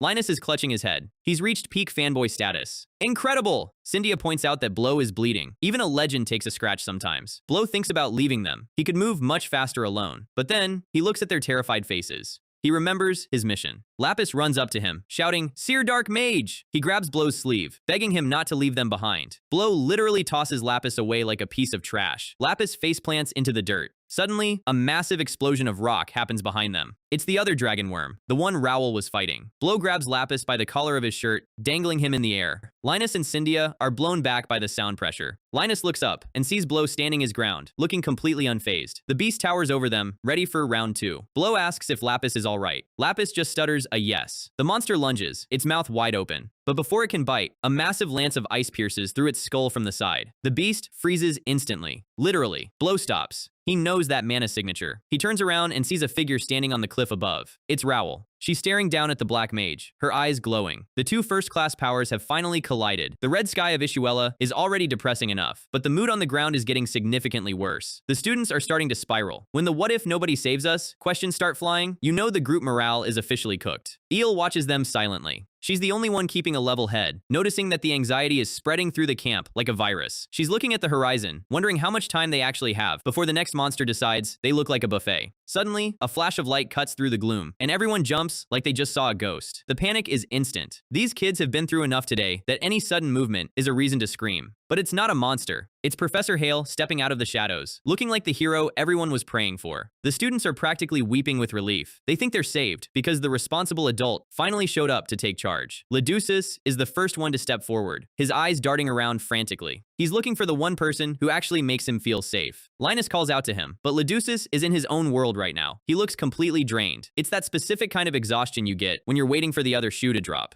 He spots someone sitting in the rubble and sprints over, hoping it's Rood. It's Dio. He's alive, but he looks like he's seen the end of the world and isn't quite sure if he's glad he survived it. Leducis immediately asks the big question. Where is Rood? Dio just stares into the distance, his brain clearly having left the chat about 20 minutes ago. Leducis tries to shake some life back into him, but Dio is just a shell at this point. Professor Hale walks over, his kind teacher mask still firmly in place. He kneels down beside them, acting like he actually cares about the mental health of his students. He tells Leducis that Dio is just in shock. It's a very calm, professional diagnosis for a guy who literally caused the shock himself. Hale puts a hand on Leducis' shoulder and gives him the stay composed speech. It's top-tier gaslighting from a man who knows exactly where Rood is. Then he drops a line that should be a massive red flag. He whispers that everything happening right now is all for Leducis' sake. Leducis freezes. There is a split second where the darkness in Hale's eyes reflects back at him, and for the first time, the kid looks genuinely terrified of his teacher. Hale stands up and claps his hands, shifting back into leader mode to tell everyone they need to move to a safer location. Dio finally blinks, looking up at Hale with a face that says, I definitely just heard something I wasn't supposed to. But the group is already moving. The sheep are following the wolf because he's the only one with a flashlight. Meanwhile, on the other side of the wasteland, things are getting extremely cold. A massive wave of ice magic shatters the ground, nearly pinning our guy to the rock. Professor Raoul isn't interested in a conversation. She sees the Black Mage, and in her head, that means the most wanted man in the Empire is finally in range. They lock eyes for a moment. It's the first-class mage of the Association versus the first-class mage of the Shadows. Rood is just standing there thinking, I really didn't need this today. He's trying to be the mysterious dark mage, but he's mostly just annoyed. Raoul lunges, her sword glowing with enough mana to freeze a lake. Rood barely sidesteps it. He's trying to tell her to wait, but Raoul isn't exactly the listen first type. She's moving like a blur, forcing Rood to keep his guard up, while the ground under them basically turns into an ice rink. He sighs and uses a bit of Black Haze to parry the strike. He's being careful. If he uses too much, he'll accidentally delete her sword, and then he'll have even more paperwork to deal with. Lapis is watching from the sidelines, completely mesmerized. In his eyes, this is the most legendary duel of the century. Linus and the hooded student step out of the dust, looking like they walked into the wrong movie theater. The impact of their mana clashing sends a shockwave through the canyon that clears the fog for miles. Raoul stops her blade inches from his face. She's finally close enough to get a good look at him. Rood tries to be the voice of reason, telling her she needs to calm down so they can actually talk. Raoul narrows her eyes. She says she definitely recognizes his face. Rood's heart probably just skipped a beat, because if she connects the dots to Rood the student, he's cooked. But before she can finish that thought, the students start screaming at her to stop. Linus is literally yelling that the Black Mage is the one who just saved their lives. Linus is going full fanboy, telling Raoul she's being incredibly rude to their hero. It's hilarious, because he has no idea he's defending the kid he usually ignores in class. Raoul looks at the students, her professional pride taking a massive L right now. She steps back, clearly frustrated that the victim of the criminal is currently the criminal's biggest fan. Rood takes a breath. He's safe for now, but that "I recognize you" comment is going to keep him awake at night. Professor Khan arrives on the scene, carrying Cyndia. He stops dead when he sees the black-haired kid. He repeats the name Black Mage of Ofon, like he's trying to convince himself it's real. Khan is a first-class mage himself, so he knows exactly how dangerous the person standing in front of him is. But he's also shocked that the legendary Dark Mage looks like he hasn't even hit his 21st birthday. Rood just stands there awkwardly. Being told you look too young to be a war criminal is a weird flex, but he'll take it. Khan asks the million-dollar question: how did a high-level mercenary like him end up in a restricted dimension? Rood pulls a story out of his sleeve, claiming he was sent to Ishuella on a top-secret mission and just happened to bump into the students. It's a total lie, but it sounds official enough that nobody questions it. He gives them the model citizen look and asks if it's okay if he helps them out for a bit. Khan is practically stumbling over his words to say yes. Having a first-class dark mage on your side in a monster-filled wasteland is like having a cheat code for reality. Even Raoul is silent now. She doesn't like it, but even she knows they're outnumbered by the monsters here. Lapis starts promising they'll repay him once they get back to Helios, but mid-sentence, the air behind them starts to rot. Rood's spider sense goes off. He spins around, his eyes glowing neon blue. A massive vortex of corrupted mana opens up right behind Khan, looking like a literal hole in space. Rood lunges forward, pushing the students back as the dark energy starts to solidify. Everyone scrambles for cover as the ground starts to buckle under the pressure of the summoning. The vortex collapses into a humanoid shape, leaking black smoke that smells like death. Raoul and Rood stand side by side, their combined mana creating a pressure that would make a normal person faint. It's the blue-eyed specter. This isn't a mindless monster, this is an enforcer. Rood puts on his best confused kid face and asks what that thing is. He's playing dumb, because if he reveals he knows what this entity is, his secret mission cover story is gone. Back at the other group, things are looking safe, but feeling very wrong. The students are still gathered around the teleportation point, waiting for any sign of their missing classmates. They're calling out for Professor Hale, still treating him like their only lifeline in this nightmare. They think they're safe now. They're asking if they can go home, if the nightmare is over. Eel is standing in the middle of the crowd, her face completely still. On the surface, she's relieved most of the class is back together. But then, she looks at Professor Hale's back, and her intuition, the thing that has kept her at the top of the class, starts screaming. It's a physical feeling of dread. It's that sensation you get when you realize the person holding the map is the one who led you into the trap. Dio pulls himself together and starts asking around for Rood. He knows the lewd act is just a cover, but he's worried Rood might have actually gotten separated. Leducis is vibrating with anxiety. He feels like a part of his soul is missing, because Rood isn't there to tell him what to do. Eel walks over and confirms what they already know. Rood was right next to them before the teleportation went haywire. Dio tries to explain that they got swept away, but his voice is shaking. He knows that in a place like this, missing usually means dead. Leducis hasn't said a word. He's just staring at the ground, looking like he's about to break. Dio looks at Professor Hale again. Something about the way the teacher is standing is off. He's too calm. Hale suddenly shouts for everyone's attention, cutting off the conversation. He announces that all the essential people are here now, so they're going to stop searching for the missing students. He says it with a small, satisfied smile. It's the smile of a guy who just finished checking off a shopping list. The students are horrified. They're yelling that Rood and the others are still out there. Dio steps forward, pleading with the professor. He can't believe a teacher would just abandon his students to die. Hale doesn't even look at him. He just says, "Who cares?" like he's talking about a lost pen. Then he turns around, and his face has completely changed. The kind teacher is gone. He tells them, with absolute boredom, that the missing students are probably dead somewhere. The silence that hits the camp is deafening. Even the elitist Hiri students are looking at him like he's a stranger. Dio asks him what he's saying, but he already knows the answer. The mask hasn't just slipped, it's been shattered. Hale laughs. It's a dry, jagged sound. He tells them they're actually quite lucky to be the ones who made the cut. He snaps his fingers, and a massive pillar of mana erupts from the ground, throwing everyone off balance. The earth literally tears itself apart. Hale is lifting the entire section of the cliff into the air, students and all. He stands at the edge of the rising platform, his eyes glowing with a sickly dark light. He tells them they'll survive until the very end. It's a promise that sounds a lot more like a death sentence. Back at Rood's location, the Spectre is staring him down. Linus points at the entity and screams that it's the one that sent them here. Rood's internal monologue is firing at 100 mph. He's wondering why the Spectre is showing itself now of all times. Suddenly, the ground starts shaking under their feet. It's a rhythmic vibration that feels like a heartbeat. The sky above the horizon starts to burn with a blinding orange light. Everyone turns to look at the massive pillar of light in the distance. It's the platform Hale is currently lifting into the stratosphere. Raoul's face goes pale. She's a first-class mage, so she can feel the sheer volume of mana being used over there. It's enough to power a small country. Rood narrows his eyes. He realizes Hale is doing something massive, and the Spectre here is just a distraction to keep the heavy hitters occupied. The pillar of light is acting like a beacon, probably signaling something even worse to come. Rood knows he has to hurry. If he doesn't get to Leducis now, there won't be a Leducis left to protect. The Spectre shifts its weight, blocking the path. It's like it can read his mind.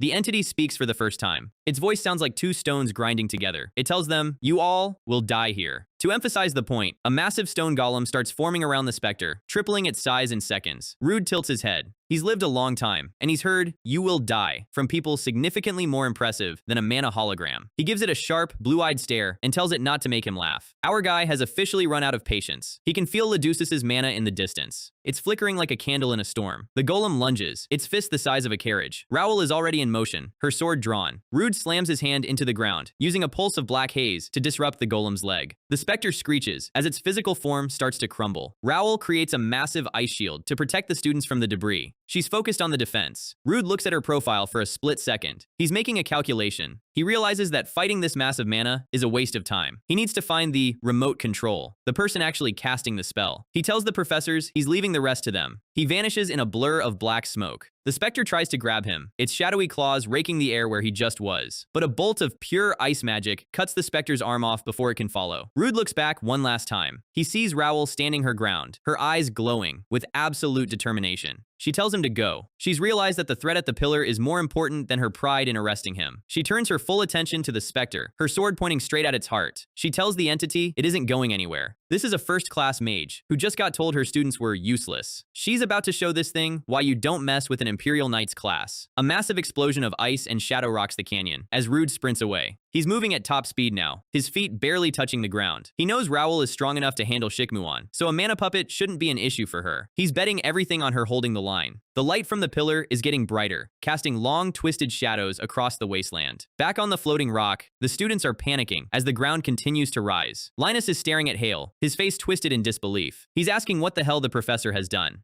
He points a shaking finger at Hale and asks if he was really behind all of this from the start. Hale just smiles that same hollow smile. That's right. He's not even trying to hide it anymore. The "I'm a good teacher" DLC has been uninstalled. Leducis asks him why. He can't understand why someone who taught them magic would want to destroy them. Hale walks toward him, his footsteps heavy. He says everyone has their reasons, calling Dio out by name. He tells the class to think of this as real-world combat training. It's the ultimate evil teacher trope, and he's leaning into it hard. Dio realizes the man is completely insane. There is no logic here, only a twisted ideology.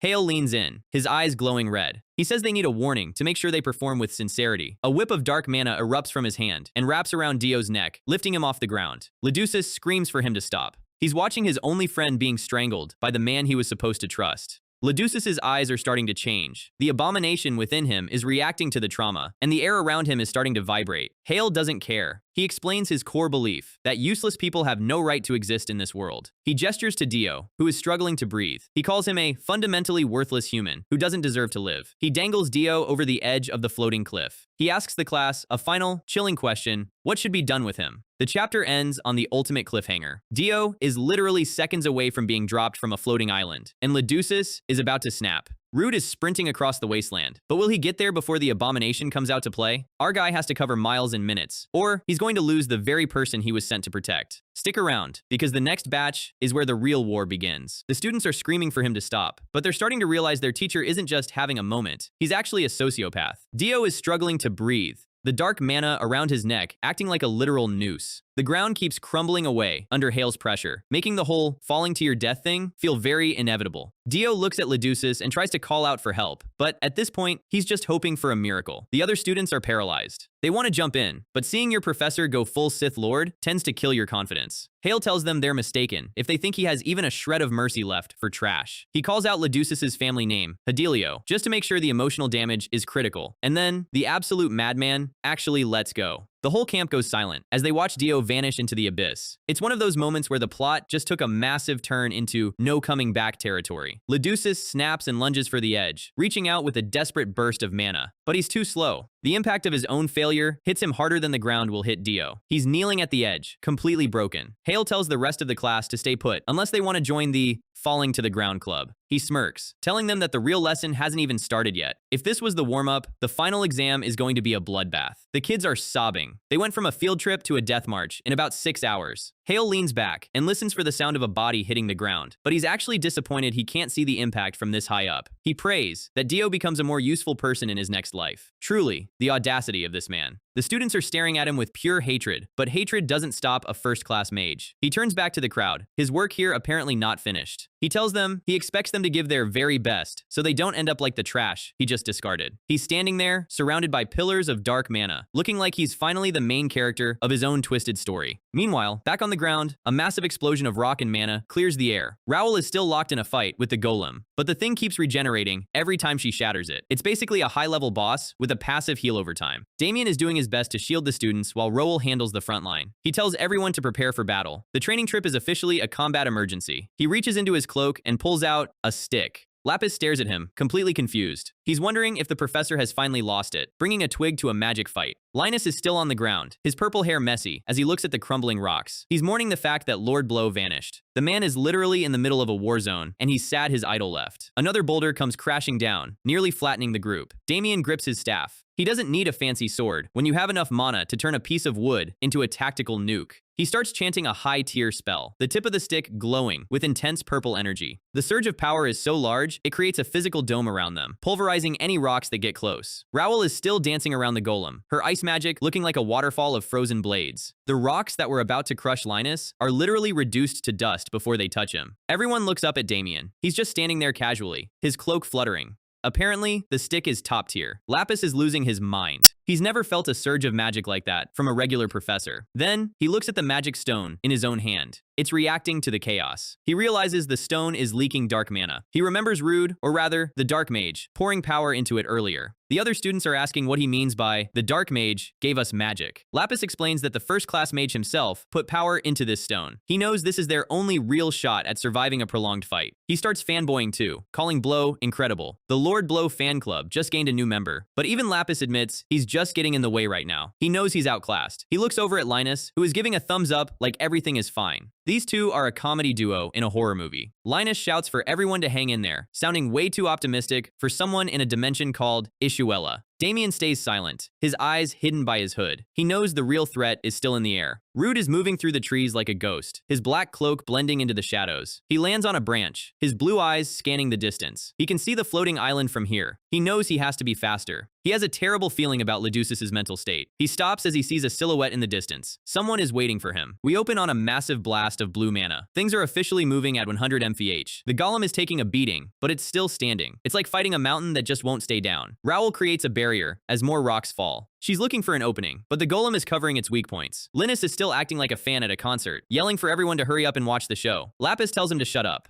He's realizing that being useless isn't a joke when people are actually dying. He grips the magic stone, but he's still too afraid to use it. It's that mental block, where you have the weapon, but you're scared of the kickback. The golem swings a fist the size of a house. Damien creates a massive magic circle to catch the impact. The ground under him literally cracks from the weight. The fist hits the shield with a sound like a thunderclap. Lapis gets thrown back by the shockwave, landing hard in the dirt. Linus asks him if he's finally ready to use his mana. Apparently, being crushed by a rock is a great motivator. Lapis screams that he won't use it. He's terrified that if he releases the dark mana, he'll lose control. He knows they need to survive, but his fear of the power is stronger than his fear of the monster. Suddenly, a pink ribbon of light snakes through the air. It's Anna. She's using her binding magic, her red hair glowing with effort. The light wraps around the golem's arm, holding it in place for just a second. She calls out her spell name, Terrence, pouring every bit of mana she has into the bind. Lapis looks at her in shock. He didn't think anyone else had the guts to step up. She looks back at them, her face pale. She's literally burning through her life force to give them a window. Then she collapses. She's done. She gave it everything. Lapis runs to her, praying she's not dead. She's still breathing, but she's out of the fight. The golem breaks the bind easily. It looks even more annoyed now. It raises its arm for a final strike. Lapis looks up, realizing he's out of time and out of excuses. He looks at the magic stone. He realizes that if he doesn't use it, Anna's sacrifice was for nothing. He finally points his hand toward the golem, his blonde hair blowing in the wind. The monster's fist is inches away from turning them into pancakes. Lapis closes his eyes and screams. It's a do-or-die moment. An explosion of light fills the screen, louder than anything before. Linus and the others shield their eyes as the dust clears. The golem's arm is gone. Just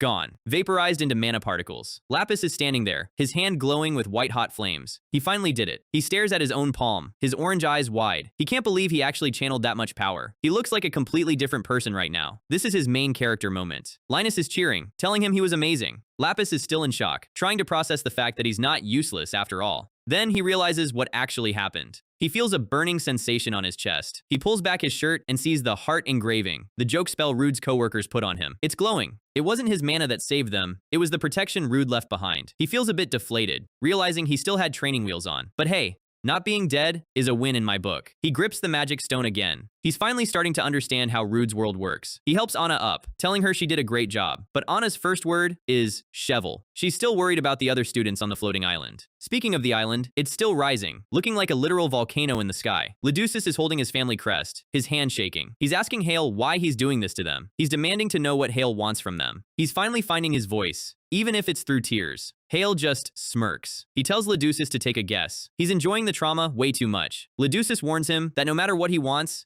he won't let him have it. It's a bold statement for a kid who just watched his best friend fall off a cliff. Hale's eyes go dark. He says, well, with a tone that makes your skin crawl. He thanks Leducis for the sentiment, but then he snaps his fingers. Leducis realizes the magic stone on his own necklace is reacting. He can't control it anymore. Hale is laughing now, a physical manifestation of his mana swirling around him. He tells Leducis that right now, he is going to use his power. He's literally leeching the mana out of the kid. Leducis is paralyzed. He feels his soul being pulled out through the magic stone. A massive pillar of blue light erupts between them, shaking the entire floating rock. The other students are being pushed back by the sheer pressure. Leducis looks up, his eyes glazed over. He's entering a state of total mental collapse. We see a flashback to him sitting on the floor, looking small and broken. He keeps repeating, "It's my fault," over and over. This is the core of his trauma. We see Hale's face in his memories, smiling as the darkness takes over. The phrase, "everything is for your sake," echoes in his head like a curse. He's reliving the library incident, the abomination moment, where he thinks he killed everyone. He's sitting in a void, the light of his sanity slowly fading away. The words, "everything is my fault," take up the whole screen. This is peak psychological horror. Elsewhere in the forest,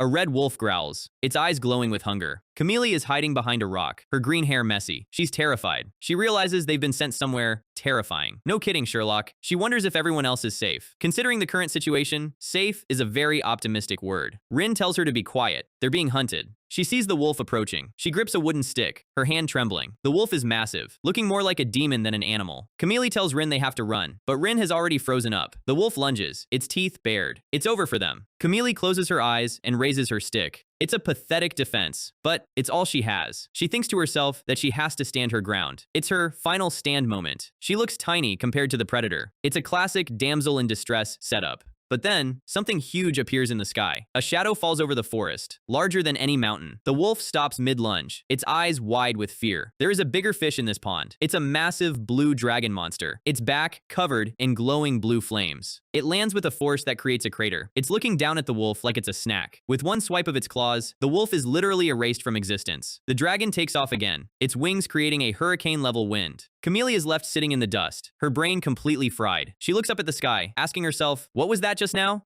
So, a literal dragon just saved the side characters, while Leducis is having a mental breakdown on a floating rock. Rood is still MIA, and Hale is about to activate whatever lesson he has planned. We've got a dragon in the forest, a sociopath in the sky, and a protagonist who needs to start running a lot faster. Don't go anywhere, because the next batch is about to show us exactly what's inside that silver-haired kid. Rood is staring up at this massive cliff, thinking about his life choices. This thing is steep enough to make a mountain goat quit. He's wondering if he can actually climb this without using enough mana to alert every first-class mage within 3 dimensions. But Leducis is up there, and the air feels like it's vibrating with bad endings. Rood knows he can't afford to take the stairs. We get a quick mental flash of the classroom. Rood, Leducis, and Dio just sitting at their desks like normal kids. It feels like a fever dream compared to the current hellscape. This is what Rood is fighting for, the chance to go back to being bored in class. It's the most relatable motivation in the series. His eyes go dark. He's made a vow. If anything permanent happens to those kids, someone is going to pay. He takes the first step, ready to parkour his way to the top. Excuse me. Rood freezes mid-stride as someone literally drops into the frame upside down like a homicidal Spider-Man. It's Shikmuan. Of course it's him. The one guy who can find a fight in a haystack has found the Black Mage. Meanwhile, back with the Teacher of the Year nominees, the golem is still wrecking the scenery. Raoul is trying to cast a barrier while holding a terrified student. She's burning through mana like it's free, but even her tank has a limit.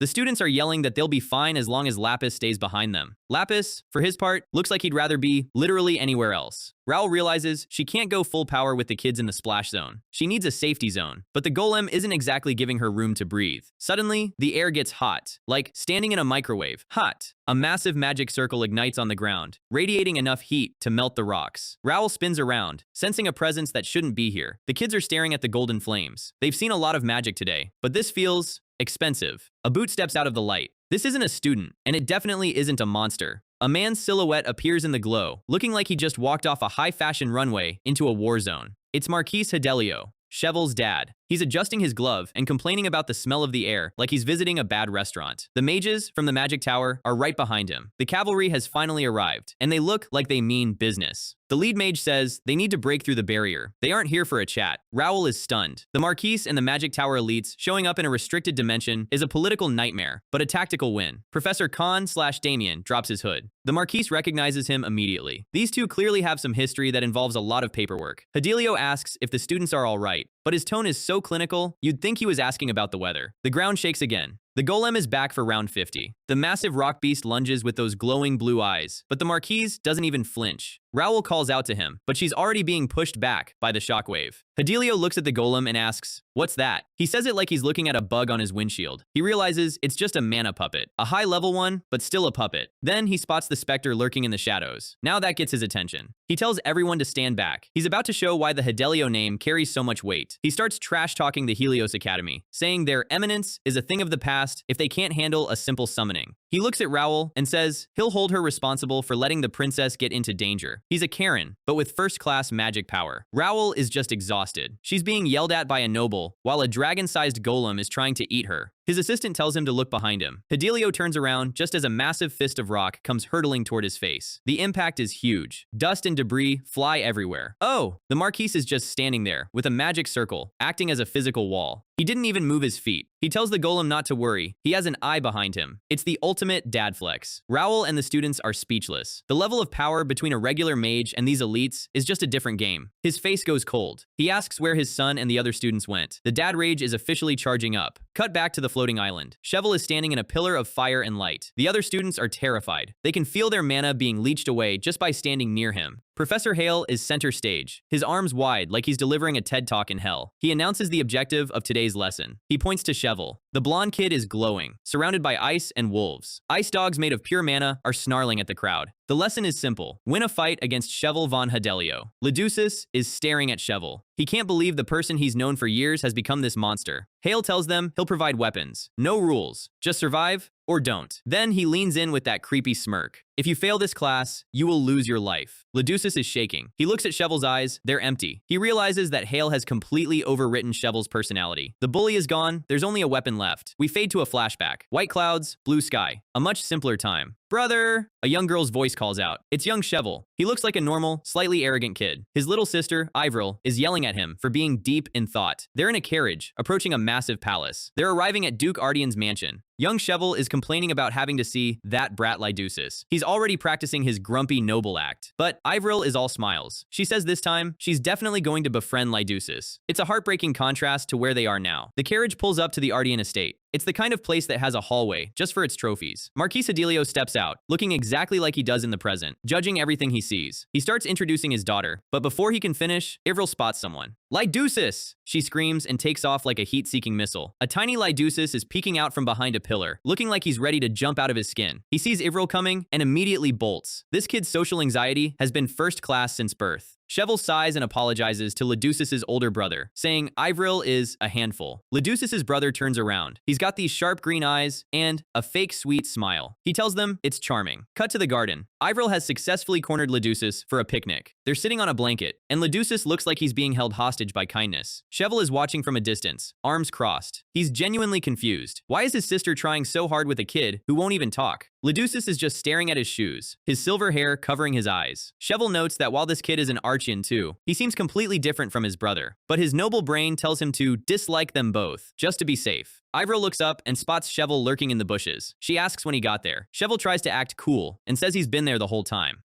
Leducis looks up, his purple eyes wide with fear. Cheval asks, what's with that look? Then tells Ivril they should be heading back soon. He's trying to be the serious one. Ivril throws a tantrum. She says he can't leave until he properly says hello to Leducis. Cheval pauses. He's a Helios. He doesn't just say hello. He leans down, puts on his best mean kid face, and says, "Hey, nice to meet you, I guess." Leducis and Ivril both react like he just declared war on puppies. Ivril loses it. She starts kicking Cheval's shins, screaming that he's an idiot and needs to do it properly. Leducis takes the opportunity to vanish again. The kid is a stealth master. Cheval is left standing there, rubbing his leg and wondering what on earth he did wrong. Ivril is wailing that it's all his fault. It's the classic sibling dynamic, even in high society magic houses. Cheval goes looking for Leducis later, muttering, "Damn it," under his breath. He feels responsible, which is his first mistake. He's wandering through the estate, wondering where a silver-haired kid could possibly hide in a house that's 90% marble. Ivril's voice echoes in his head, telling him she won't go home until he finds Leducis. She's got him on a leash. Helios? It's Leducis' older brother again. He's standing there with that perfect student posture. He asks if something happened. Cheval looks a bit embarrassed. He says he's looking for Leducis so his sister can say goodbye. The brother's eyes go dead. It's a sudden tonal shift that makes the panels feel colder. He asks if he's talking about Liz. He says the kid likes to be alone and is always hiding somewhere. Cheval thinks it's just a game of hide and seek. He doesn't see the poison behind the brother's words. The brother leans in, his face shadowed. He gives Cheval a piece of advice. Don't get too close to Liz. Cheval is confused. This is his brother talking. Then the brother drops the bomb. He's not really my brother. He's a monster.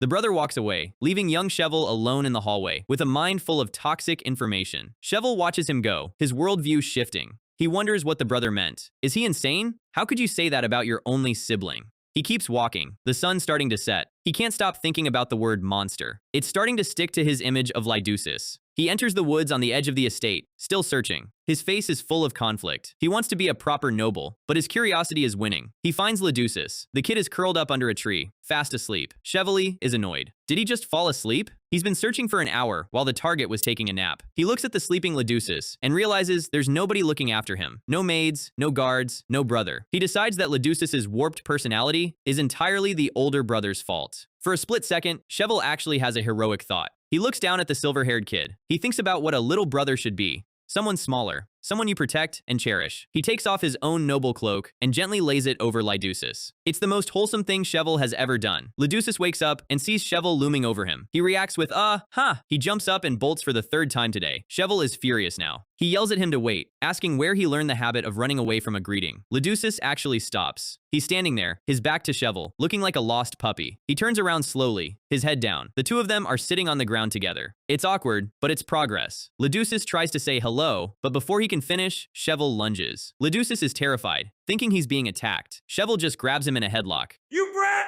Do you have any idea how much trouble I went through because of you? Ivril and the Marquise arrive, seeing the two boys wrestling in the dirt. Ivril is screaming at Cheval to stop, while Cheval is laughing and Leducis is just confused. For a moment, they look like friends. This was the turning point. This is why Cheval is so obsessed now. He was the only one who tried to protect Leducis, and he took it to a dark, twisted extreme. We cut to Marquise Helios in his office, looking at a report. You're going to the Archean estate again? He's watching his son get sucked into the Archean family's darkness. So, Cheval actually cared? That makes his current state on the floating island 10 times worse. He's being used by Hale to kill the kid he once covered with his own cloak. And Rood is still stuck at the bottom of the cliff with a heterochromatic battle maniac hanging over his head. Things are about to get very violent, very fast. Don't go anywhere, because the Helios family drama is just getting started. He asks Cheval if he seriously wants to go back to the Archean estate again. He even suggests they just move there at this point. The kids take him literally and get excited, which is the exact opposite of what he wanted. Parenting first-class mages seems like a nightmare. The Marquis sighs, thinking about how his kids have zero clue how much he actually hates the Duke. He sends them off, probably just for some peace and quiet. His assistant looks on with pity. Being the head of a prestigious house is 10% magic and 90% managing your children's weird friendships. Back in the past, Ivril is dragging a very reluctant Leducis into the woods. Young Cheval is lurking in the background like a protective bodyguard who isn't quite sure if he's supposed to be there. Ivril is all smiles, thinking they've finally made progress. She's the only person who treated Leducis like a human being instead of a ticking time bomb. Cheval watches them, his inner monologue admitting that he's only there because they keep showing up uninvited. He's pretending to be annoyed, but we know the truth. Suddenly, a spark of light clears the screen. It's one of those perfect memory moments before everything goes wrong. Leducis looks up, his eyes wide. He actually says hello to Cheval. For a kid who barely speaks, this was basically a 3-hour speech. Cheval freezes. He's caught off guard by the fact that the brat actually acknowledged him. The vibe is wholesome, but the black borders on the panel tell us this is a memory that hurts to look at. Cheval's internal thought drops, I wish he were my brother. We jump ahead. The library. The mood has officially shifted from wholesome to horror movie. Cheval finds Leducis' older brother standing in the shadows. This guy always looks like he's practicing his villain monologue. The brother asks where Ivril is. His voice is way too calm for someone in a dark, empty library. Cheval says she's with Leducis. He doesn't realize he just walked into a conversation designed to break him. The green-eyed brother sighs, telling Cheval he clearly didn't listen to his advice about staying away from the monster. Cheval tries to defend his friend, but he's clearly shaken by the tone of the conversation. He asks the brother why he talks about his own sibling like he's a beast. Cheval tells him he's done listening to this nonsense. He's trying to walk away with his dignity intact. but the brother's eyes lock onto him. He repeats it, "I should stay away from you." He leaves Cheval standing there, planting the seeds of doubt that are about to bloom into a forest of trauma. And then, the incident happens. The memories start to glitch and distort. Everything is covered in blood and static. Cheval's face is a mask of pure shock. He sees Leducis sitting in the middle of a vortex of dark mana. This is the moment the abomination woke up. Everything was ruined in a single afternoon. The rumors start flying. People are whispering about a monster hiding among the nobles. They say the Arshan boys survived, but the Hidelio girl was sacrificed. Cheval is kneeling at a funeral. His brother's words are echoing in his head. He was right. He blames himself for letting Ivril get close to Leducis. The grief is turning into a very specific kind of poison. Marquise Hidelio puts a hand on his son's head. He says Leducis didn't do anything wrong, but his eyes say the exact opposite. Chevalier doesn't care about logic anymore. He lost the one person he treasured most. A final image of Ivril smiling. It's the final blow to Cheval's sanity. He's crying, his orange eyes burning with a grudge that is going to define the next few years of his life. Who wouldn't hold a grudge? Back to the present, or at least the recent past at Helios. Cheval is walking down the hall when his lackey stops him. He hears that Leducis has enrolled at the academy. You can practically see the boss music starting to play in his head. He tells them to clear out the library and gather everyone. He wants to throw Leducis a welcome party. We see them face to face in the hallway. It's the first time they've met since the incident. The tension is thick enough to cut with a sword. Cheval looks down on him with pure disgust. They stand in silence. It's the quiet before the storm that we saw in the opening chapters of the series. Leducis tries to speak, but the words get stuck in his throat. Cheval leans in and tells him exactly what his brother said. He said you're not his brother, but a monster. And then the betrayal that broke Leducis for good. And to be honest, I agree with him. He walks away, leaving Leducis in a dark void. This is where Leducis' suicidal ideation started. Back to the floating island in Ishuella. The flashback is over, and the wolves are out for blood. A massive magic circle ignites above the students. Hale is done with the psychological warfare, and is moving on to the physical kind. He tells them they can use weapons, magic circles, whatever they want. He's giving them a head start, because he knows it won't matter. The students are breaking. They're crying, saying there's no way they can win against a first-class mage's puppet. They try to run, but Leducis stops them. He asks if they're planning to dive off the cliff to escape. Eel steps forward. She's holding a magic stone. Her face is cold as ice. She says there's nowhere left to run. All we can do now is to fight. The class is shocked. They've never seen the Ice Queen this fired up. She thinks to herself that she refuses to die in a place like this until she meets him again, referring to the Black Mage. She realizes Cheval isn't in control of his mind. She's analyzing the situation while everyone else is panicking. Hale laughs, calling their chatter useless. He's ready to press the play button on the massacre. He signals Cheval to start. The puppet responds instantly. The phantom wolves lunge forward, their mouths glowing with mana. The students scream and scatter. It's absolute chaos. Isle calls them fools for running when there's no exit. She's trying to hold the line. She grips her magic stone. I'm on my own now. Leducis is standing in the path of a wolf, looking like he's just waiting for the end. He's completely given up. Suddenly, a massive explosion of rock and dark mana clears the air. The dust settles to reveal Rood, in his blow form, blocking a strike from Shikmuan. The 1v1 we've been waiting for is finally happening. Shikmuan smirks, pointing a finger at the cliff. He guesses correctly that Rood is trying to head up there. Rood is frustrated. He didn't even sense Shikmuan's presence. The guy is a stealth master when he wants to be.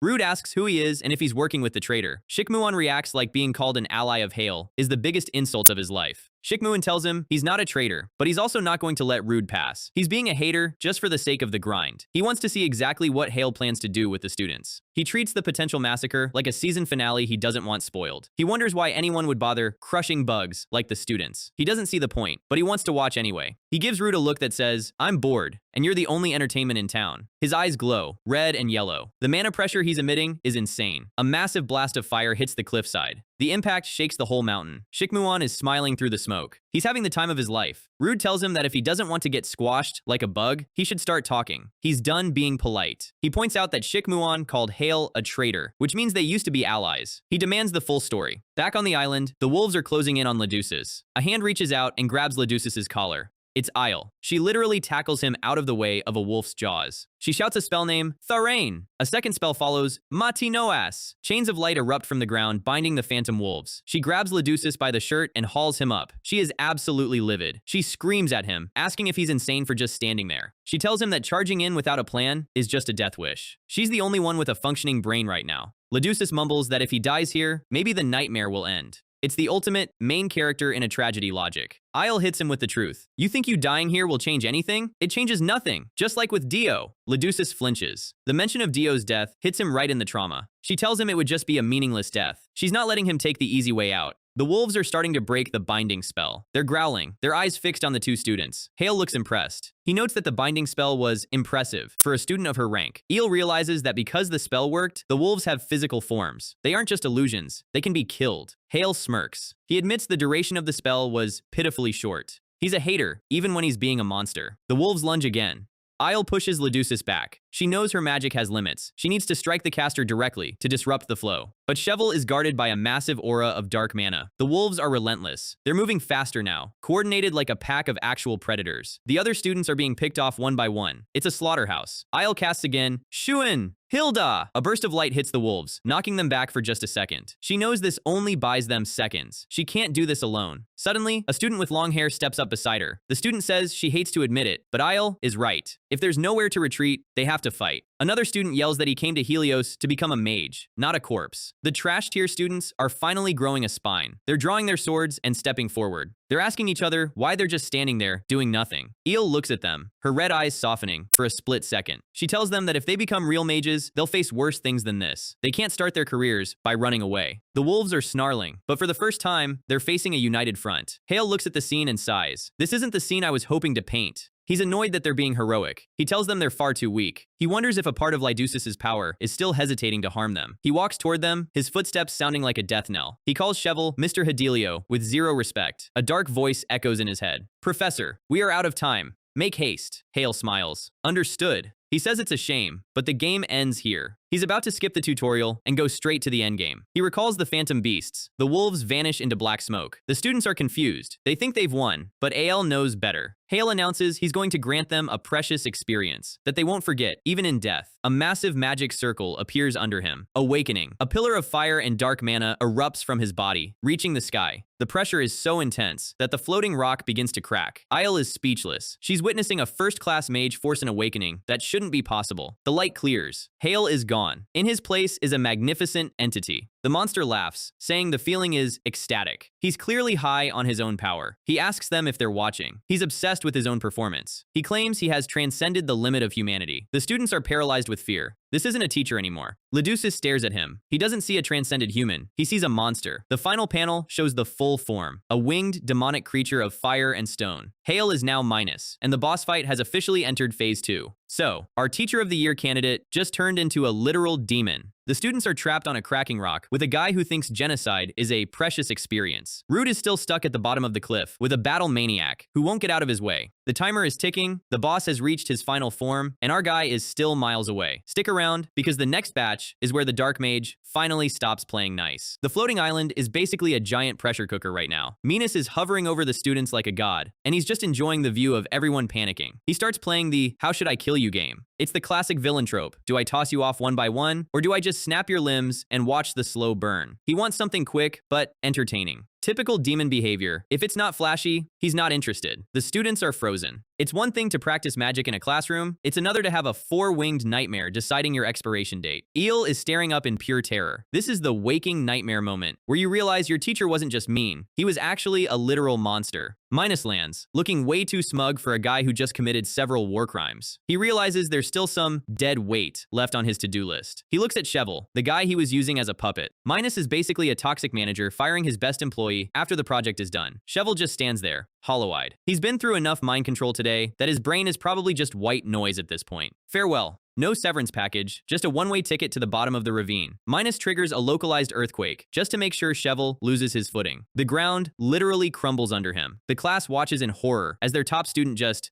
slips away. Minas is smiling because he loves the shock factor. Shevel is falling. No magic, no resistance, just gravity doing its thing. It looks like the end of the line for the Hedelio family heir. He's falling fast. The wind is ripping past him, and for a second, it's completely silent. Minas turns his attention back to Leducis. He wants to see if this triggers the evolution he's been yapping about. But then, something stops. Shevel isn't hitting the ground. Someone actually caught him. A hand reaches out and grabs his wrist with enough force to probably leave a bruise. It's Leducis. The guy who Shevel spent years calling a monster and an abomination is the only one who moved to save him. It's a long drop, and Leducis is barely hanging on to the edge of the cliff. One slip, and they both become pancakes. Meanwhile, at the bottom of the mountain, the dust is finally starting to settle from the Class 1 brawl. Shikmuan is standing in a giant crater, looking like he just finished a workout. He's staring at the smoke with that "did I win" expression. He laughs to himself. He's genuinely surprised. He didn't expect Blow to be this much of a challenge, but he's absolutely loving the adrenaline. Then, the smoke clears. Rood is standing there, fully transformed into Blow, and the vibe just shifted from fun spar to you're about to be deleted. Those blue eyes are glowing. This is the main character moment we've been waiting for. Rood isn't playing around anymore. Rood drops a line that basically tells Shikmuan he's lucky he's still breathing. Shikmuan just giggles like a maniac. This guy really is a battle freak. He sees a world-ending threat, and his first thought is, awesome. Round 2. Shikmuan looks up at the floating island. He realizes that Minus is up there messing with the script. He notes that things aren't going the way he planned. He's likely talking about Minus, or maybe someone even higher up.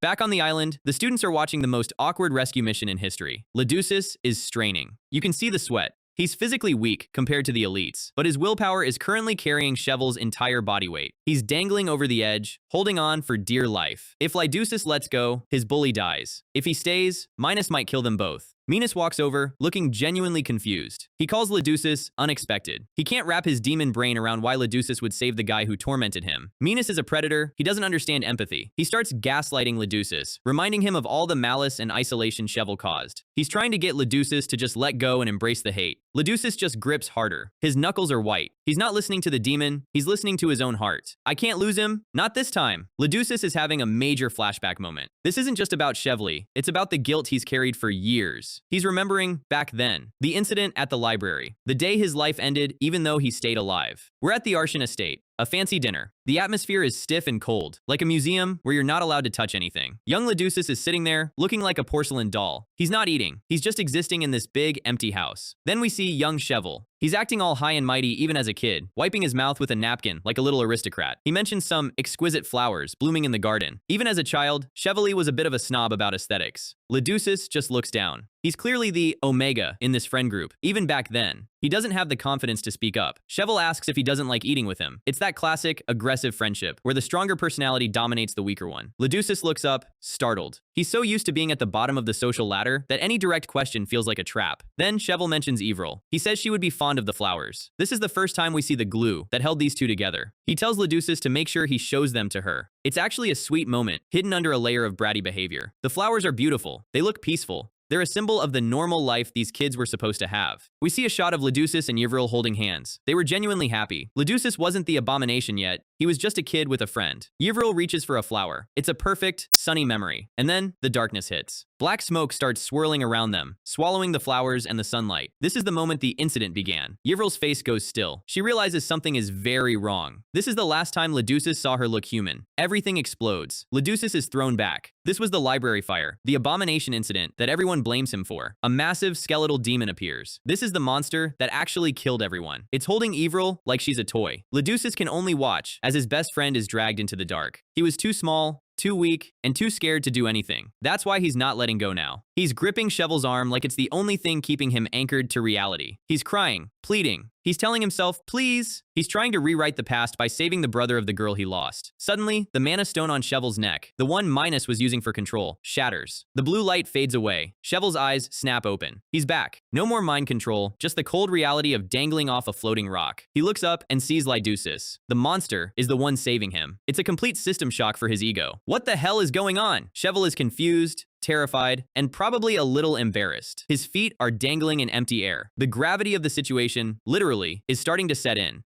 Leducis is shouting at him not to let go. He's pouring every ounce of his energy into that one grip. He looks absolutely wrecked. This is the most heroic Leducis has ever been, and he's doing it for a guy who treats him like trash. Minus, watching from the side, just says, oh. He's got that look of someone who just found a more interesting way to torture a bug. He tells Leducis that thanks to him, he thought of something fun. Whenever a demon uses the word fun, you know someone is about to have a very bad day. He gives Leducis a choice, the classic sadistic dilemma. If you let go of Helios' hand, the rest of the students live. Minus points to the group of students cowering in the background. He's making it a one versus many situation. But if you don't, and decide to save Helios instead, he raises his hand, and massive chunks of the floating island start breaking off and hovering over the other students. It's a literal sword of Damocles. Are you going to save them? He's putting the weight of dozens of lives on the shoulders of a kid who can barely lift a spoon. Minus is grinning. He loves this. He wants to see Leducis break. Make a choice. Leducis looks up. He's seeing the rocks hovering over his classmates. The logic is simple. Let one bully die to save the entire class. The students are screaming. They see the giant boulders about to crush them. The panic is reaching a fever pitch. Leducis is whispering, I can't. He's paralyzed. He wants to save everyone, but he's physically and emotionally at his limit. Cheval looks up and sees the hesitation. He calls Leducis unsightly. Even while dangling over a death drop, he can't help but be a jerk. He starts insulting him, calling him a punk. He brings up the bullying again, trying to provoke a reaction. You like seeing me in this state, don't you? He's trying to give Leducis an out. He wants Leducis to hate him, so it's easier to let go. Leducis' hand slips a little. The tension is insane. You can almost hear the muscle fibers straining. Cheval shouts at him to just let go. He says he doesn't want his help. It's the ultimate tsundere death wish. He's screaming now, his face red. He's trying to be the big man one last time by choosing his own end. But then, a tear falls from Leducis' face and hits Cheval. The act of bravado crumbles instantly. Leducis is crying. He whispers,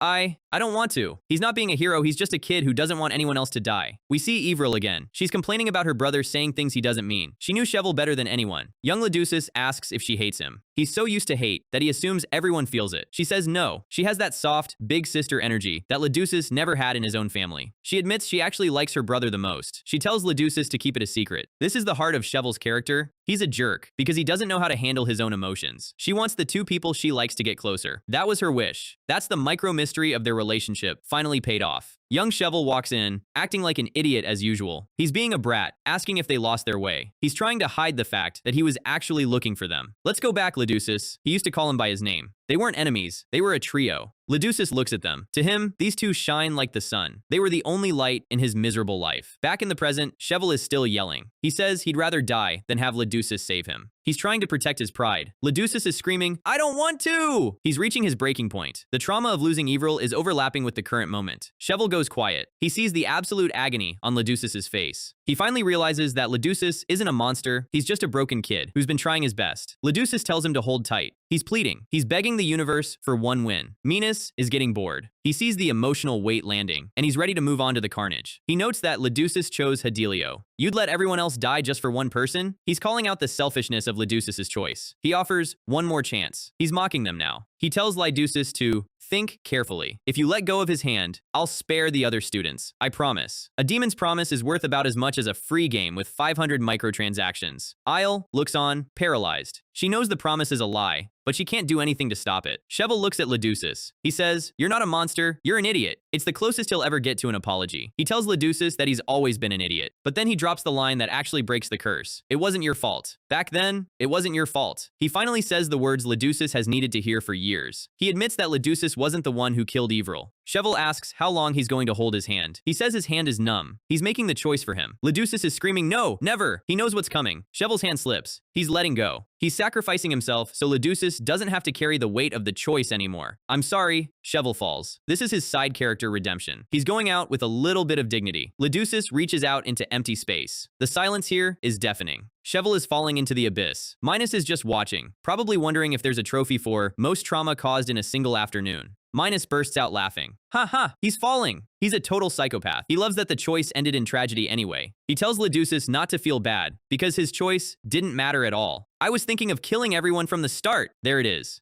The demon's promise, revealed as the lie it always was. He drops the boulders. The students scream as the ceiling literally falls on them. It's over. There's no one left to save them. Eel looks up, her eyes wide. Is this the end? She's a genius, but you can't logic your way out of a mountain hitting your head. Leducis is slumped over the edge, crying. He's completely broken. He failed to save Chevalier, and now he's failing to save his class. The dust and smoke are everywhere. It looks like a total wipeout. Then, we hear a voice in a flashback. Leducis, ask me for help. No matter what, I'll help you with everything I can. Leducis whispers, rude. He's calling for the only person who ever treated him like a normal human being. Minas is standing there, looking bored again. He's about to finish the job, but then he senses something. His demon eyes widen. He looks to the side. Black smoke starts swirling around Leducis, but it's not the demon smoke. It's darker, heavier, and it feels like the end of the world. Help me, Leducis asks. It's the micro-mystery payoff of the whole arc. Suddenly, a figure moves past Leducis with blinding speed. He grabs Cheval out of midair. Leducis looks up. He can't believe it. Cheval is tossed onto the ground like a sack of potatoes. He's alive. He's coughing and confused, but he's breathing. Minas is stunned. What? He didn't see anyone move. A boot lands right on Minas's face. It's the most satisfying impact in 50 chapters. It's rude, but not Lude the Class 7 weakling. This is Blow. He's standing in the middle of the carnage, like he owns the place. His eyes are glowing neon blue. He's looking at Minus with pure, unadulterated, you're cooked energy. The giant boulders that were falling on the students, they aren't hitting the ground. Black haze is swirling around every single rock. It's like the sky is being held up by invisible hands. The boulders just disintegrate. They turn into dust and vanish. Rood literally deleted the threat. The students are standing there in the dust, completely unharmed. They can't even process what just happened. Eel looks up at the figure in the sky. She doesn't know who he is, but she knows the atmosphere just changed. The survival horror is over. The payback arc has just begun. Rood has arrived, but he's not alone. Shikmuan isn't the type to let someone else finish his fight. And Minas is still a god-tier demon. The boss fight just went from hopeless to absolute chaos. The dust is settling, but the vibe on this floating island just went from hopeless survival horror to everyone shut up. The pro is here. The students are staring into the haze, trying to figure out how they aren't currently flat as pancakes. Eel is the first to look up, sensing a mana pressure that shouldn't exist. A pair of boots hits the ground. No flashy landing, just the heavy weight of someone who actually knows how to carry themselves in a fight. Rood is standing there, looking back at the crowd. He's checking the damage, thinking to himself, I'm not too late, am I? He surveys the group. You've got half the class crying, the other half frozen, and a giant red demon throwing a tantrum in the background. He pulls his hood up, trying to maintain at least a little bit of that Ofon mystery, though his eyes are giving away the I'm done with this energy. The glow in his eyes is different this time. It's not just mana, it's the look of a guy who's about to give a very aggressive lecture on why you don't touch his friends. He spots Leducis on the ground. The kid is physically fine, but emotionally, he looks like he's been through a blender. Behind him, Minas is getting back up, radiating pure salt. Rood looks at the awakened Hale, and his internal monologue is basically, what's that hideous thing? He's seen a lot of demons, but this one is particularly budget tier. He ignores the monster for a second and asks the class, is everyone okay? Imagine being a student who almost died 5 seconds ago, and this legendary-looking dude shows up just to check your vibe. The background students are whispering, who is that? It's a valid question. He doesn't look like any teacher they've ever had. Eel just stares. She's the smartest one in the room, and she's starting to realize that the weakling Lude and this monster tier mage have the same silhouette. She's dead silent, her red eyes locked on him. She's filing this under things to discuss later if we don't die. Minas is screaming now. Ugh, you bastard, ugh! He's got that classic villain ego where he can't handle being interrupted during his big monologue. Rood is already analyzing him. He felt the mana wave earlier, and he's trying to figure out if this is a natural demon or some Temu knockoff. Minas charges up a fire attack. How dare you! Get in my way! He's really leaning into the angry manager aesthetic. The impact shakes the ground. It's a massive explosion of fire and debris, the kind of move that would have wiped out the whole class a minute ago. Minas is grinning, thinking he got a lucky hit. He hasn't realized yet that he's fighting a guy who eats fire for breakfast. The smoke parts, and Rood is standing there, completely untouched. He's surrounded by black haze that just ate the explosion. Minas freezes. He recognizes that energy. Are you from the magic tower? He can't believe someone would walk into his hell dimension without a care in the world. Rood doesn't even answer. He just looks at him like he's an idiot. Which, to be fair, he is. Minas doubles down on the rage. I'll make you regret this. He's spamming heavy attacks now, hoping something sticks. Rood is dodging with minimal effort. He's remembering this mana. He felt it during the library incident years ago. He flashes back to the rumors about Professor Hale. He's connecting the dots. Hale wasn't just a traitor. He was the source of Leducis' trauma from the very start. Minas stops, panting. He actually gives Rood a compliment. You're quite skilled. It's that patronizing villain talk that usually precedes a cheap shot. However, Minas says as a whip of flame wraps around Rood's arm. It's a binding spell. He's smirking now. He thinks he's found Rood's weakness. No matter how skilled you are, will you be able to fight properly with those weaklings behind you? This is the low-tier villain move, using the students as a human shield because he knows Rood is a hero. Minas points out that Rood has been tanking hits instead of dodging perfectly. He realizes Rood is staying in place to make sure the splash damage doesn't hit the kids. Am I right? He thinks he's won. He thinks he's got Rood in a checkmate, where any movement kills a student. Rood just looks at him. No. One word. Zero hesitation. They face off, the demon radiating heat, and Rood radiating absolute zero. The contrast is making the air crackle. Well, fine. Minas starts charging his ultimate. Let's see how long you can keep this up. He knows his form is temporary, so he's going for the wipe the map strategy. He lifts a massive sphere of energy. This is a class 1 level nuke. If this lands, the floating island becomes a floating crater. The students start panicking again. It's dangerous. Yeah, no kidding. This is the part where you run, but they have nowhere to go. Rood just stands his ground. He's watching the energy build. He isn't charging an attack. He's waiting. He looks back over his shoulder. He sees the terror in their eyes. He knows he can't just dodge this. Errol is staring at his back. She's sure this is the end. The power difference between them and the demon is just too high. Rood actually lets out a small haha. He tells them to rest assured. It's the coolest line he's dropped all arc. The energy sphere fires. It's a beam of pure destruction heading straight for the group. The students shield their eyes. They're braced for the impact, expecting to be vaporized. But the explosion never comes. There's just a weird, hollow sound, like the world just had the air sucked out of it. They open their eyes and blink. They're still alive. The beam is gone. Rood is standing there, looking bored. Excuse me, it seems like you're misunderstanding something. He's talking to Minus like he's explaining math to a toddler. There's no grand reason as to why. I'm not dodging your attacks. I just didn't feel like I needed to. Absolute savagery. He basically told the villain his ultimate move wasn't worth the calories to move his feet. Rood asks him, do you get what I'm saying? He's mocking the demon's entire existence now. Minus's face is a picture of pure confusion. He's never seen mana just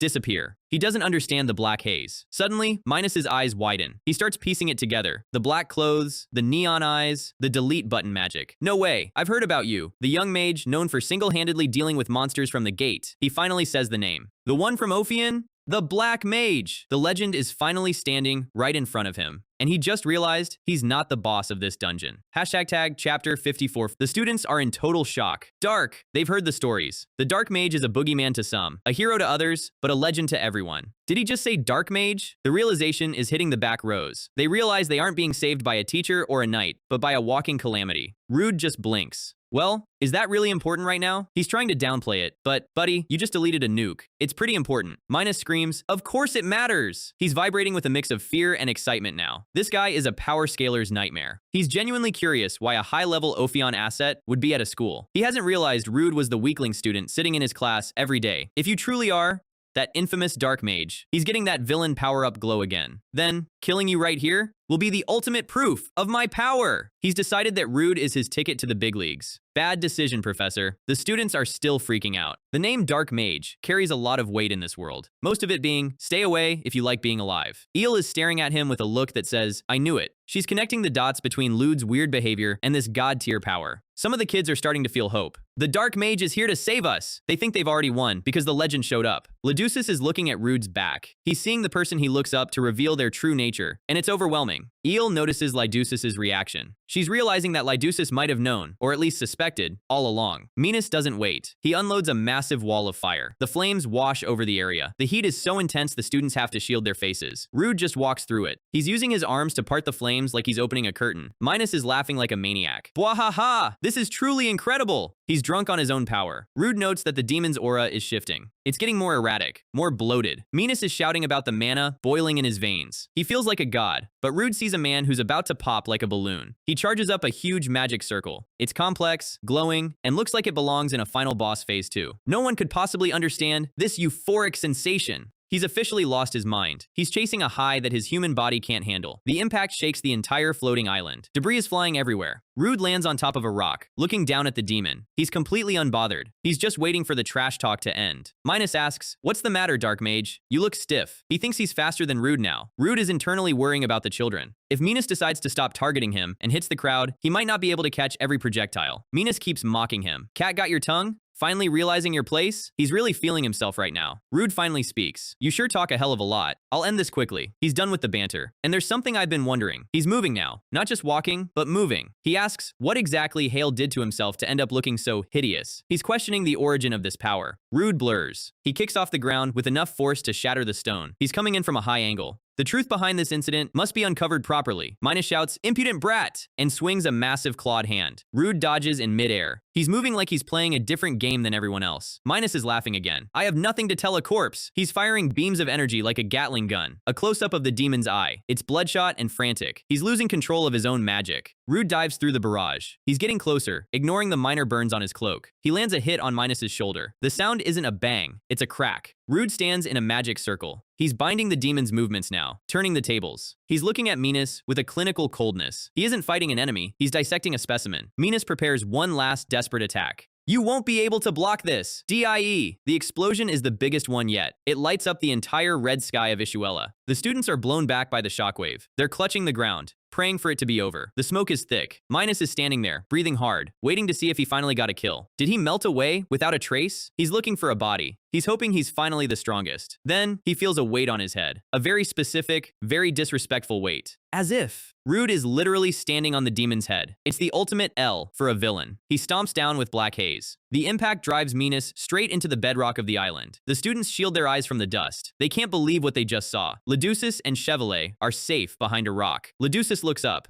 his expression unreadable. In the crater, Minas is pinned down. The Black Haze is pinning him like a bug to a board. The demon is coughing up blood, but it's not red blood. It's a weird glowing blue color.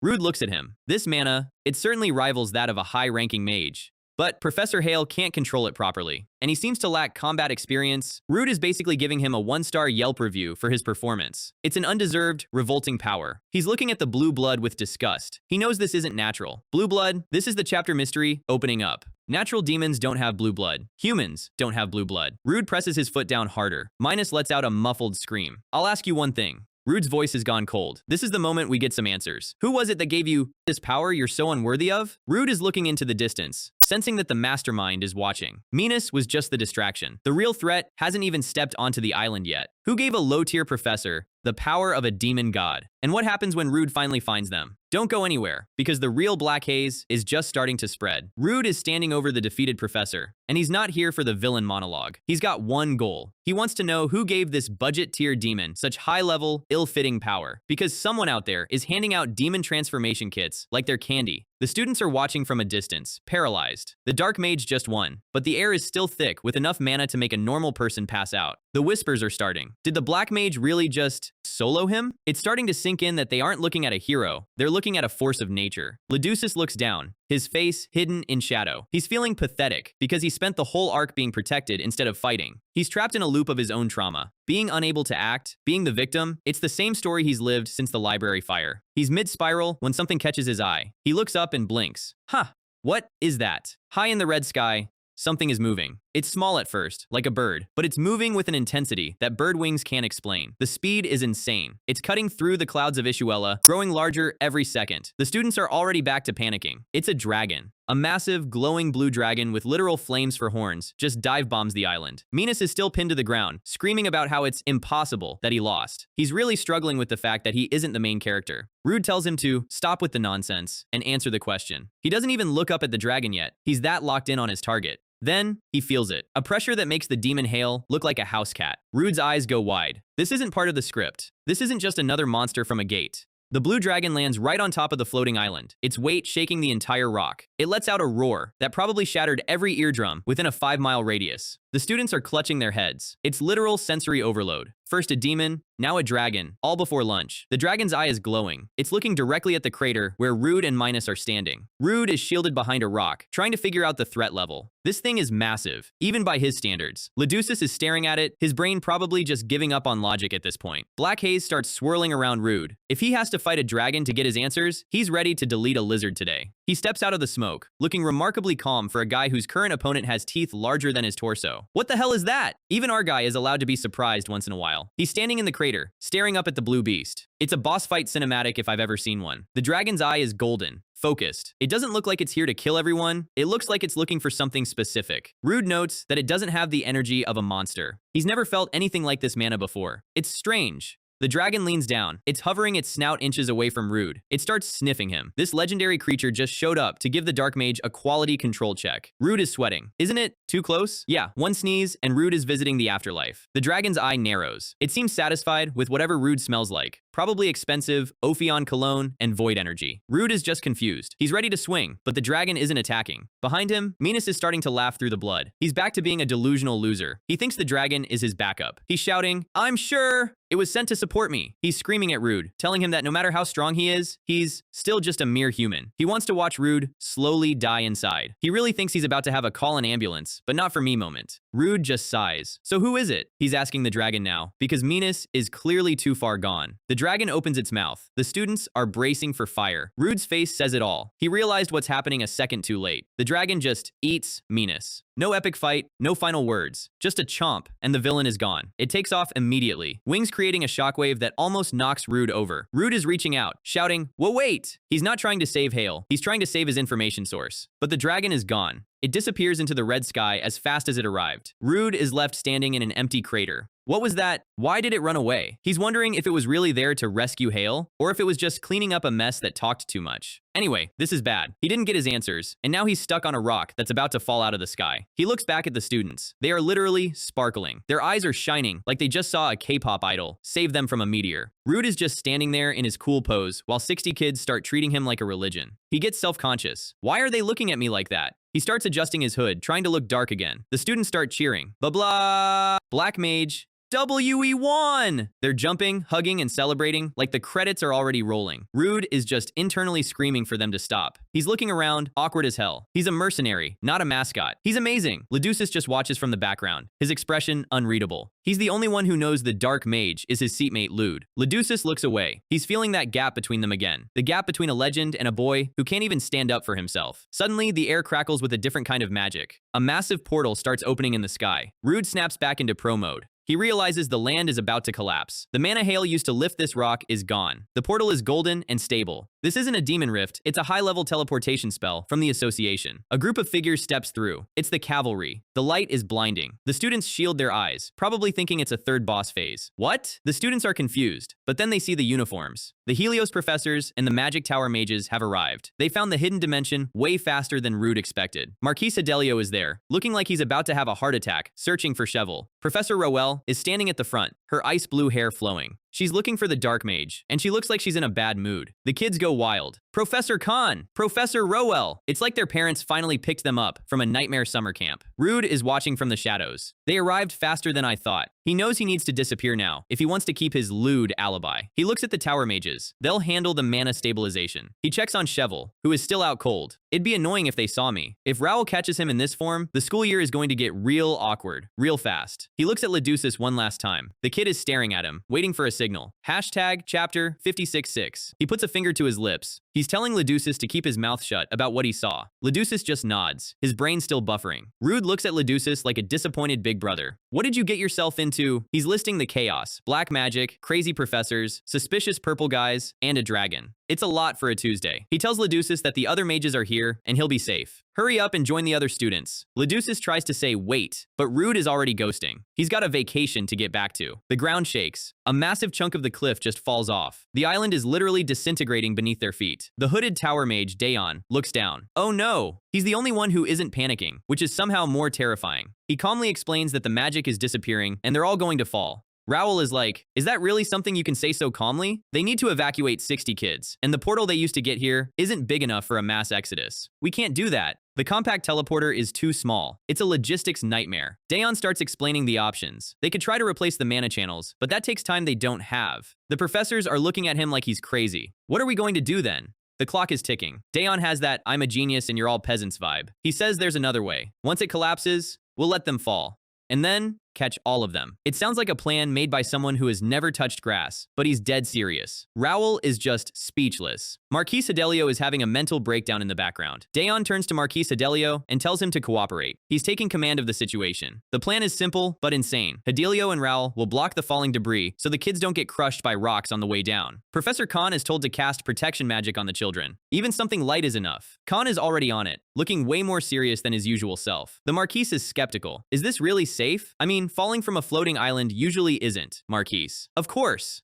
Daeon doesn't do doubt. He starts casting. I will give the children wings. This is high-tier, specialized magic tower stuff. Marquis Adelio is internally malting. Look at him acting almighty. There's definitely some beef between the noble families and the magic tower mages. The island officially gives up. The ground shatters, and everyone starts free-falling. Rood is watching from a nearby rock. He's wondering if he should help, but he sees the tower mages have it under control. He feels a tug on his sleeve. It's Leducis. The kid is still holding on, even as the world falls apart. Leducis is looking at him with these big, pleading eyes. He doesn't want Rood to leave him again. It's dangerous, Rood starts to say, but then the rock they're on snaps. The ground is collapsing. The kids are screaming, but they're starting to glow with golden light. Everyone, get ready! Daeon's magic hits everyone at once. Leducis is falling through the red air. He's reaching out for something that isn't there. Rood sees Cheval and Leducis falling together. He needs to make sure they land in the safe zone the professor set up. Oh no! Rood sees a massive boulder heading straight for the boys. Rood dives. He's not using blow power to destroy the rock, he's using it to redirect the boys. Leducis sees a flash of black and blue. He's crying, but for the first time, it's not out of fear. It's relief. Rood kicks off a piece of debris, sending the two boys toward the protection of Marquis Adelio's mana shield. Everything is a chaotic mess of rocks, magic circles, and falling teenagers. The golden wings magic is working. The students aren't falling, they're drifting. Everyone, don't panic. Leave your body to the magic. Eel is floating peacefully, her red eyes watching the chaos. She's surprisingly calm, probably calculating the physics of the fall. I'm floating! The realization hits the students. They aren't dying today. Eel is impressed. Casting that much high-level magic on 60 people in seconds is a class 1 feat. She looks at Daeon. He's standing in midair like it's a sidewalk. Amazing! But then, she looks at the way the magic was cast. Still, this is such a stupid way to do it. She's critiquing the magic tower's efficiency while she's 1,000 feet in the air. Absolute Ice Queen behavior. Daeon is watching the descent. He's got his eyes on the prize. The island is gone. There's just dust and the red sky left. Daeon's eyes glow green for a split second. He's searching for something, or someone. Down at the base of the mountain, Duchess and Cheval land softly on a patch of grass. Duchess is out cold. He finally hit his limit. The trauma, the falling, the magic, it's nap time. Rood lands nearby, hidden by the trees. He's back to his blonde, rude form. How careless of me, he's facepalming. I called him by his name. He's worried he broke his lewd character by showing too much personality to Duchess. Is everyone all right? He looks up at the floating kids. They're safe. The association has this. What I'm worried about is, he looks at his reflection in a puddle. He looks at the two boys on the ground. He needs to stage a "I was also a victim" scene. He picks up his backpack. I wasn't able to find out what they were after. The big mystery of why Minas transformed is still unsolved. As expected, I should return and tell the Duchess. He's talking about his master at Ofon. For Duchess's sake, he needs a full report. He remembers his boss telling him, "This is your vacation, think of it as your rest time." He's fuming. This has been the most stressful break in history. He lifts his awakening. The black mana dissolves, leaving him in his plain blonde school uniform. He stands there for a second, catching his breath. The transformation back always takes a bit out of him. I knew it.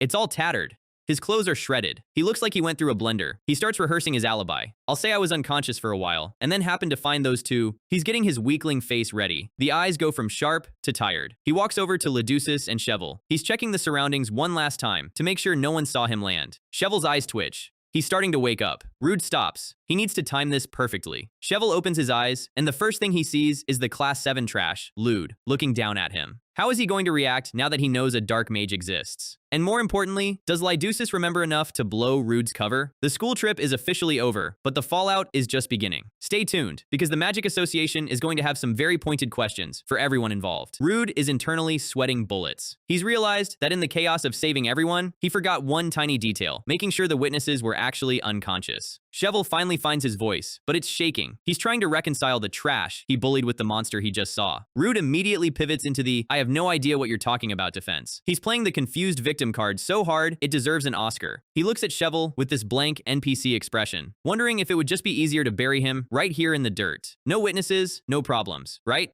Cheval flinches. Even without the Black Haze, Rood's natural, done with this energy, is enough to make a noble rethink his life choices. He takes a step forward. Rood looms over him. The lighting is doing a lot of work here to make our guy look like a final boss, even in his school uniform. We need to talk, right? This isn't a suggestion. This is a keep your mouth shut if you like your teeth moment delivered with a smile. Cheval is officially cooked. He's realized that the social hierarchy of the school just got flipped upside down, and he's at the bottom. Meanwhile, the Ishuella ruins are a mess. The floating island got dismantled so neatly, it looks like a professional demolition crew went through it. The Magic Tower mages are patting themselves on the back. They handled the cleanup perfectly, but they're still clueless about the guy who did 90% of the work. The students are in various states of, "I need a therapist." Some are throwing up, some are crying, and everyone is wondering why their school trip involved a hell dimension. Marquis Adelio is losing his mind. He's shouting at the mages to find his son, treating the most powerful mages in the world like his personal interns. The Magic Tower has 50 specialized trackers on the job. They're combing Ishuella, but finding a needle in a haystack is easier than finding a student hidden by Rood's magic. Portals are popping up everywhere. It's a high-budget rescue operation, but they're still coming up empty on the VIPs. One mage finds a student hiding under a tree. He tries to be rest assured and professional, but the kids are too traumatized to care about Magic Tower branding right now. Please save ME! This kid is having a full mental breakdown. To be fair, his homeroom teacher just turned into a dragon food demon, so it's earned. More students are found. They're huddling together, realizing that safety is a very relative term in this series. The communication crystals are buzzing. They've found more survivors, and miraculously, nobody is dead yet. The mages are reporting back to Helios. They describe his son as tall with blonde hair, nearly adding, and a personality like a dumpster fire, but they catch themselves. The Marquis is fuming. He's already planning the lawsuits. If his heir has so much as a scratch, Helios Academy is going to have a very bad fiscal year. One mage notes that there's a lack of human blood at the scene. It's a weird detail. You'd expect a massacre, but it's strangely clean. We cut to a cave. The vibe just got significantly more dangerous. A man in a purple suit walks in, complaining about the gross scent of blood. He looks like he's walking into a dive bar he's too good for. What on earth are you doing? Are you here to eat? He's talking to the shadow in the corner. It's Elzebul, or rather, the guy who just finished cleaning up the blue dragon mess. He's got those mismatched eyes that scream, I have a complex backstory, and I'm definitely going to kill someone important. The guy in the suit mocks him for changing into his real form. Apparently, Elzebul was the blue dragon. He was looking for someone desperately. Elzebul just says he hasn't flown in a long time. It's the ultimate, I was just stretching my legs excuse for abducting a villain and eating him. The suit guy notes that a lot of people saw him, but it doesn't matter because they gained nothing. They did, however, meet someone interesting. He warns that annoying humans, the association, are coming. It's time to pack up and leave before the local authorities arrive. He's taking him back to Ruby. Who is Ruby? We don't know yet, but she sounds like the type of person you don't keep waiting. Then he looks at the floor. Oh no, he's dead. The suit guy is actually annoyed. You should have let him breathe. He's worried about how he's going to explain this to the boss. Elzebul's eye glows. He is officially done with the conversation. You're noisy. I killed him because he was annoying. Absolute savage behavior. He just deleted a plot-critical informant because he didn't like the noise he made. He makes it clear, the only reason he's even following orders is for a chance at a specific target. Capture that bastard and kill him. He's talking about Blow. We have a new hunter on the map, and he's way more dangerous than the last one. We're back at the base camp. The red sky is gone, replaced by a beautiful day that feels like a slap in the face to everyone who almost died. Rin is staring at the sky.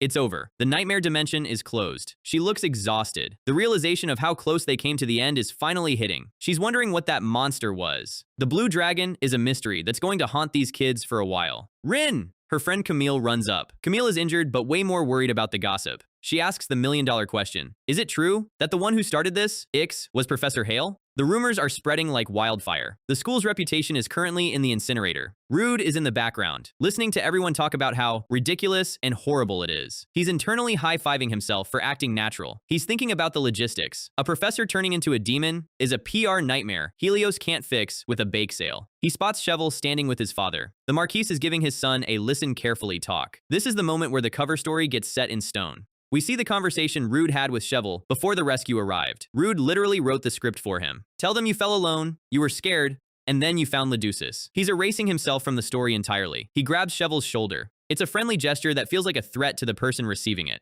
You get it, right? The smile on Rood's face here is terrifying. It's the, I know where you sleep, grin. He's worried his threat was too weak. He's second-guessing his bullying skills, which is hilarious considering he's a Class 1 mage. He watches Shovel from a distance. He won't go around telling people, right? He's 90% sure, but that 10% is where the anxiety lives. Shovel is fuming. He doesn't care about the professor. He's just mad he didn't get to be the one to save the day. His ego is bruised worse than his body. The Marquise mentions that the Black Mage saved him. He says he should thank him if they ever find him. Shovel looks at Rood. No way! He's looking at this plain blonde kid and trying to find the dark mage in him. This really doesn't make sense. He's having a logic error. How can a god-tier mage be this unassuming? He's just a kid. Yeah, a kid who could turn your house into a crater if he had a bad morning, Shovel. Shovel lets out a random string of curse words, shocking his dad. The noble mask is slipping. The Marquise asks if he's hurt in the head. Honestly, a valid question at this point. Rood is watching the family drama play out. He realizes he's missing something. Have any of you seen Dio? Rood's best friend is still MIA. The other students go quiet. They haven't found him yet. The relief of the rescue just evaporated for Rood. What's wrong? He sees the look on their faces. One kid starts crying. Rood, actually, he's about to give the bad news. Huh. He's right there, the anti-climax of the century. Dio is sitting on the back of a carriage, looking like he just woke up from a very long nap. The students lose it. DIO, UOU definitely fell off the ground. They saw him fall to his death. This shouldn't be possible. Dio is holding his head. He remembers waking up and seeing a mage. He has no idea how he's alive. The students are putting the pieces together. Don't tell me. The Black Mage. They're convinced Blow did a mid-air rescue. Rood is staring at Dio. He fell off. He's confused because he didn't save Dio. Dio is just glad to be alive. I thought I died too. It's a relief that he's safe, but I wasn't the one who saved him. This is a major macro mystery opening up. If the Black Mage didn't save Dio, who did? And why are they staying hidden? Hashtag chapter 50A8. Rood is staring at Dio, his brain working overtime. If he didn't do it and the association just arrived, then there's a third party on the field. A massive magic circle lights up the ground. It's time to go home. The Magic Tower mages are calling everyone over. We are returning to Helios.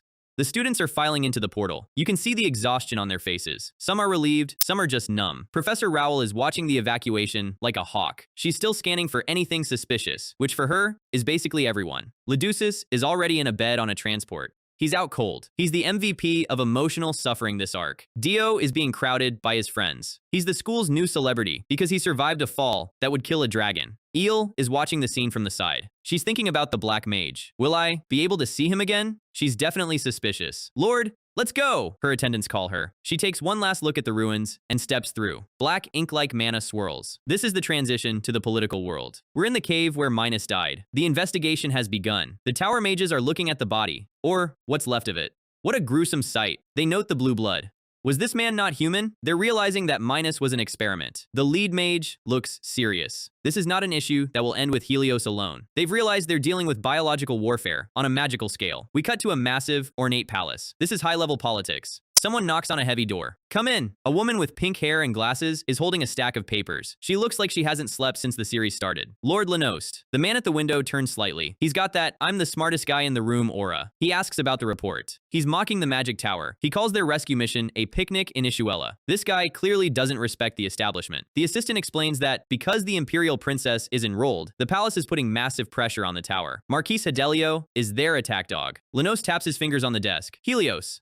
He's calculating. He sees a gap in the defense. The assistant asks for orders. Set up a meeting with that old fox. He's going to talk to the association president. In such an interesting event, we can't just stay on the sidelines. He's officially entering the game. Rood just got a new boss-level headache. 2 weeks later, a hand slams onto a desk. It's already been 2 weeks. We're in a Helios boardroom. It's a mess. The noble parents are tearing the headmistress apart. One woman in a fancy hat is particularly cold. Waiting any longer seems like a waste of time. They want heads to roll. The Marquis is there, looking exhausted. He's questioning if Helios can even guarantee safety anymore. The headmistress is sweating. She admits the school's internal capabilities are insufficient. She's being forced into a corner. She announces a special investigation team. They're bringing in outside mages to police the school. This is the worst-case scenario for Rood. It's going to be secret to avoid scaring students, but we all know that just means more spies in the hallways. The team will remain active. The school is officially under occupation by the Magic Tower and the Association. Back to the school day. The sun is out, but the vibe is impending doom. A teacher is trying to read, but he's clearly nervous. The classroom is silent. You can feel the tension. Everyone knows there are eyes on them. Rood tries to ask a question.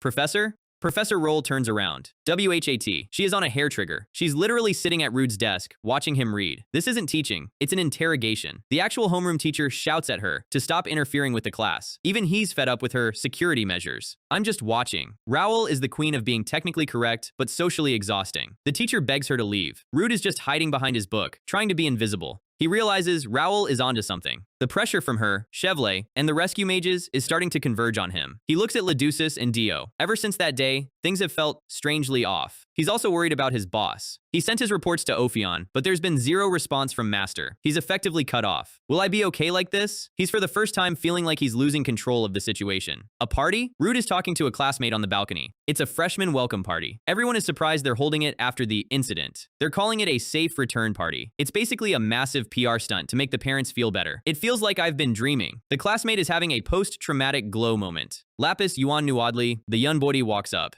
It wasn't a dream. He's sparkling. He's wearing 2 magic rings now, and he looks incredibly proud of it. Rood immediately starts hating. Why do you have 2 magic stones? That's against the rules. He's purely jealous. He's ranting about 1 stone per person, sounding like a total nerd. Lapis just smiles. I sealed the old one. He's an elite, so the rules are more like vague suggestions for him. Rood is just exhausted by the elite student flex. You're something else. He meets up with Leducis and Dio. They're sitting at a table, looking like the world's most awkward friend group. Rin walks up, surrounded by roses and shoujo manga lighting. A party? Everyone is going to attend, right? She's inviting them to the freshman party. Rood just wants a nap. But in this school, party is usually code for new villain arrival. Who else is coming to this party? And is the special investigation team already among them? Find out next time, because the aftermath is about to get way more complicated. The vibes are finally shifting. After surviving a literal hell dimension, the kids are back at the table, but the conversation is hitting a bit different. Rin drops the P word. A party. She's looking at the boys like they're the only ones who haven't gotten the memo yet. Leducis is hesitant, as usual. He spent his whole life avoiding crowds because people treated him like a plague, and he's still got 1 foot out the door, ready to go back into hiding. Rin isn't taking no for an answer. She pivots to Leducis, but there's something she's been wanting to say for a while. The boys are just staring. You can practically hear the NPC loading sound effect in the background while she tries to find the words. She's looking at Leducis's hair. It's long, messy, and covers half his face, which was great for a monster who wanted to hide, but the monster is gone now. She suggests a trim, just a little off the top, to signal a fresh start. Dio's face here is a masterpiece of, wait, what?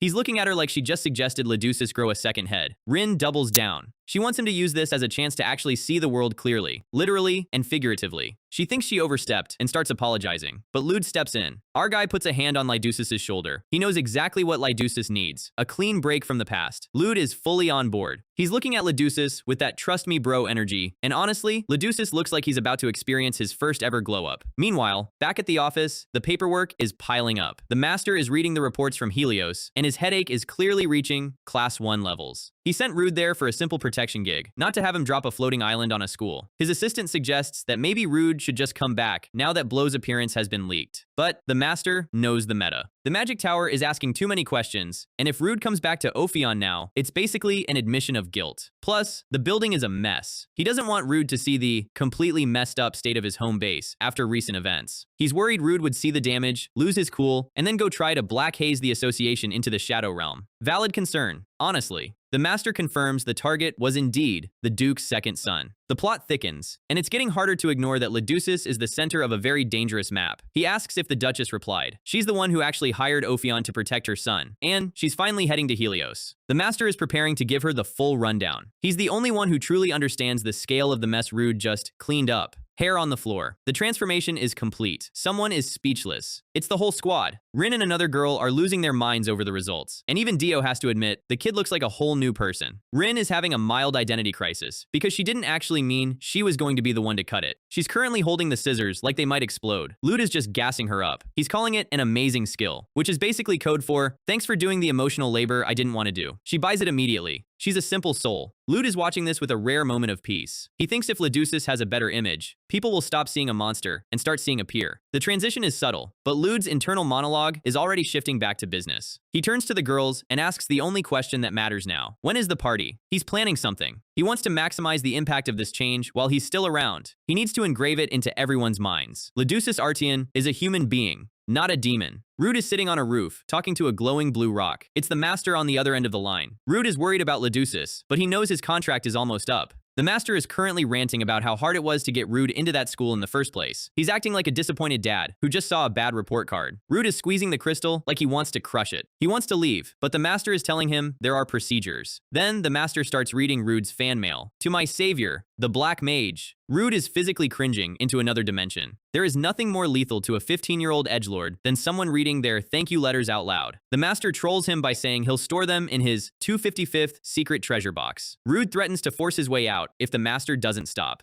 The master gets serious for a split second. He tells Rood it's been a while since they've seen each other. The mask slips for just a moment. He tells Rood to take care of himself. Don't forget that you're my precious family. You need to live well, you understand? It's a heavy moment, the kind that makes you wonder what kind of trauma these two shared before the story started. Naturally, Rood's reaction to genuine affection is to get goosebumps and assume the master has finally lost his mind. Emotional vulnerability? Not on his watch. He walks down the hall, box in hand. The atmosphere is quiet, but heavy. He's still weirded out by the master's precious family comment. Some things are just too cringe to process in one night. He accepts that he's staying for a little longer. And for the first time, he doesn't hate the idea. Helios is starting to feel less like a mission and more like a home. The academy looks spectacular. The main character always arrives last. That's just narrative 101. The ballroom is packed. This is the first real social event since the incident, and the gossip is flowing faster than the punch. Everyone is talking about Eel Florin Chrome. She's the center of attention, as usual. But Eel is bored. She's standing there in a gown, looking like she'd rather be literally anywhere else, probably doing calculus in a library. The crowd is buzzing about the Black Mage. Blow is the newest celebrity in the Empire, and half these kids probably want to start a fan club. Eel compares the party to a market. Everyone is just trading social standing and empty words. She wonders why everyone is only talking about the Black Mage. A voice behind her agrees. It makes sense given what happened on the island. It's Lude. He's looking dapper, and he's ready to stir the pot. Eel turns around. She's already suspicious of him, but Lude has a favor to ask. He looks her in the eye. This is going to be good. He whispers his request. The doors open. 3 silhouettes. Isle is watching them intently. Whatever Lude said to her, she's following the script. The room goes silent. Someone shouts Lydusis, and the crowd turns. Here he is. The abomination has arrived, but he doesn't look like an abomination anymore. Isle waves them over. She's giving them the social stamp of approval by associating with them in public. She plays it cool, saying she only went along with it because she was bored. Classic tsundere behavior. The students are stunned. They can't believe this is the same kid. Lydusis walks through the crowd. No more hiding. No more hair covering his eyes. Just pure main character energy. The silence is deafening. The bullying, that's over. The fear, that's turning into awe. The elites are staring. They're trying to reconcile the monster they knew with the prince standing in front of them. The atmosphere shifts. Petals start falling. Wait, petals? Indoors? Lute is smiling. He knows exactly who's responsible for the special effects. Eel catches a petal in her hand. She realizes this is magic. Very high-level magic. Leducis looks up. It's a good day, isn't it? Leducis Artian has finally arrived. This is the fresh start Rood promised him. Lord Lenost is watching from above. He's always watching. He's talking to Cheval, who looks absolutely traumatized. Cheval is the only student who knows the truth about Blow, and that secret is eating him alive. Lenost thinks this is no fun. He prefers it when things are chaotic. Rin and Dio are celebrating. They think they've won. But Lenost sees a bigger picture. Things are getting more interesting than I thought. That is never a good sentence when it comes from him. On a desk nearby, there's a document for a special investigation team. A subordinate asks if they should look for a good fit for the team. Lenosta says no. He's already got someone in mind. Where is Shik? The camera pans to a forest. Shikmuan is standing there, looking like he's about to start a war. He's heard a rumor. The Black Mage has appeared. Chapter 60. Let's see how much of a mess Shikmuan can make in 20 minutes. A carriage is moving through the city. Inside, we see a new face. White hair, yellow eyes. He looks like he's part of the elite squad. He's talking to a woman in a fancy hat. They're discussing Leducis. That child has changed. The woman is the Duchess, Leducis' mother. She hasn't seen her son smile in years. We see a somber meeting between the two. The distance between them was miles wide. She calls his name, but there's no warmth. She tells him she can't let him stay at Helios any longer. She wants to take him home to protect him. She asks if he wants to go home with her. Leducis clenches his fist. This is his turning point. He starts to speak. I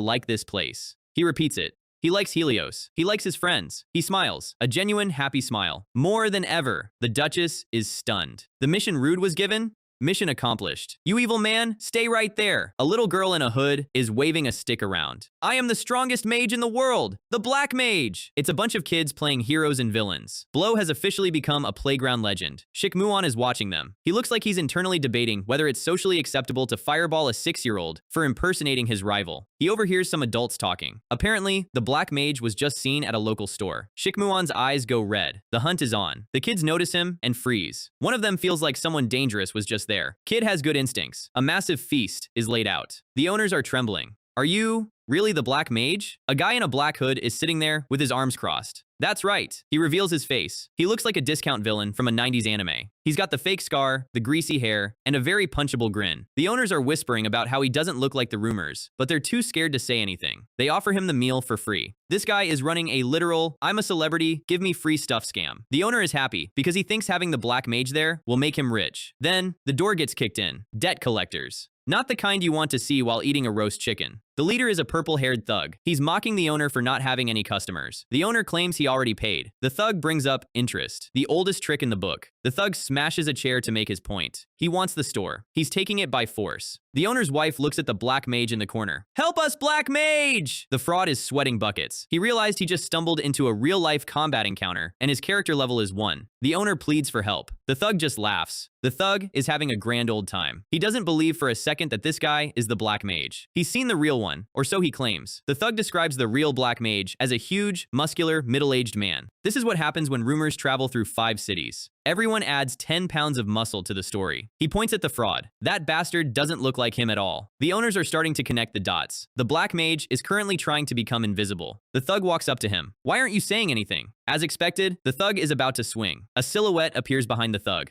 One hit. The thug's head meets the floor at terminal velocity. Shikmuan has arrived. He's standing over the thug like he's garbage he just threw out. The other thugs pull out knives. They have no idea they're about to fight a class 1 mage. This is like bringing a toothpick to a nuclear silo. Shikmuan doesn't even move. Red mana starts leaking out of him. He clears the room. It's not even a fight. It's an environmental hazard. Thugs are flying through the air. One hits the wall. Hard. Shikmuan is just standing there. The room is silent now. He looks at the fraud, sitting at the table. The fraud starts laughing nervously. He thinks Shikmuan is just another fan or a rival mercenary. He praises Shikmuan's skill and asks who he's affiliated with. He's trying to recruit the man who wants to murder him. He's talking about Shikmuan. That punk, Shik, he feels sorry for him. Chasing a ghost like Blow for this long is a special kind of madness. Van, the assistant, is being bullied again. Lenost calls him a little puppy. Van is complaining about Shikmuan's recent attitude. He's been acting like a total jerk lately. He tries to introduce himself. I'm from Ofon, the Black Mage. He's really going for it. He's committing to the bit until the very end. Shikmuan moves. He grabs the fraud by the throat.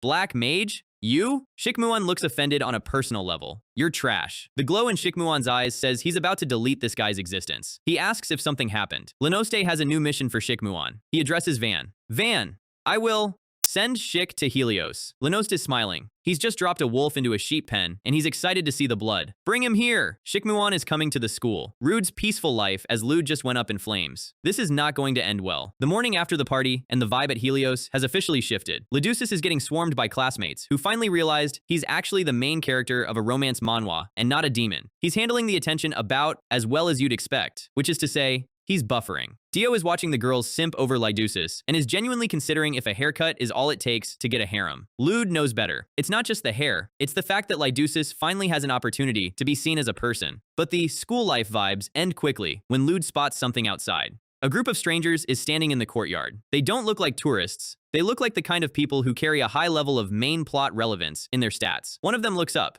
Green eyes, sharp gaze, he catches Lude looking. This guy isn't a student. He has the energy of someone who's used to being the most dangerous person in the room. Rood feels the pressure immediately. He isn't wearing a robe, but the mana density is a dead giveaway. This guy is from the Magic Tower, and he's probably part of the team meant to dig up the truth about Blow. Rood's internal radar is screaming. He needs to play the background character role perfectly, because one wrong move, and this investigation is over. The guy walks into the classroom and introduces himself as Orflal. He's the new professor in charge. Rood is already cursing his luck. Having a high-level watchdog in the same room as him for 8 hours a day is a total disaster. The rest of the class is already in love. He's got that young, cool teacher energy that everyone falls for until they see the midterms. The girls are already speculating on his rank. Since he was sent after the Ishuella incident, everyone assumes he's a total beast. Rood and Leducis are stuck in their heads. If the tower is sending guys like Orflal, they aren't just here to write a report. They're here to hunt. Leducis is debating how much to tell. He knows Professor Hale was the one who started everything. But if a black figure is still roaming the school, the danger isn't over. Rood is prioritizing Leducis' safety, but his orders from the master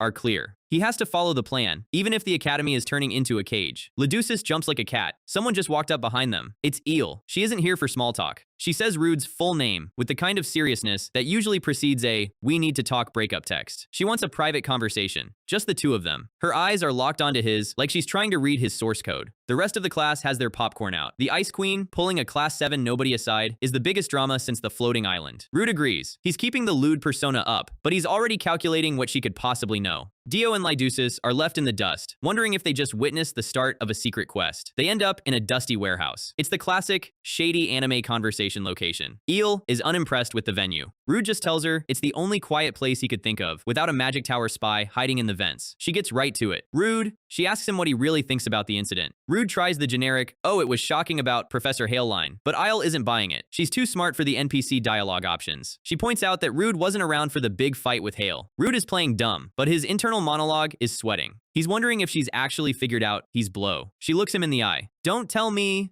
Then she drops the curveball. She doesn't ask about Blow. She asks what he thinks about Leducis. She describes the moment Professor Hale transformed. She recaps the chaos. Dio falling off the cliff. The sheer desperation of the students. She notes that the people closest to the center were Leducis and Cheval. She noticed that Hale seemed to be deliberately targeting Leducis over and over. Rood listens silently. He knows she's onto something, but he doesn't know how deep her observation went. Then she drops the bomb. When Cheval fell, she saw it. She saw something coming out of Leducis' body. She describes it as black magic. She thought it was Rood's at first because he appeared right then, but the timing didn't quite match up. She's concluded that the whole incident might have actually been caused because of Leducis. She asks Rood for his opinion. She knows that Rood is the one who's been closest to Leducis this whole time. She's basically asking him to confirm her theory that their friend is a walking ticking time bomb of dark mana. The setting sun hits the windows. The Duchess is processing the master's report. She's horrified by the idea that someone is specifically targeting her son for his powers. She asks the master if he can take responsibility for these claims. This isn't just gossip, it's an accusation against high-level shadow players. The master is blunt. Danger is a possibility, but in his world, that usually means it's already happening. He suggests they should move Leducis until things settle. The Duchess clenches her fist. She remembers the smile on Leducis' face when she met him recently. It was the first time she's seen him happy. She thanks the master for making her son smile. It's a rare moment of genuine emotion from a woman who usually lives behind a mask of nobility. She wants to extend the request. She isn't just paying for a protection gig anymore. She's asking for a full-time guardian. The master acts surprised that she wants to leave this to a Class 7 mage like Rood. Little does she know she's hiring a Class 1 nuclear option for the price of a student. She mentions a place called Lisbon. She wants Rood to join the investigation team in Lisbon. This is a strategic move, putting her best asset directly inside the enemy's search party. The master is calculating the profit. He'll handle the procedures, but he's already thinking about the political leverage this gives Ofon. He promises that protecting Leducis comes first, even before the investigation. He's playing the role of the loyal contractor perfectly. The Duchess is adamant. She doesn't want the Magic Tower to know about Leducis's potential involvement. If they find out he has dark mana, they'll lock him in a lab and throw away the key. She's begging him now. Understand my feelings as an incapable mother. She knows she failed Leducis in the past, and this is her only way to make it right. The master accepts. He's got a heart buried under all that greed, even if he hates to admit it. A gift box. Very sparkly. Very out of place in a room full of battle maniacs. Shikmuan is staring at it like it's an active bomb. Van is standing there, probably hoping he doesn't get set on fire in the next 5 seconds. Lord Lenaste has a very simple order. Wear this and go to school. Shikmuan is holding the Helios Academy uniform. He looks like he's currently contemplating if life is worth living if he has to wear a blazer. Lenaste is still smiling. He's having way too much fun with this. Shikmuan is a class 1 mage, a legendary fire mage. And right now, he's being told to play dress up and go to high school. He's looking at the uniform like it's a personal insult to his ancestors. Van is just standing there with a please don't kill me face. Shikmuan makes a decision. He incinerates the uniform in his hand. The box is now a pile of ash. Shikmuan thinks that's the end of the conversation. He's wrong.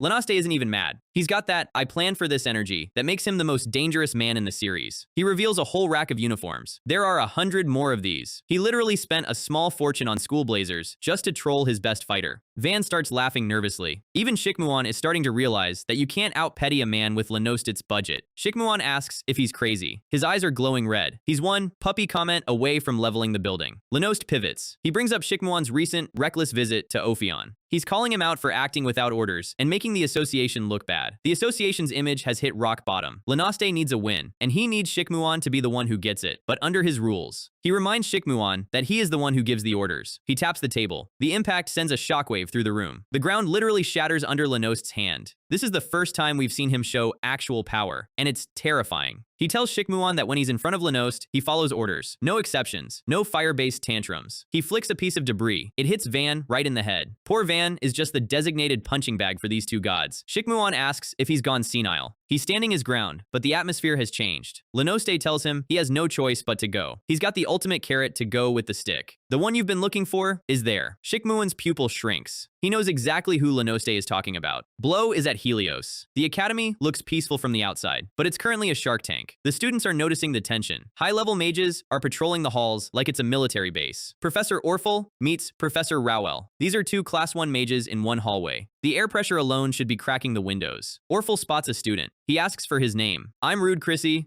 Our guy is currently living his worst nightmare. He recaps his day. He talked to Eel, then bumped into Rowell, and now he's face to face with the guy from the Magic Tower. He's basically speedrunning ways to get your secret identity exposed. Orflal is acting surprisingly friendly. He tells Rowell to stop harassing Rood. He says he adores him. Rowell isn't having it. She points out that Orflal was chasing him like a savage earlier. She asks Rood if he did something wrong. Rood is frozen. He's praying Rowell doesn't mention anything that could tip off Orflal. One slip, and the Magic Tower will be all over him. Rowell tells Orflal to mind his business and leave. She's protecting Rood in her own cold way, but it's still suspicious. Orflal comments on her speech pattern. She's been switching between formal and informal, and he's clearly trying to get under her skin. She switches to full informal speech just to spite him. The Ice Queen professor doesn't take orders from Magic Tower boys. Rood is just standing there with a face that says, please just let me go back to my room and cry. He's physically exhausted from all the subtext. A student runs up. The professors are being called away. Everyone is waiting. There's an emergency meeting for the investigation team. The student is nervous. Even the regular staff are feeling the heat of having this many powerful mages around. Rowell and Orflal stare each other down one last time before leaving. Orflal promises to continue this conversation next time. Rood's internal response is a very loud, no more next time. They walk away. Rood is left alone in the hallway. Someone shouts his name. It's Dio. He's hanging off Rood's back, dying to know what he talked about with Eel. Rood brushes it off, but he's still thinking about what Eel said. The black magic detail is stuck in his brain. Back in the warehouse, Rood tells Eel he has no idea what she's talking about. He's lying through his teeth to protect Leducis. He suggests she might be mistaken. He's gaslighting her for the sake of the mission. Eel just stares. She knows he's lying, but she doesn't have proof yet. Back in the present, Dio is still bothering him. Rood is distant. He keeps replaying Eel's words. I saw something coming out of Leducis's body. Rood walks through the courtyard. He's realized that Eel's logic is actually solid. If dark mana came from Leducis, he's not just a target. He's a source. Leducis is asleep. Rood is standing over him. He looks like a total creep, but he's actually having a crisis of conscience. He needs to check. If Leducis has a mage's mark that he doesn't know about, it explains everything. Rood places his hand on Leducis's forehead. A faint glow appears. Suddenly, black smoke starts rising. Rood's void mana is reacting to something inside Leducis. Rood pulls back. He was right. There was something there, but it wasn't a normal mark. Leducis opens his eyes. What the? Rood is currently halfway through pulling Leducis's shirt open. This is literally the worst possible way to get caught doing an investigation. Rood is panic searching for the mark. He's looking at Leducis's chest, completely ignoring the fact that his friend is now wide awake and terrified. The silence is absolutely legendary. Leducis looks like he's about to file a restraining order. Rood is still touching him. He hasn't processed that he's been caught. Leducis just stares at his friend's hands on his collar. Rood finally realizes he's cooked. He blurts out the first excuse he can find. You looked like you were overheating. He runs back to his bed and hides under the covers. Damn it. He just committed a massive social L in the name of the mission. But as he lies there, his eyes are wide. He felt it. Why do I feel a mage's mark from Leducis? The abomination isn't just a kid with bad luck. He's a mage with a hidden mark. And in this world, that makes him the most dangerous person in the school. Rood just confirmed his friend is hiding a world-ending power, and Shikmuan is currently packing his bags for a school trip he didn't ask for. If you think the mage mark is the biggest reveal, just wait until the red-haired battle maniac walks through the front gates. The special investigation team is about to get a lot more violent. The meeting is officially in session. According to Duke Ardian's request, the Academy has brought in some heavy hitters to investigate the Ishuella incident. But here's the kicker. The association has sent their own mage to join the party, and the Magic Tower reps are not happy about sharing the spotlight. The blonde guy is already calling it ridiculous. He thinks the association should stay out of tower business, but his colleague reminds him that when it comes to raw talent, the association doesn't miss. Professor Orflal is the only one staying calm, but he's clearly fishing for info on who exactly is coming. The chairman of the meeting takes a deep breath, looking like she's about to announce a natural disaster. It's the chairman's move.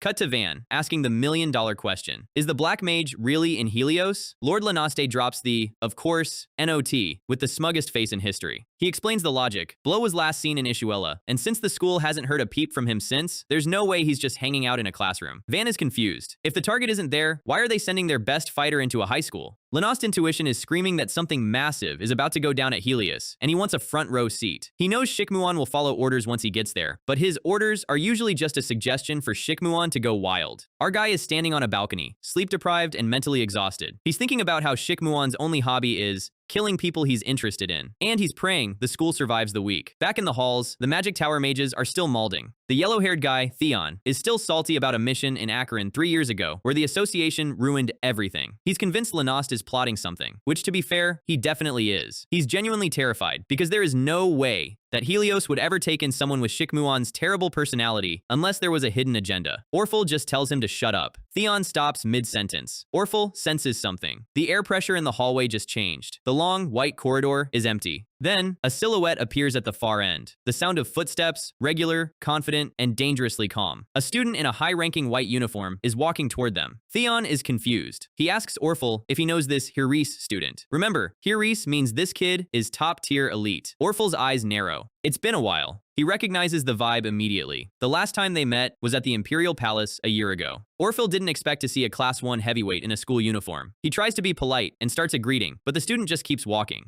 Absolute disrespect. He walks right past two high-ranking tower mages like they're part of the wallpaper. Theon is ready to blow a fuse. He calls him an arrogant bastard and asks Orflal who that was. Orflal confirms it's Shikmuan. Theon's brain short-circuits. He knows Shikmuan's reputation as a battle maniac, and Orflal just tells him he has a long way to go if he can't even recognize a Class 1 threat in disguise. Orflal notices the red glow on the student's ear. It's a magic item. It's a high-level illusion. Only mages of a certain rank can see Shikmuan's real face. Everyone else just sees a generic elite student. Lanaste is literally hacking the school's security system. Orflal wonders why on earth Lanaste would send his most dangerous asset into a school for children. Professor Kan is giving a lecture on the magic name system. He explains that mages get a new name upon their first awakening. It's like a permanent gamer tag that stays with you for life. Lude is sitting there, trying to look interested, while Leducis is staring at him with a look that could pierce armor. Lude feels the gaze. He's sweating. He's trying to focus on his book, but the nighttime incident is hanging over them like a dark cloud. Leducis is still staring. Lude finally cracks. He peeks over, and the tension is so thick you could cut it with a Class 1 blade. His internal monologue is screaming. Say something! Anything! The silence is worse than a fireball to the face. The whole class feels the weird energy between them. Leducis looks down, looking hurt and confused. Lude realizes he actually has to explain his weird behavior or lose his only friend. They head to a more private spot to talk. Leducis is the first to speak. He tells Lude that he's probably misunderstanding something. Lude goes into full damage control mode. He clarifies that he took Leducis's clothes off while he was sleeping straight strictly for investigation purposes. No touching, no weirdness. It sounds even worse when he says it out loud. He's blushing. This is peak social L for the strongest mage alive. He gets serious. He tells Leducis he was looking for something specific. He asks if Leducis feels anything weird in his body, like a mark appearing or disappearing. He's trying to see if Leducis knows he's a latent mage. Leducis just gives him a blank stare, pure no thoughts, head empty energy. He really has no idea. Lud is frustrated. Does Leducis really not know anything? Or is his power so repressed that it's invisible even to the owner? A group of high-ranking mages is being shown around. The tour guide is bragging about how big the school is, but the students on the balcony above are focused on one person. Hey, did you see that? They spotted the Heres emblem on the new student's uniform. They're confused. It's the kid's first day and he's already an elite? That usually takes years of grinding. The girl, Karina, is grinding her teeth. The elite students at Helios have a lot of pride, and this newbie just skipped the line. He's looking cold as ice. He doesn't care about nobility or school rules. He's here for one thing, and the rest of the student body is just collateral damage. The elite lounge. Gold, chandeliers, and high-class saltiness. The elites are gossiping about that Hedelian guy. Cheval is slumped in a chair, looking like he hasn't slept since the floating island. He used to be the king of the school, but now he's just a shell of a man. He's having a full-blown mental breakdown. The black mage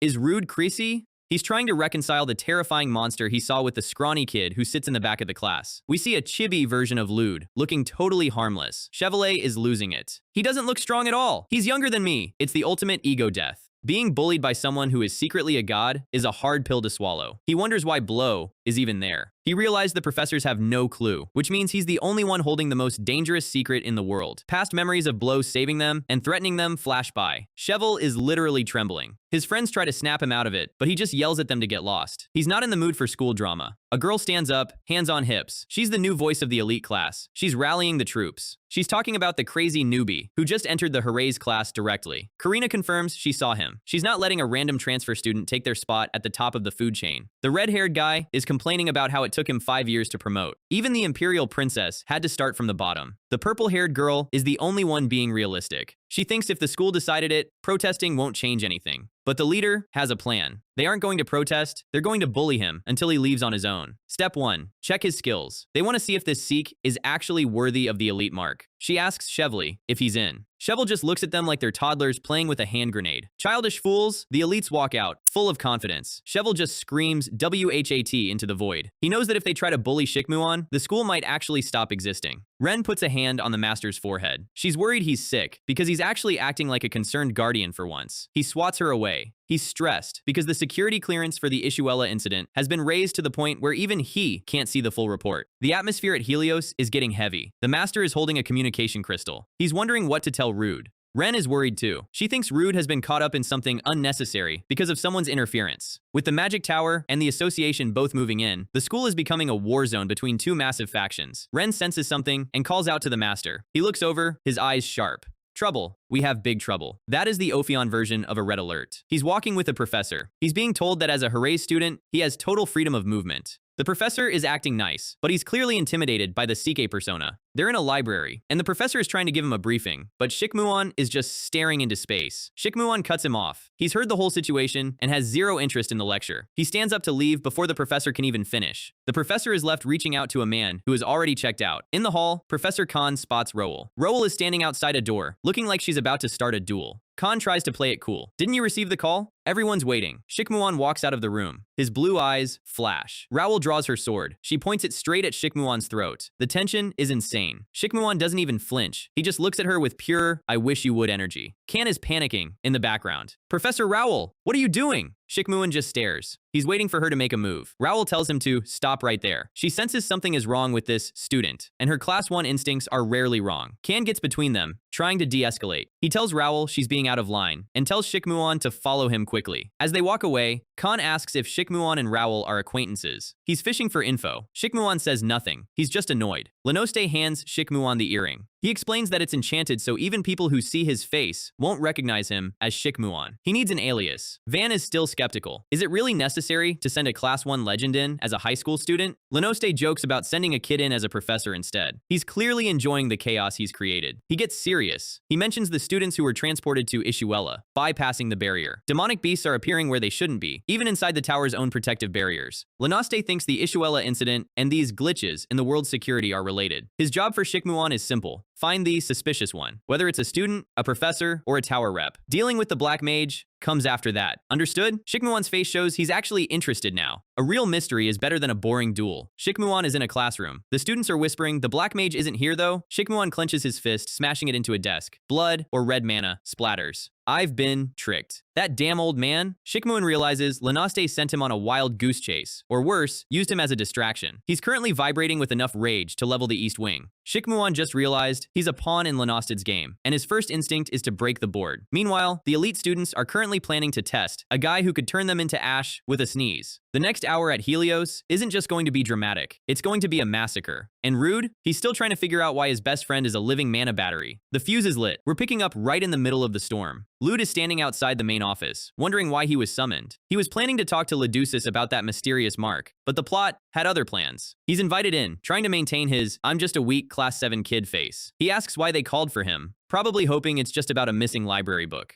Professor Benny drops the first red flag. The newly appointed professor from the investigation team wanted to meet him in person. And there he is, Professor Rispan, or as we know him, Orflal. He's looking out the window like he's already solved the mystery and is just waiting for the credits to roll. Benny leaves them alone. This is never good. In anime, when the teachers leave the room, someone is either getting a secret quest or getting expelled. The silence in this room is heavy enough to have its own gravity. Rood is annoyed. Calling him out so openly like this is basically putting a target on his back, but Orflal just tells him to take a seat like he's inviting him to tea. Rood asks for the meaning of this. Orflal explains the meta. An external investigation team was formed because of the Ishuella disaster, and he's the lead. Our guy asks if it's okay to just reveal that to a random student. Orflal doesn't care. From his perspective, Rood isn't just a student, he's a participant. Rood plays dumb, asking pardon, but the chandelier above is the only thing offering any light in this interrogation. Orflal drops the news that Duchess Daner extended the protection request. Rood's eyes go wide. He's realized his contract just got a forced update. Orflal wants to be kept in the loop if anything unusual happens to Duchess. Rood is internally cursing his master for not telling him he'd be working with the tower. But then, Orflal leans in. I am aware that you are not a 7th class mage. Boom. There it is. The low-rank disguise just got deleted in one sentence. Orflal tells him there's no need to hide it anymore. He's looking at Rood like he's a bug under a microscope, and Rood is currently trying to figure out if he should run or fight. The perspective shifts. A wide shot of two very powerful mages, pretending to be a teacher and a student. Rood tries one last desperate bluff. He asks what Orflal means, but his internal monologue is screaming. He's wondering exactly how much this guy has figured out. Orflal asks how old he is. Rood says 15, wondering why the guy is suddenly asking for his ID like he's at a club. Orflal's eyes narrow. Those yellow eyes are looking for any sign of a lie. Rood is sweating. He's realized that Orflal isn't just suspicious, he's certain. Orflal says it's surprising to possess such power at that age. He's not even being subtle anymore. Rood decides the best strategy is to become a brick wall. Play dumb.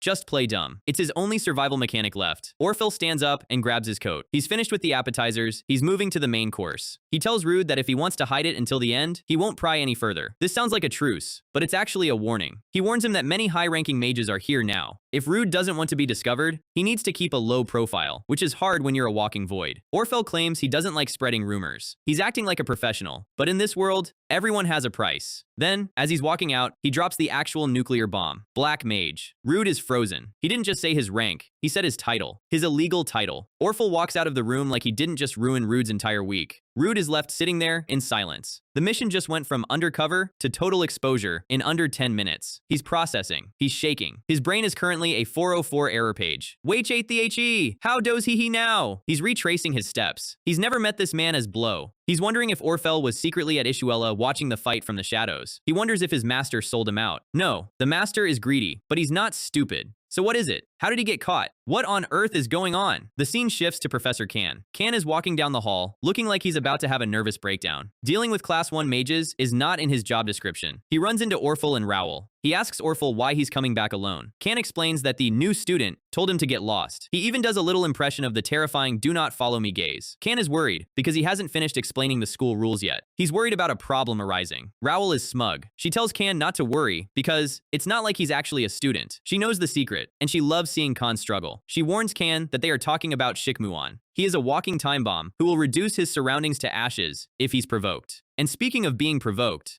a leaf falls. It lands right on Shikmuan's shoulder. He's sitting under a tree, looking like a brooding shonen rival. The leaf spontaneously combusts. That is the level of pissed off we are dealing with right now. His passive mana is literally setting nature on fire. He's looking at the ashes with a gaze that could melt steel. What? He's really here? Two elite students spot him from across the yard. It's the blonde Hedelion and his blue-haired sidekick. They found the newbie who dared to enter the Heres class directly. Hedelion walks up with the most punchable hello there in history. He's trying to play the big man on campus. His friend suggests calling the others, but Hedelion says no. He thinks ganging up is unsightly, but really he just wants all the credit for bullying the new kid. He tells Shikmuan he wants to check something. He reaches out and grabs Shikmuan by the collar. He's incredibly curious to see if this kid is actually worthy of the Heres uniform. Shikmuan looks up. Blue eyes, cold gaze. The red-haired battle maniac is officially online. Hedelion is still talking trash. He's asking if Shikmuan deserves to wear the uniform. He has no idea he's currently holding the lapel of a man who eats demons for breakfast. Shikmuan just stares. He's not even angry yet. He's just bored. Suddenly, Hedelion screams, "AAACK!"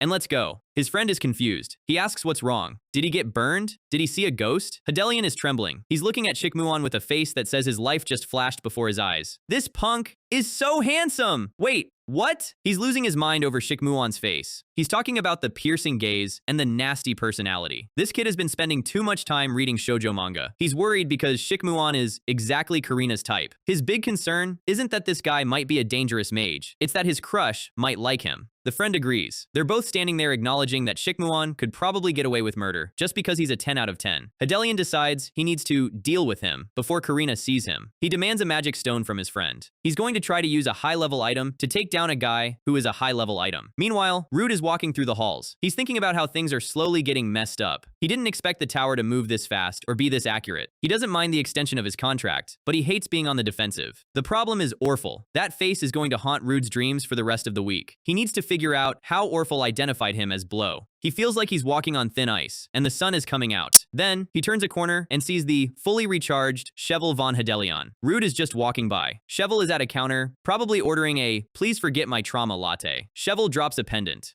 Rood stops to look at it. Rood tries to be a good person for once and says, "Excuse me," but Cheval hears the voice of the Black Mage and enters orbit. He screams and runs away at Mach speed. Rood is left standing there like, what's wrong with him? He's completely forgotten that he threatened to erase this kid's existence like 3 days ago. Two students run up to Professor Orflal. They're reporting that something felt off about the new Heres student. They want the professors to step in before the yard gets leveled. Orfl's blonde subordinate, Theon, asks where they are. Orflal has a look that says he already knows. He's been waiting for Shikmuan to lose his cool. He's still running. He's gasping for air. He stops in a hallway, leaning over. He's literally the most stressed person in the Empire right now. Suddenly, a hand lands on his shoulder. "Excuse me!" Cheval screams again. This poor kid's vocal cords are going to be shredded by the end of the day. It's Rood. He tells Cheval to stop being so obvious. If he keeps running away like Rood is a ghost, people are going to start asking questions. Cheval tries to lie. "I just suddenly felt like running." He's the worst liar in history. Rood stares at him. He's wondering if Cheval leaked his identity to Orflal. Cheval doesn't wait for the interrogation. He teleports away by running really fast. Rood is annoyed. "So that was pointless, huh?" He's still got 0 leads on Orfl's source. Orfl is looking down at the courtyard. Theon comments that this spot has the best view. They're watching the drama unfold like it's a reality TV show. Theon asks if they shouldn't stop them. He's worried about the school property values. Orfl asks why he would. He thinks if someone who only knows how to destroy things causes trouble, it's a win for them. He explains the plan. Let Shikmuan mess up. It'll prove to the association that their battle maniac isn't fit for a delicate investigation. He's setting Shikmuan up for a massive PR disaster. Theon is worried that Shikmuan might actually kill someone. Orfl just says they'll interfere before that happens. He orders Theon to put up a soundproof barrier. He doesn't want other professors showing up to stop the fight before it starts. He wants a controlled environment for Shikmuan's downfall. The barrier goes up. A shimmering green dome covers the yard. Back on the ground, Shikmuan notices. He smirks. They really will do anything. He knows he's being watched, and he loves it. Hedelion and his friend are still arguing over the magic stone. Shikmuan finally speaks. "Get lost." Hedelion stops.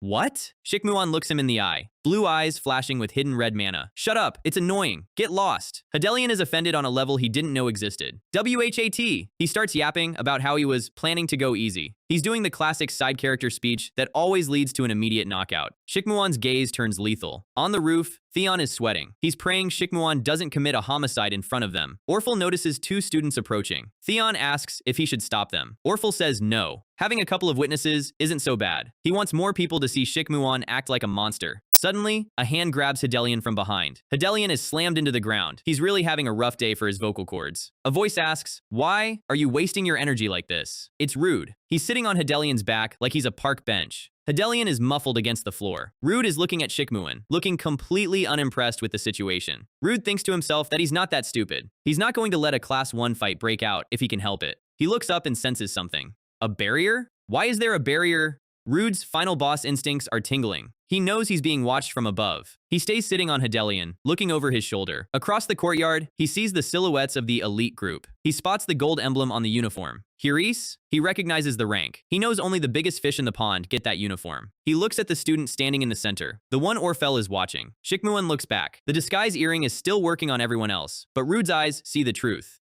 Rood's pupil shrinks. The realization hits him like a freight train. He's really here. The fire maniac has officially arrived, and Rood's peaceful school life is officially dead. Rood just crashed Shikmuan's debut fight, but the real threat is on the roof. Orflal is holding the soundproof remote, and he's clearly not done playing with his toys. Will Rood be able to hide his power when the fire starts flying? Or is the Black Mage about to have his second grand unveiling? The school bell just rang, and it's time for a very different kind of lesson. We open on Sike, who is definitely just Shikmuan, in a very thin disguise, looking like he's about 5 seconds away from choosing violence. The tension is thick enough to cut with a knife, and duchess is feeling every bit of it. Down on the ground, one of the Helios students is looking up in absolute terror. He thought he was the main character of this courtyard until a few seconds ago. duchess is standing there paralyzed. He recognizes that aura, that specific brand of, I will burn this entire zip code energy that only belongs to one man. The bully tries to save face by shouting that he'll get stronger, but duchess isn't taking any chances. He literally covers the guy's mouth before he says something that gets him turned into a charcoal briquette. He's dragging the guy away because he knows exactly who they're dealing with. It's the stop talking or we all die move. He's the only one in this scene who actually understands the power scaling, and it's terrifying. The other elites are standing around under the tree, still trying to act tough, while Sike just sits there, looking bored. duchess is trying to explain the situation to the group, but it's hard to put that guy is a human nuke into casual conversation. He looks back at the guy in the middle, the one who hasn't even bothered to stand up.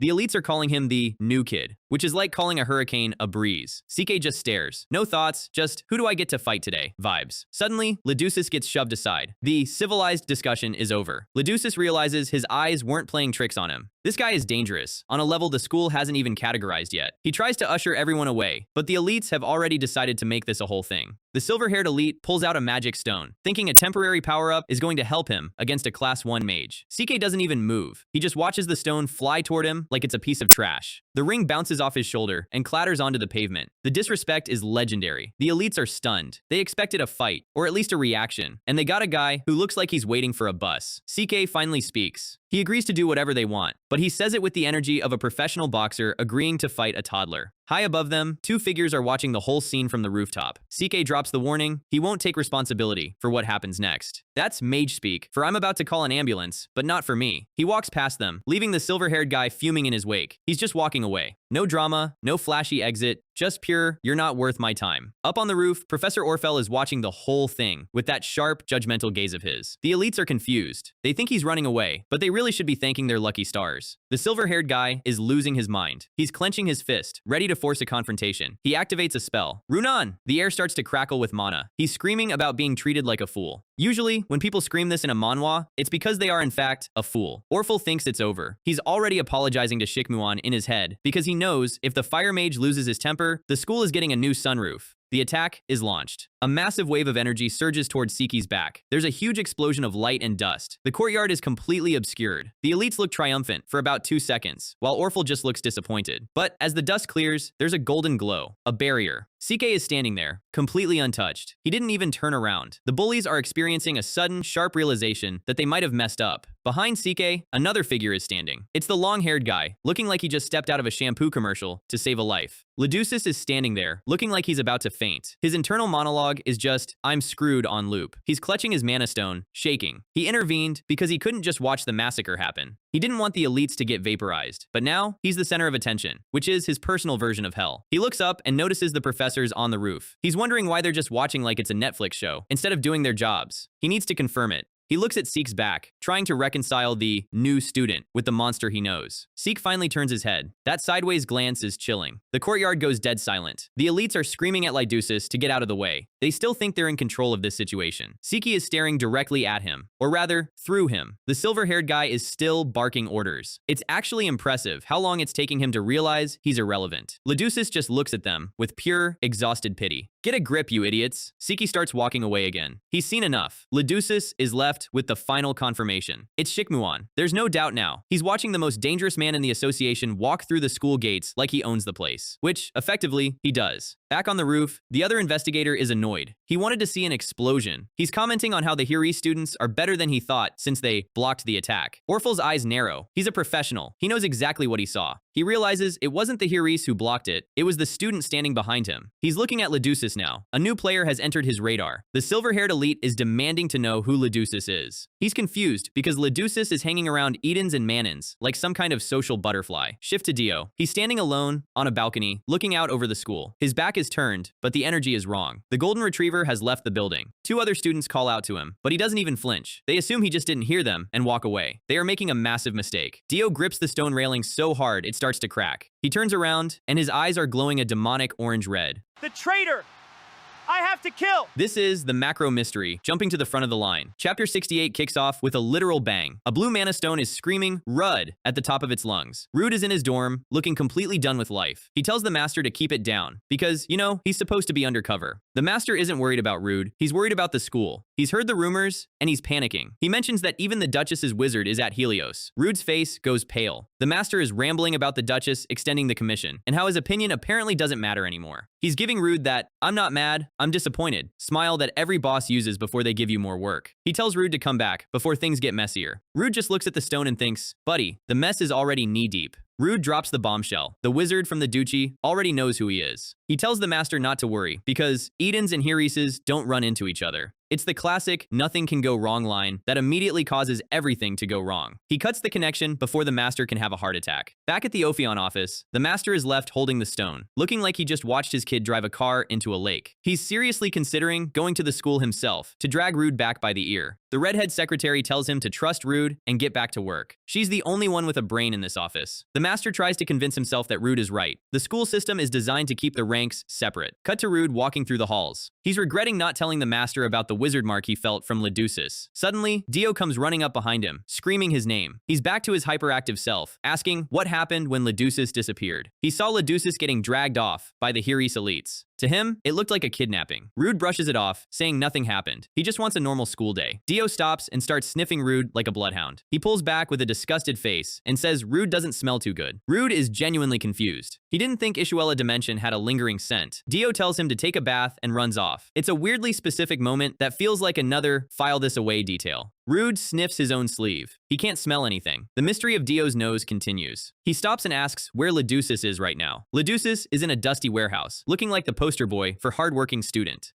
Eel is there with him. She's taking charge, as usual, telling him to move the boxes. She looks at him with those sharp red eyes. She's the boss, and everyone knows it. Leducis is surprised by her intensity. He's still not used to people actually wanting to work with him. Eel explains that the group classes are starting soon. In Helios, your group is your life. If you pick losers, you're doomed for the semester. She pauses, looking slightly hesitant for the first time. She tells him straight up, "I want you guys in my group." It's an official invitation to the cool kids table. Leducis is hesitant. He doesn't know what Rood or Dio would think about it. Eel takes his hesitation as a personal insult. Her Ice Queen side is showing. She explains her goal. In 2 years, she'll be a Hiris and an official wizard. She's on a grind set, and she needs a team that can keep up. She asks Leducis what his goal is. Leducis goes quiet. He's never really had a goal other than survive another day without being beaten up. He smiles and says he likes how things are right now. For him, normal is the dream. Eel thinks he's weird. To her, having no ambition is like having no pulse. Leducis starts cleaning with a genuine smile. He's happy to just be part of something. Eel watches him. She's starting to realize that Leducis isn't the monster everyone said he was. Leducis has a brief flashback to his darker days, the abomination incident that ruined his life. He tells Eel that if something is bothering her, she can tell him. He's becoming the therapist of the group. Eel is taken aback. She's not used to people offering her support. The warehouse scene ends with them in a comfortable, albeit dusty, silence. Cut to the hallway. Rood and Dio are looking for Leducis. They head toward the warehouse, worrying that Leducis shouldn't be there alone. They open the door and find Leducis and AL having a tea party in the middle of a perfectly cleaned room. The reaction is priceless. The shock on their faces is absolute. Eel explains that she and Leducis cleaned up a bit. By a bit, she means she transformed a dump into a 5-star lounge. Dio is amazed by the size of the room. He's easily impressed. Rood smiles. This is the piece he wanted. This is the normal school life he's been fighting for. The group sits down to eat. For a moment, everything is perfect. Rood thinks that as long as he's careful, there won't be any problems. But the universe hears him. The scene shifts back to the school hallway. A Hiri student is walking through the crowd. The commoner students are whispering and parting like the Red Sea. It's Seek again. He's standing in the middle of the hall, looking like he's looking for someone to delete. He's standing with his arms crossed, leaning against a pillar. Pure final boss energy in a school corridor. Students are scurrying past him, terrified of even making eye contact. Suddenly, a boot steps out. A tripwire move. A student goes flying, books scattering everywhere. It's loud, it's messy, and it's completely unprovoked. The student on the floor is Rood. Of course it is. CK is looking down at him with those intense, glowing blue eyes. He just walks past him without a word. He tripped the MC of the world just because he felt like it. The other students are asking if Rood is okay, while Rood is internally fuming about how much he hates Hirises. CK stops in his tracks. He's thinking about the kid he just tripped. He sees a flash of lewd in his mind. He stares back at Rood. The realization hits him like a freight train. They look alike. The disguise is officially on life support. The question isn't if Shikmuin finds out anymore, it's how many walls are going to survive the fallout when he does. Helios Academy looks peaceful enough from the outside, but inside, the vibe is shifting from magic school to battle royale real quick. Our guy Rood is currently facepalming so hard, he might actually leave a mark. He really thought he could just glide through the semester without his world-ending secrets catching up to him. But the universe had other plans. The professor calls for everyone's attention, and you can practically hear Rood's internal screaming. The professor announces that someone new is joining their class activities today, and he tries to frame it as a casual update. Then he drops the name Ajen Baldwin, and there he is, Shikmuan, standing there in his Hiris uniform, looking like he's ready to set the curriculum on fire. The classroom immediately descends into a no way and is he serious loop, because Haris students usually don't breathe the same air as the commoners. Rood's face is hidden, but you know he's currently rethinking every life choice that led him to this specific desk. The class is buzzing with confusion, but the professor shuts it down, saying this was a hurried decision made for everyone's sake. Whenever a school says something is for everyone's sake, it usually means the higher-ups are running a secret experiment. Duchess looks over at Rood, sensing the absolute tectonic shift in the room's energy. Rood is just frozen behind his book, hoping that if he doesn't move, the Class 1 fire breather won't smell his fear. The professor starts explaining the lore of the Helios class system, which is basically a tiered ranking of how much of a main character you are. Eden, Clad, and Hiris are separated by ability, but this gap has been causing major communication problems lately. The elites were being bullies, and the school needs a way to keep the peace after the whole Ishuella disaster. They want to integrate the classes to improve the atmosphere, but everyone knows this is just a way to put the suspects in one room. He goes on to say that the Hirises will only be participating in certain practical activities with the Eden classes. It's supposed to be a limited integration, a test drive of sorts for the new system. But then comes the kicker. Baldwin is a special case, and will be spending time with them even outside of practical classes. Rood is literally burying his face in his textbook now, probably wishing it was a portal to a different dimension. The professor tells everyone not to worry, and starts looking for a temporary seat for our new friend.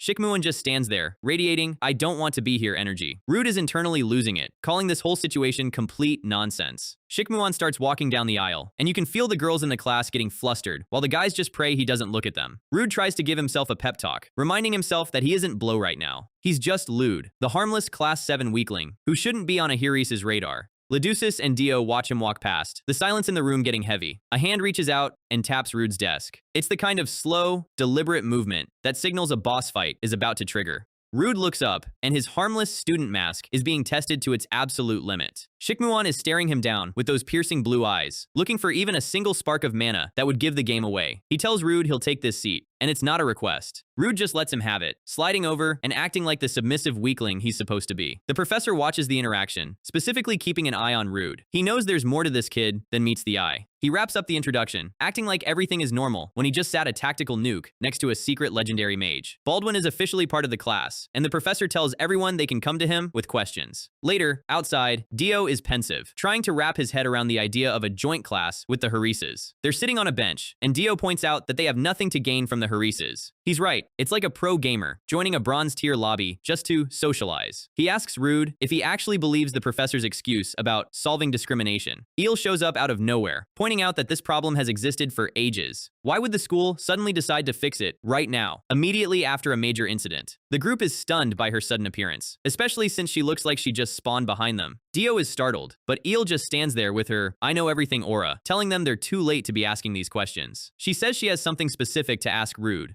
She asks if he knows the Heris from today, Shikmuan. Dio jumps in, saying he wanted to ask that too, because Shikmuan's eyes were locked on Rood the whole time. He describes it as scary, and for once, he's actually understating the situation. Rood puts on his best, "who me" face, and asks how he would possibly know a Heris. He's sweating internally, hoping his acting skills are as good as his black magic. He thinks to himself that Shikmuan isn't certain of anything yet. If the fire mage knew for sure that Lud was below, the school would already be a crater. He wonders when exactly Shikmuan started getting suspicious. He flashes back to the aftermath of the demon fight, where they stood in the fog. He concludes that he didn't act rashly, but Shikmuan is just looking for a way to confirm his gut feeling. Suddenly, they see a group of professors walking together in the distance. Dio notes that they've been gathering a lot recently, which is never a good sign in this world. Rood starts to wonder if it's because of the Ishuella incident, but then his thought process is interrupted by a finger to the eye. Dio lets out a muffled scream, clutching his eyes like he just got hit with a flashbang. Rood is confused, and AL is watching Leducis, who is also looking worried. Dio is still making noise, and Leducis just watches the chaos, probably wondering why his friends are like this. The scene shifts to the interior of a room with a loud bang as the door is slammed shut. Rood is standing there, looking serious. The comedy hour is officially over. Dio is on the floor, groaning, asking Rood what he's doing. Rood isn't playing around. He calls Dio's name and tells him to show his face. Dio looks up,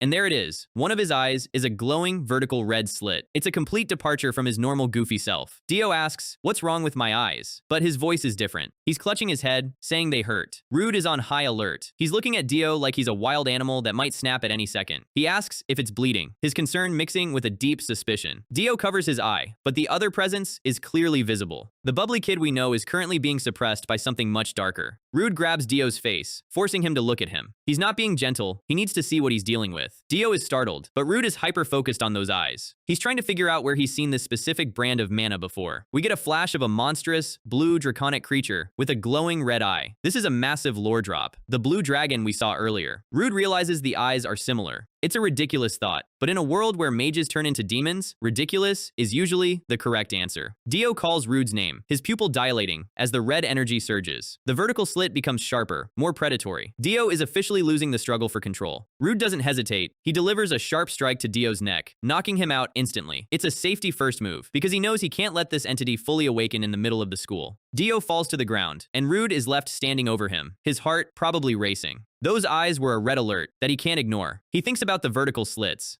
It's not just a physical change, it's a biological one. Dio is carrying something inside him that isn't human. Rood looks down at his friend and asks the question we've all been thinking, who on earth are you? Suddenly, Dio starts to move. He isn't out as long as Rood expected. He clutches his face, the atmosphere in the room turning ice cold. In a flash of movement, Dio lunges forward. This isn't a friendly tackle, it's an assassination attempt. He slams Rood against the wall, grabbing him by the throat with terrifying strength. His voice is a low growl now, saying it's hard to control himself when he's near that bastard. Dio is looming over Rood, his eyes glowing with murderous intent. He tells Rood to just pretend you don't know anything. The golden retriever is dead, the monster is out, and it's looking for a reason to snap. Rood is in deep, and for the first time, he's being physically overpowered by someone he called a friend. We're officially into the endgame now.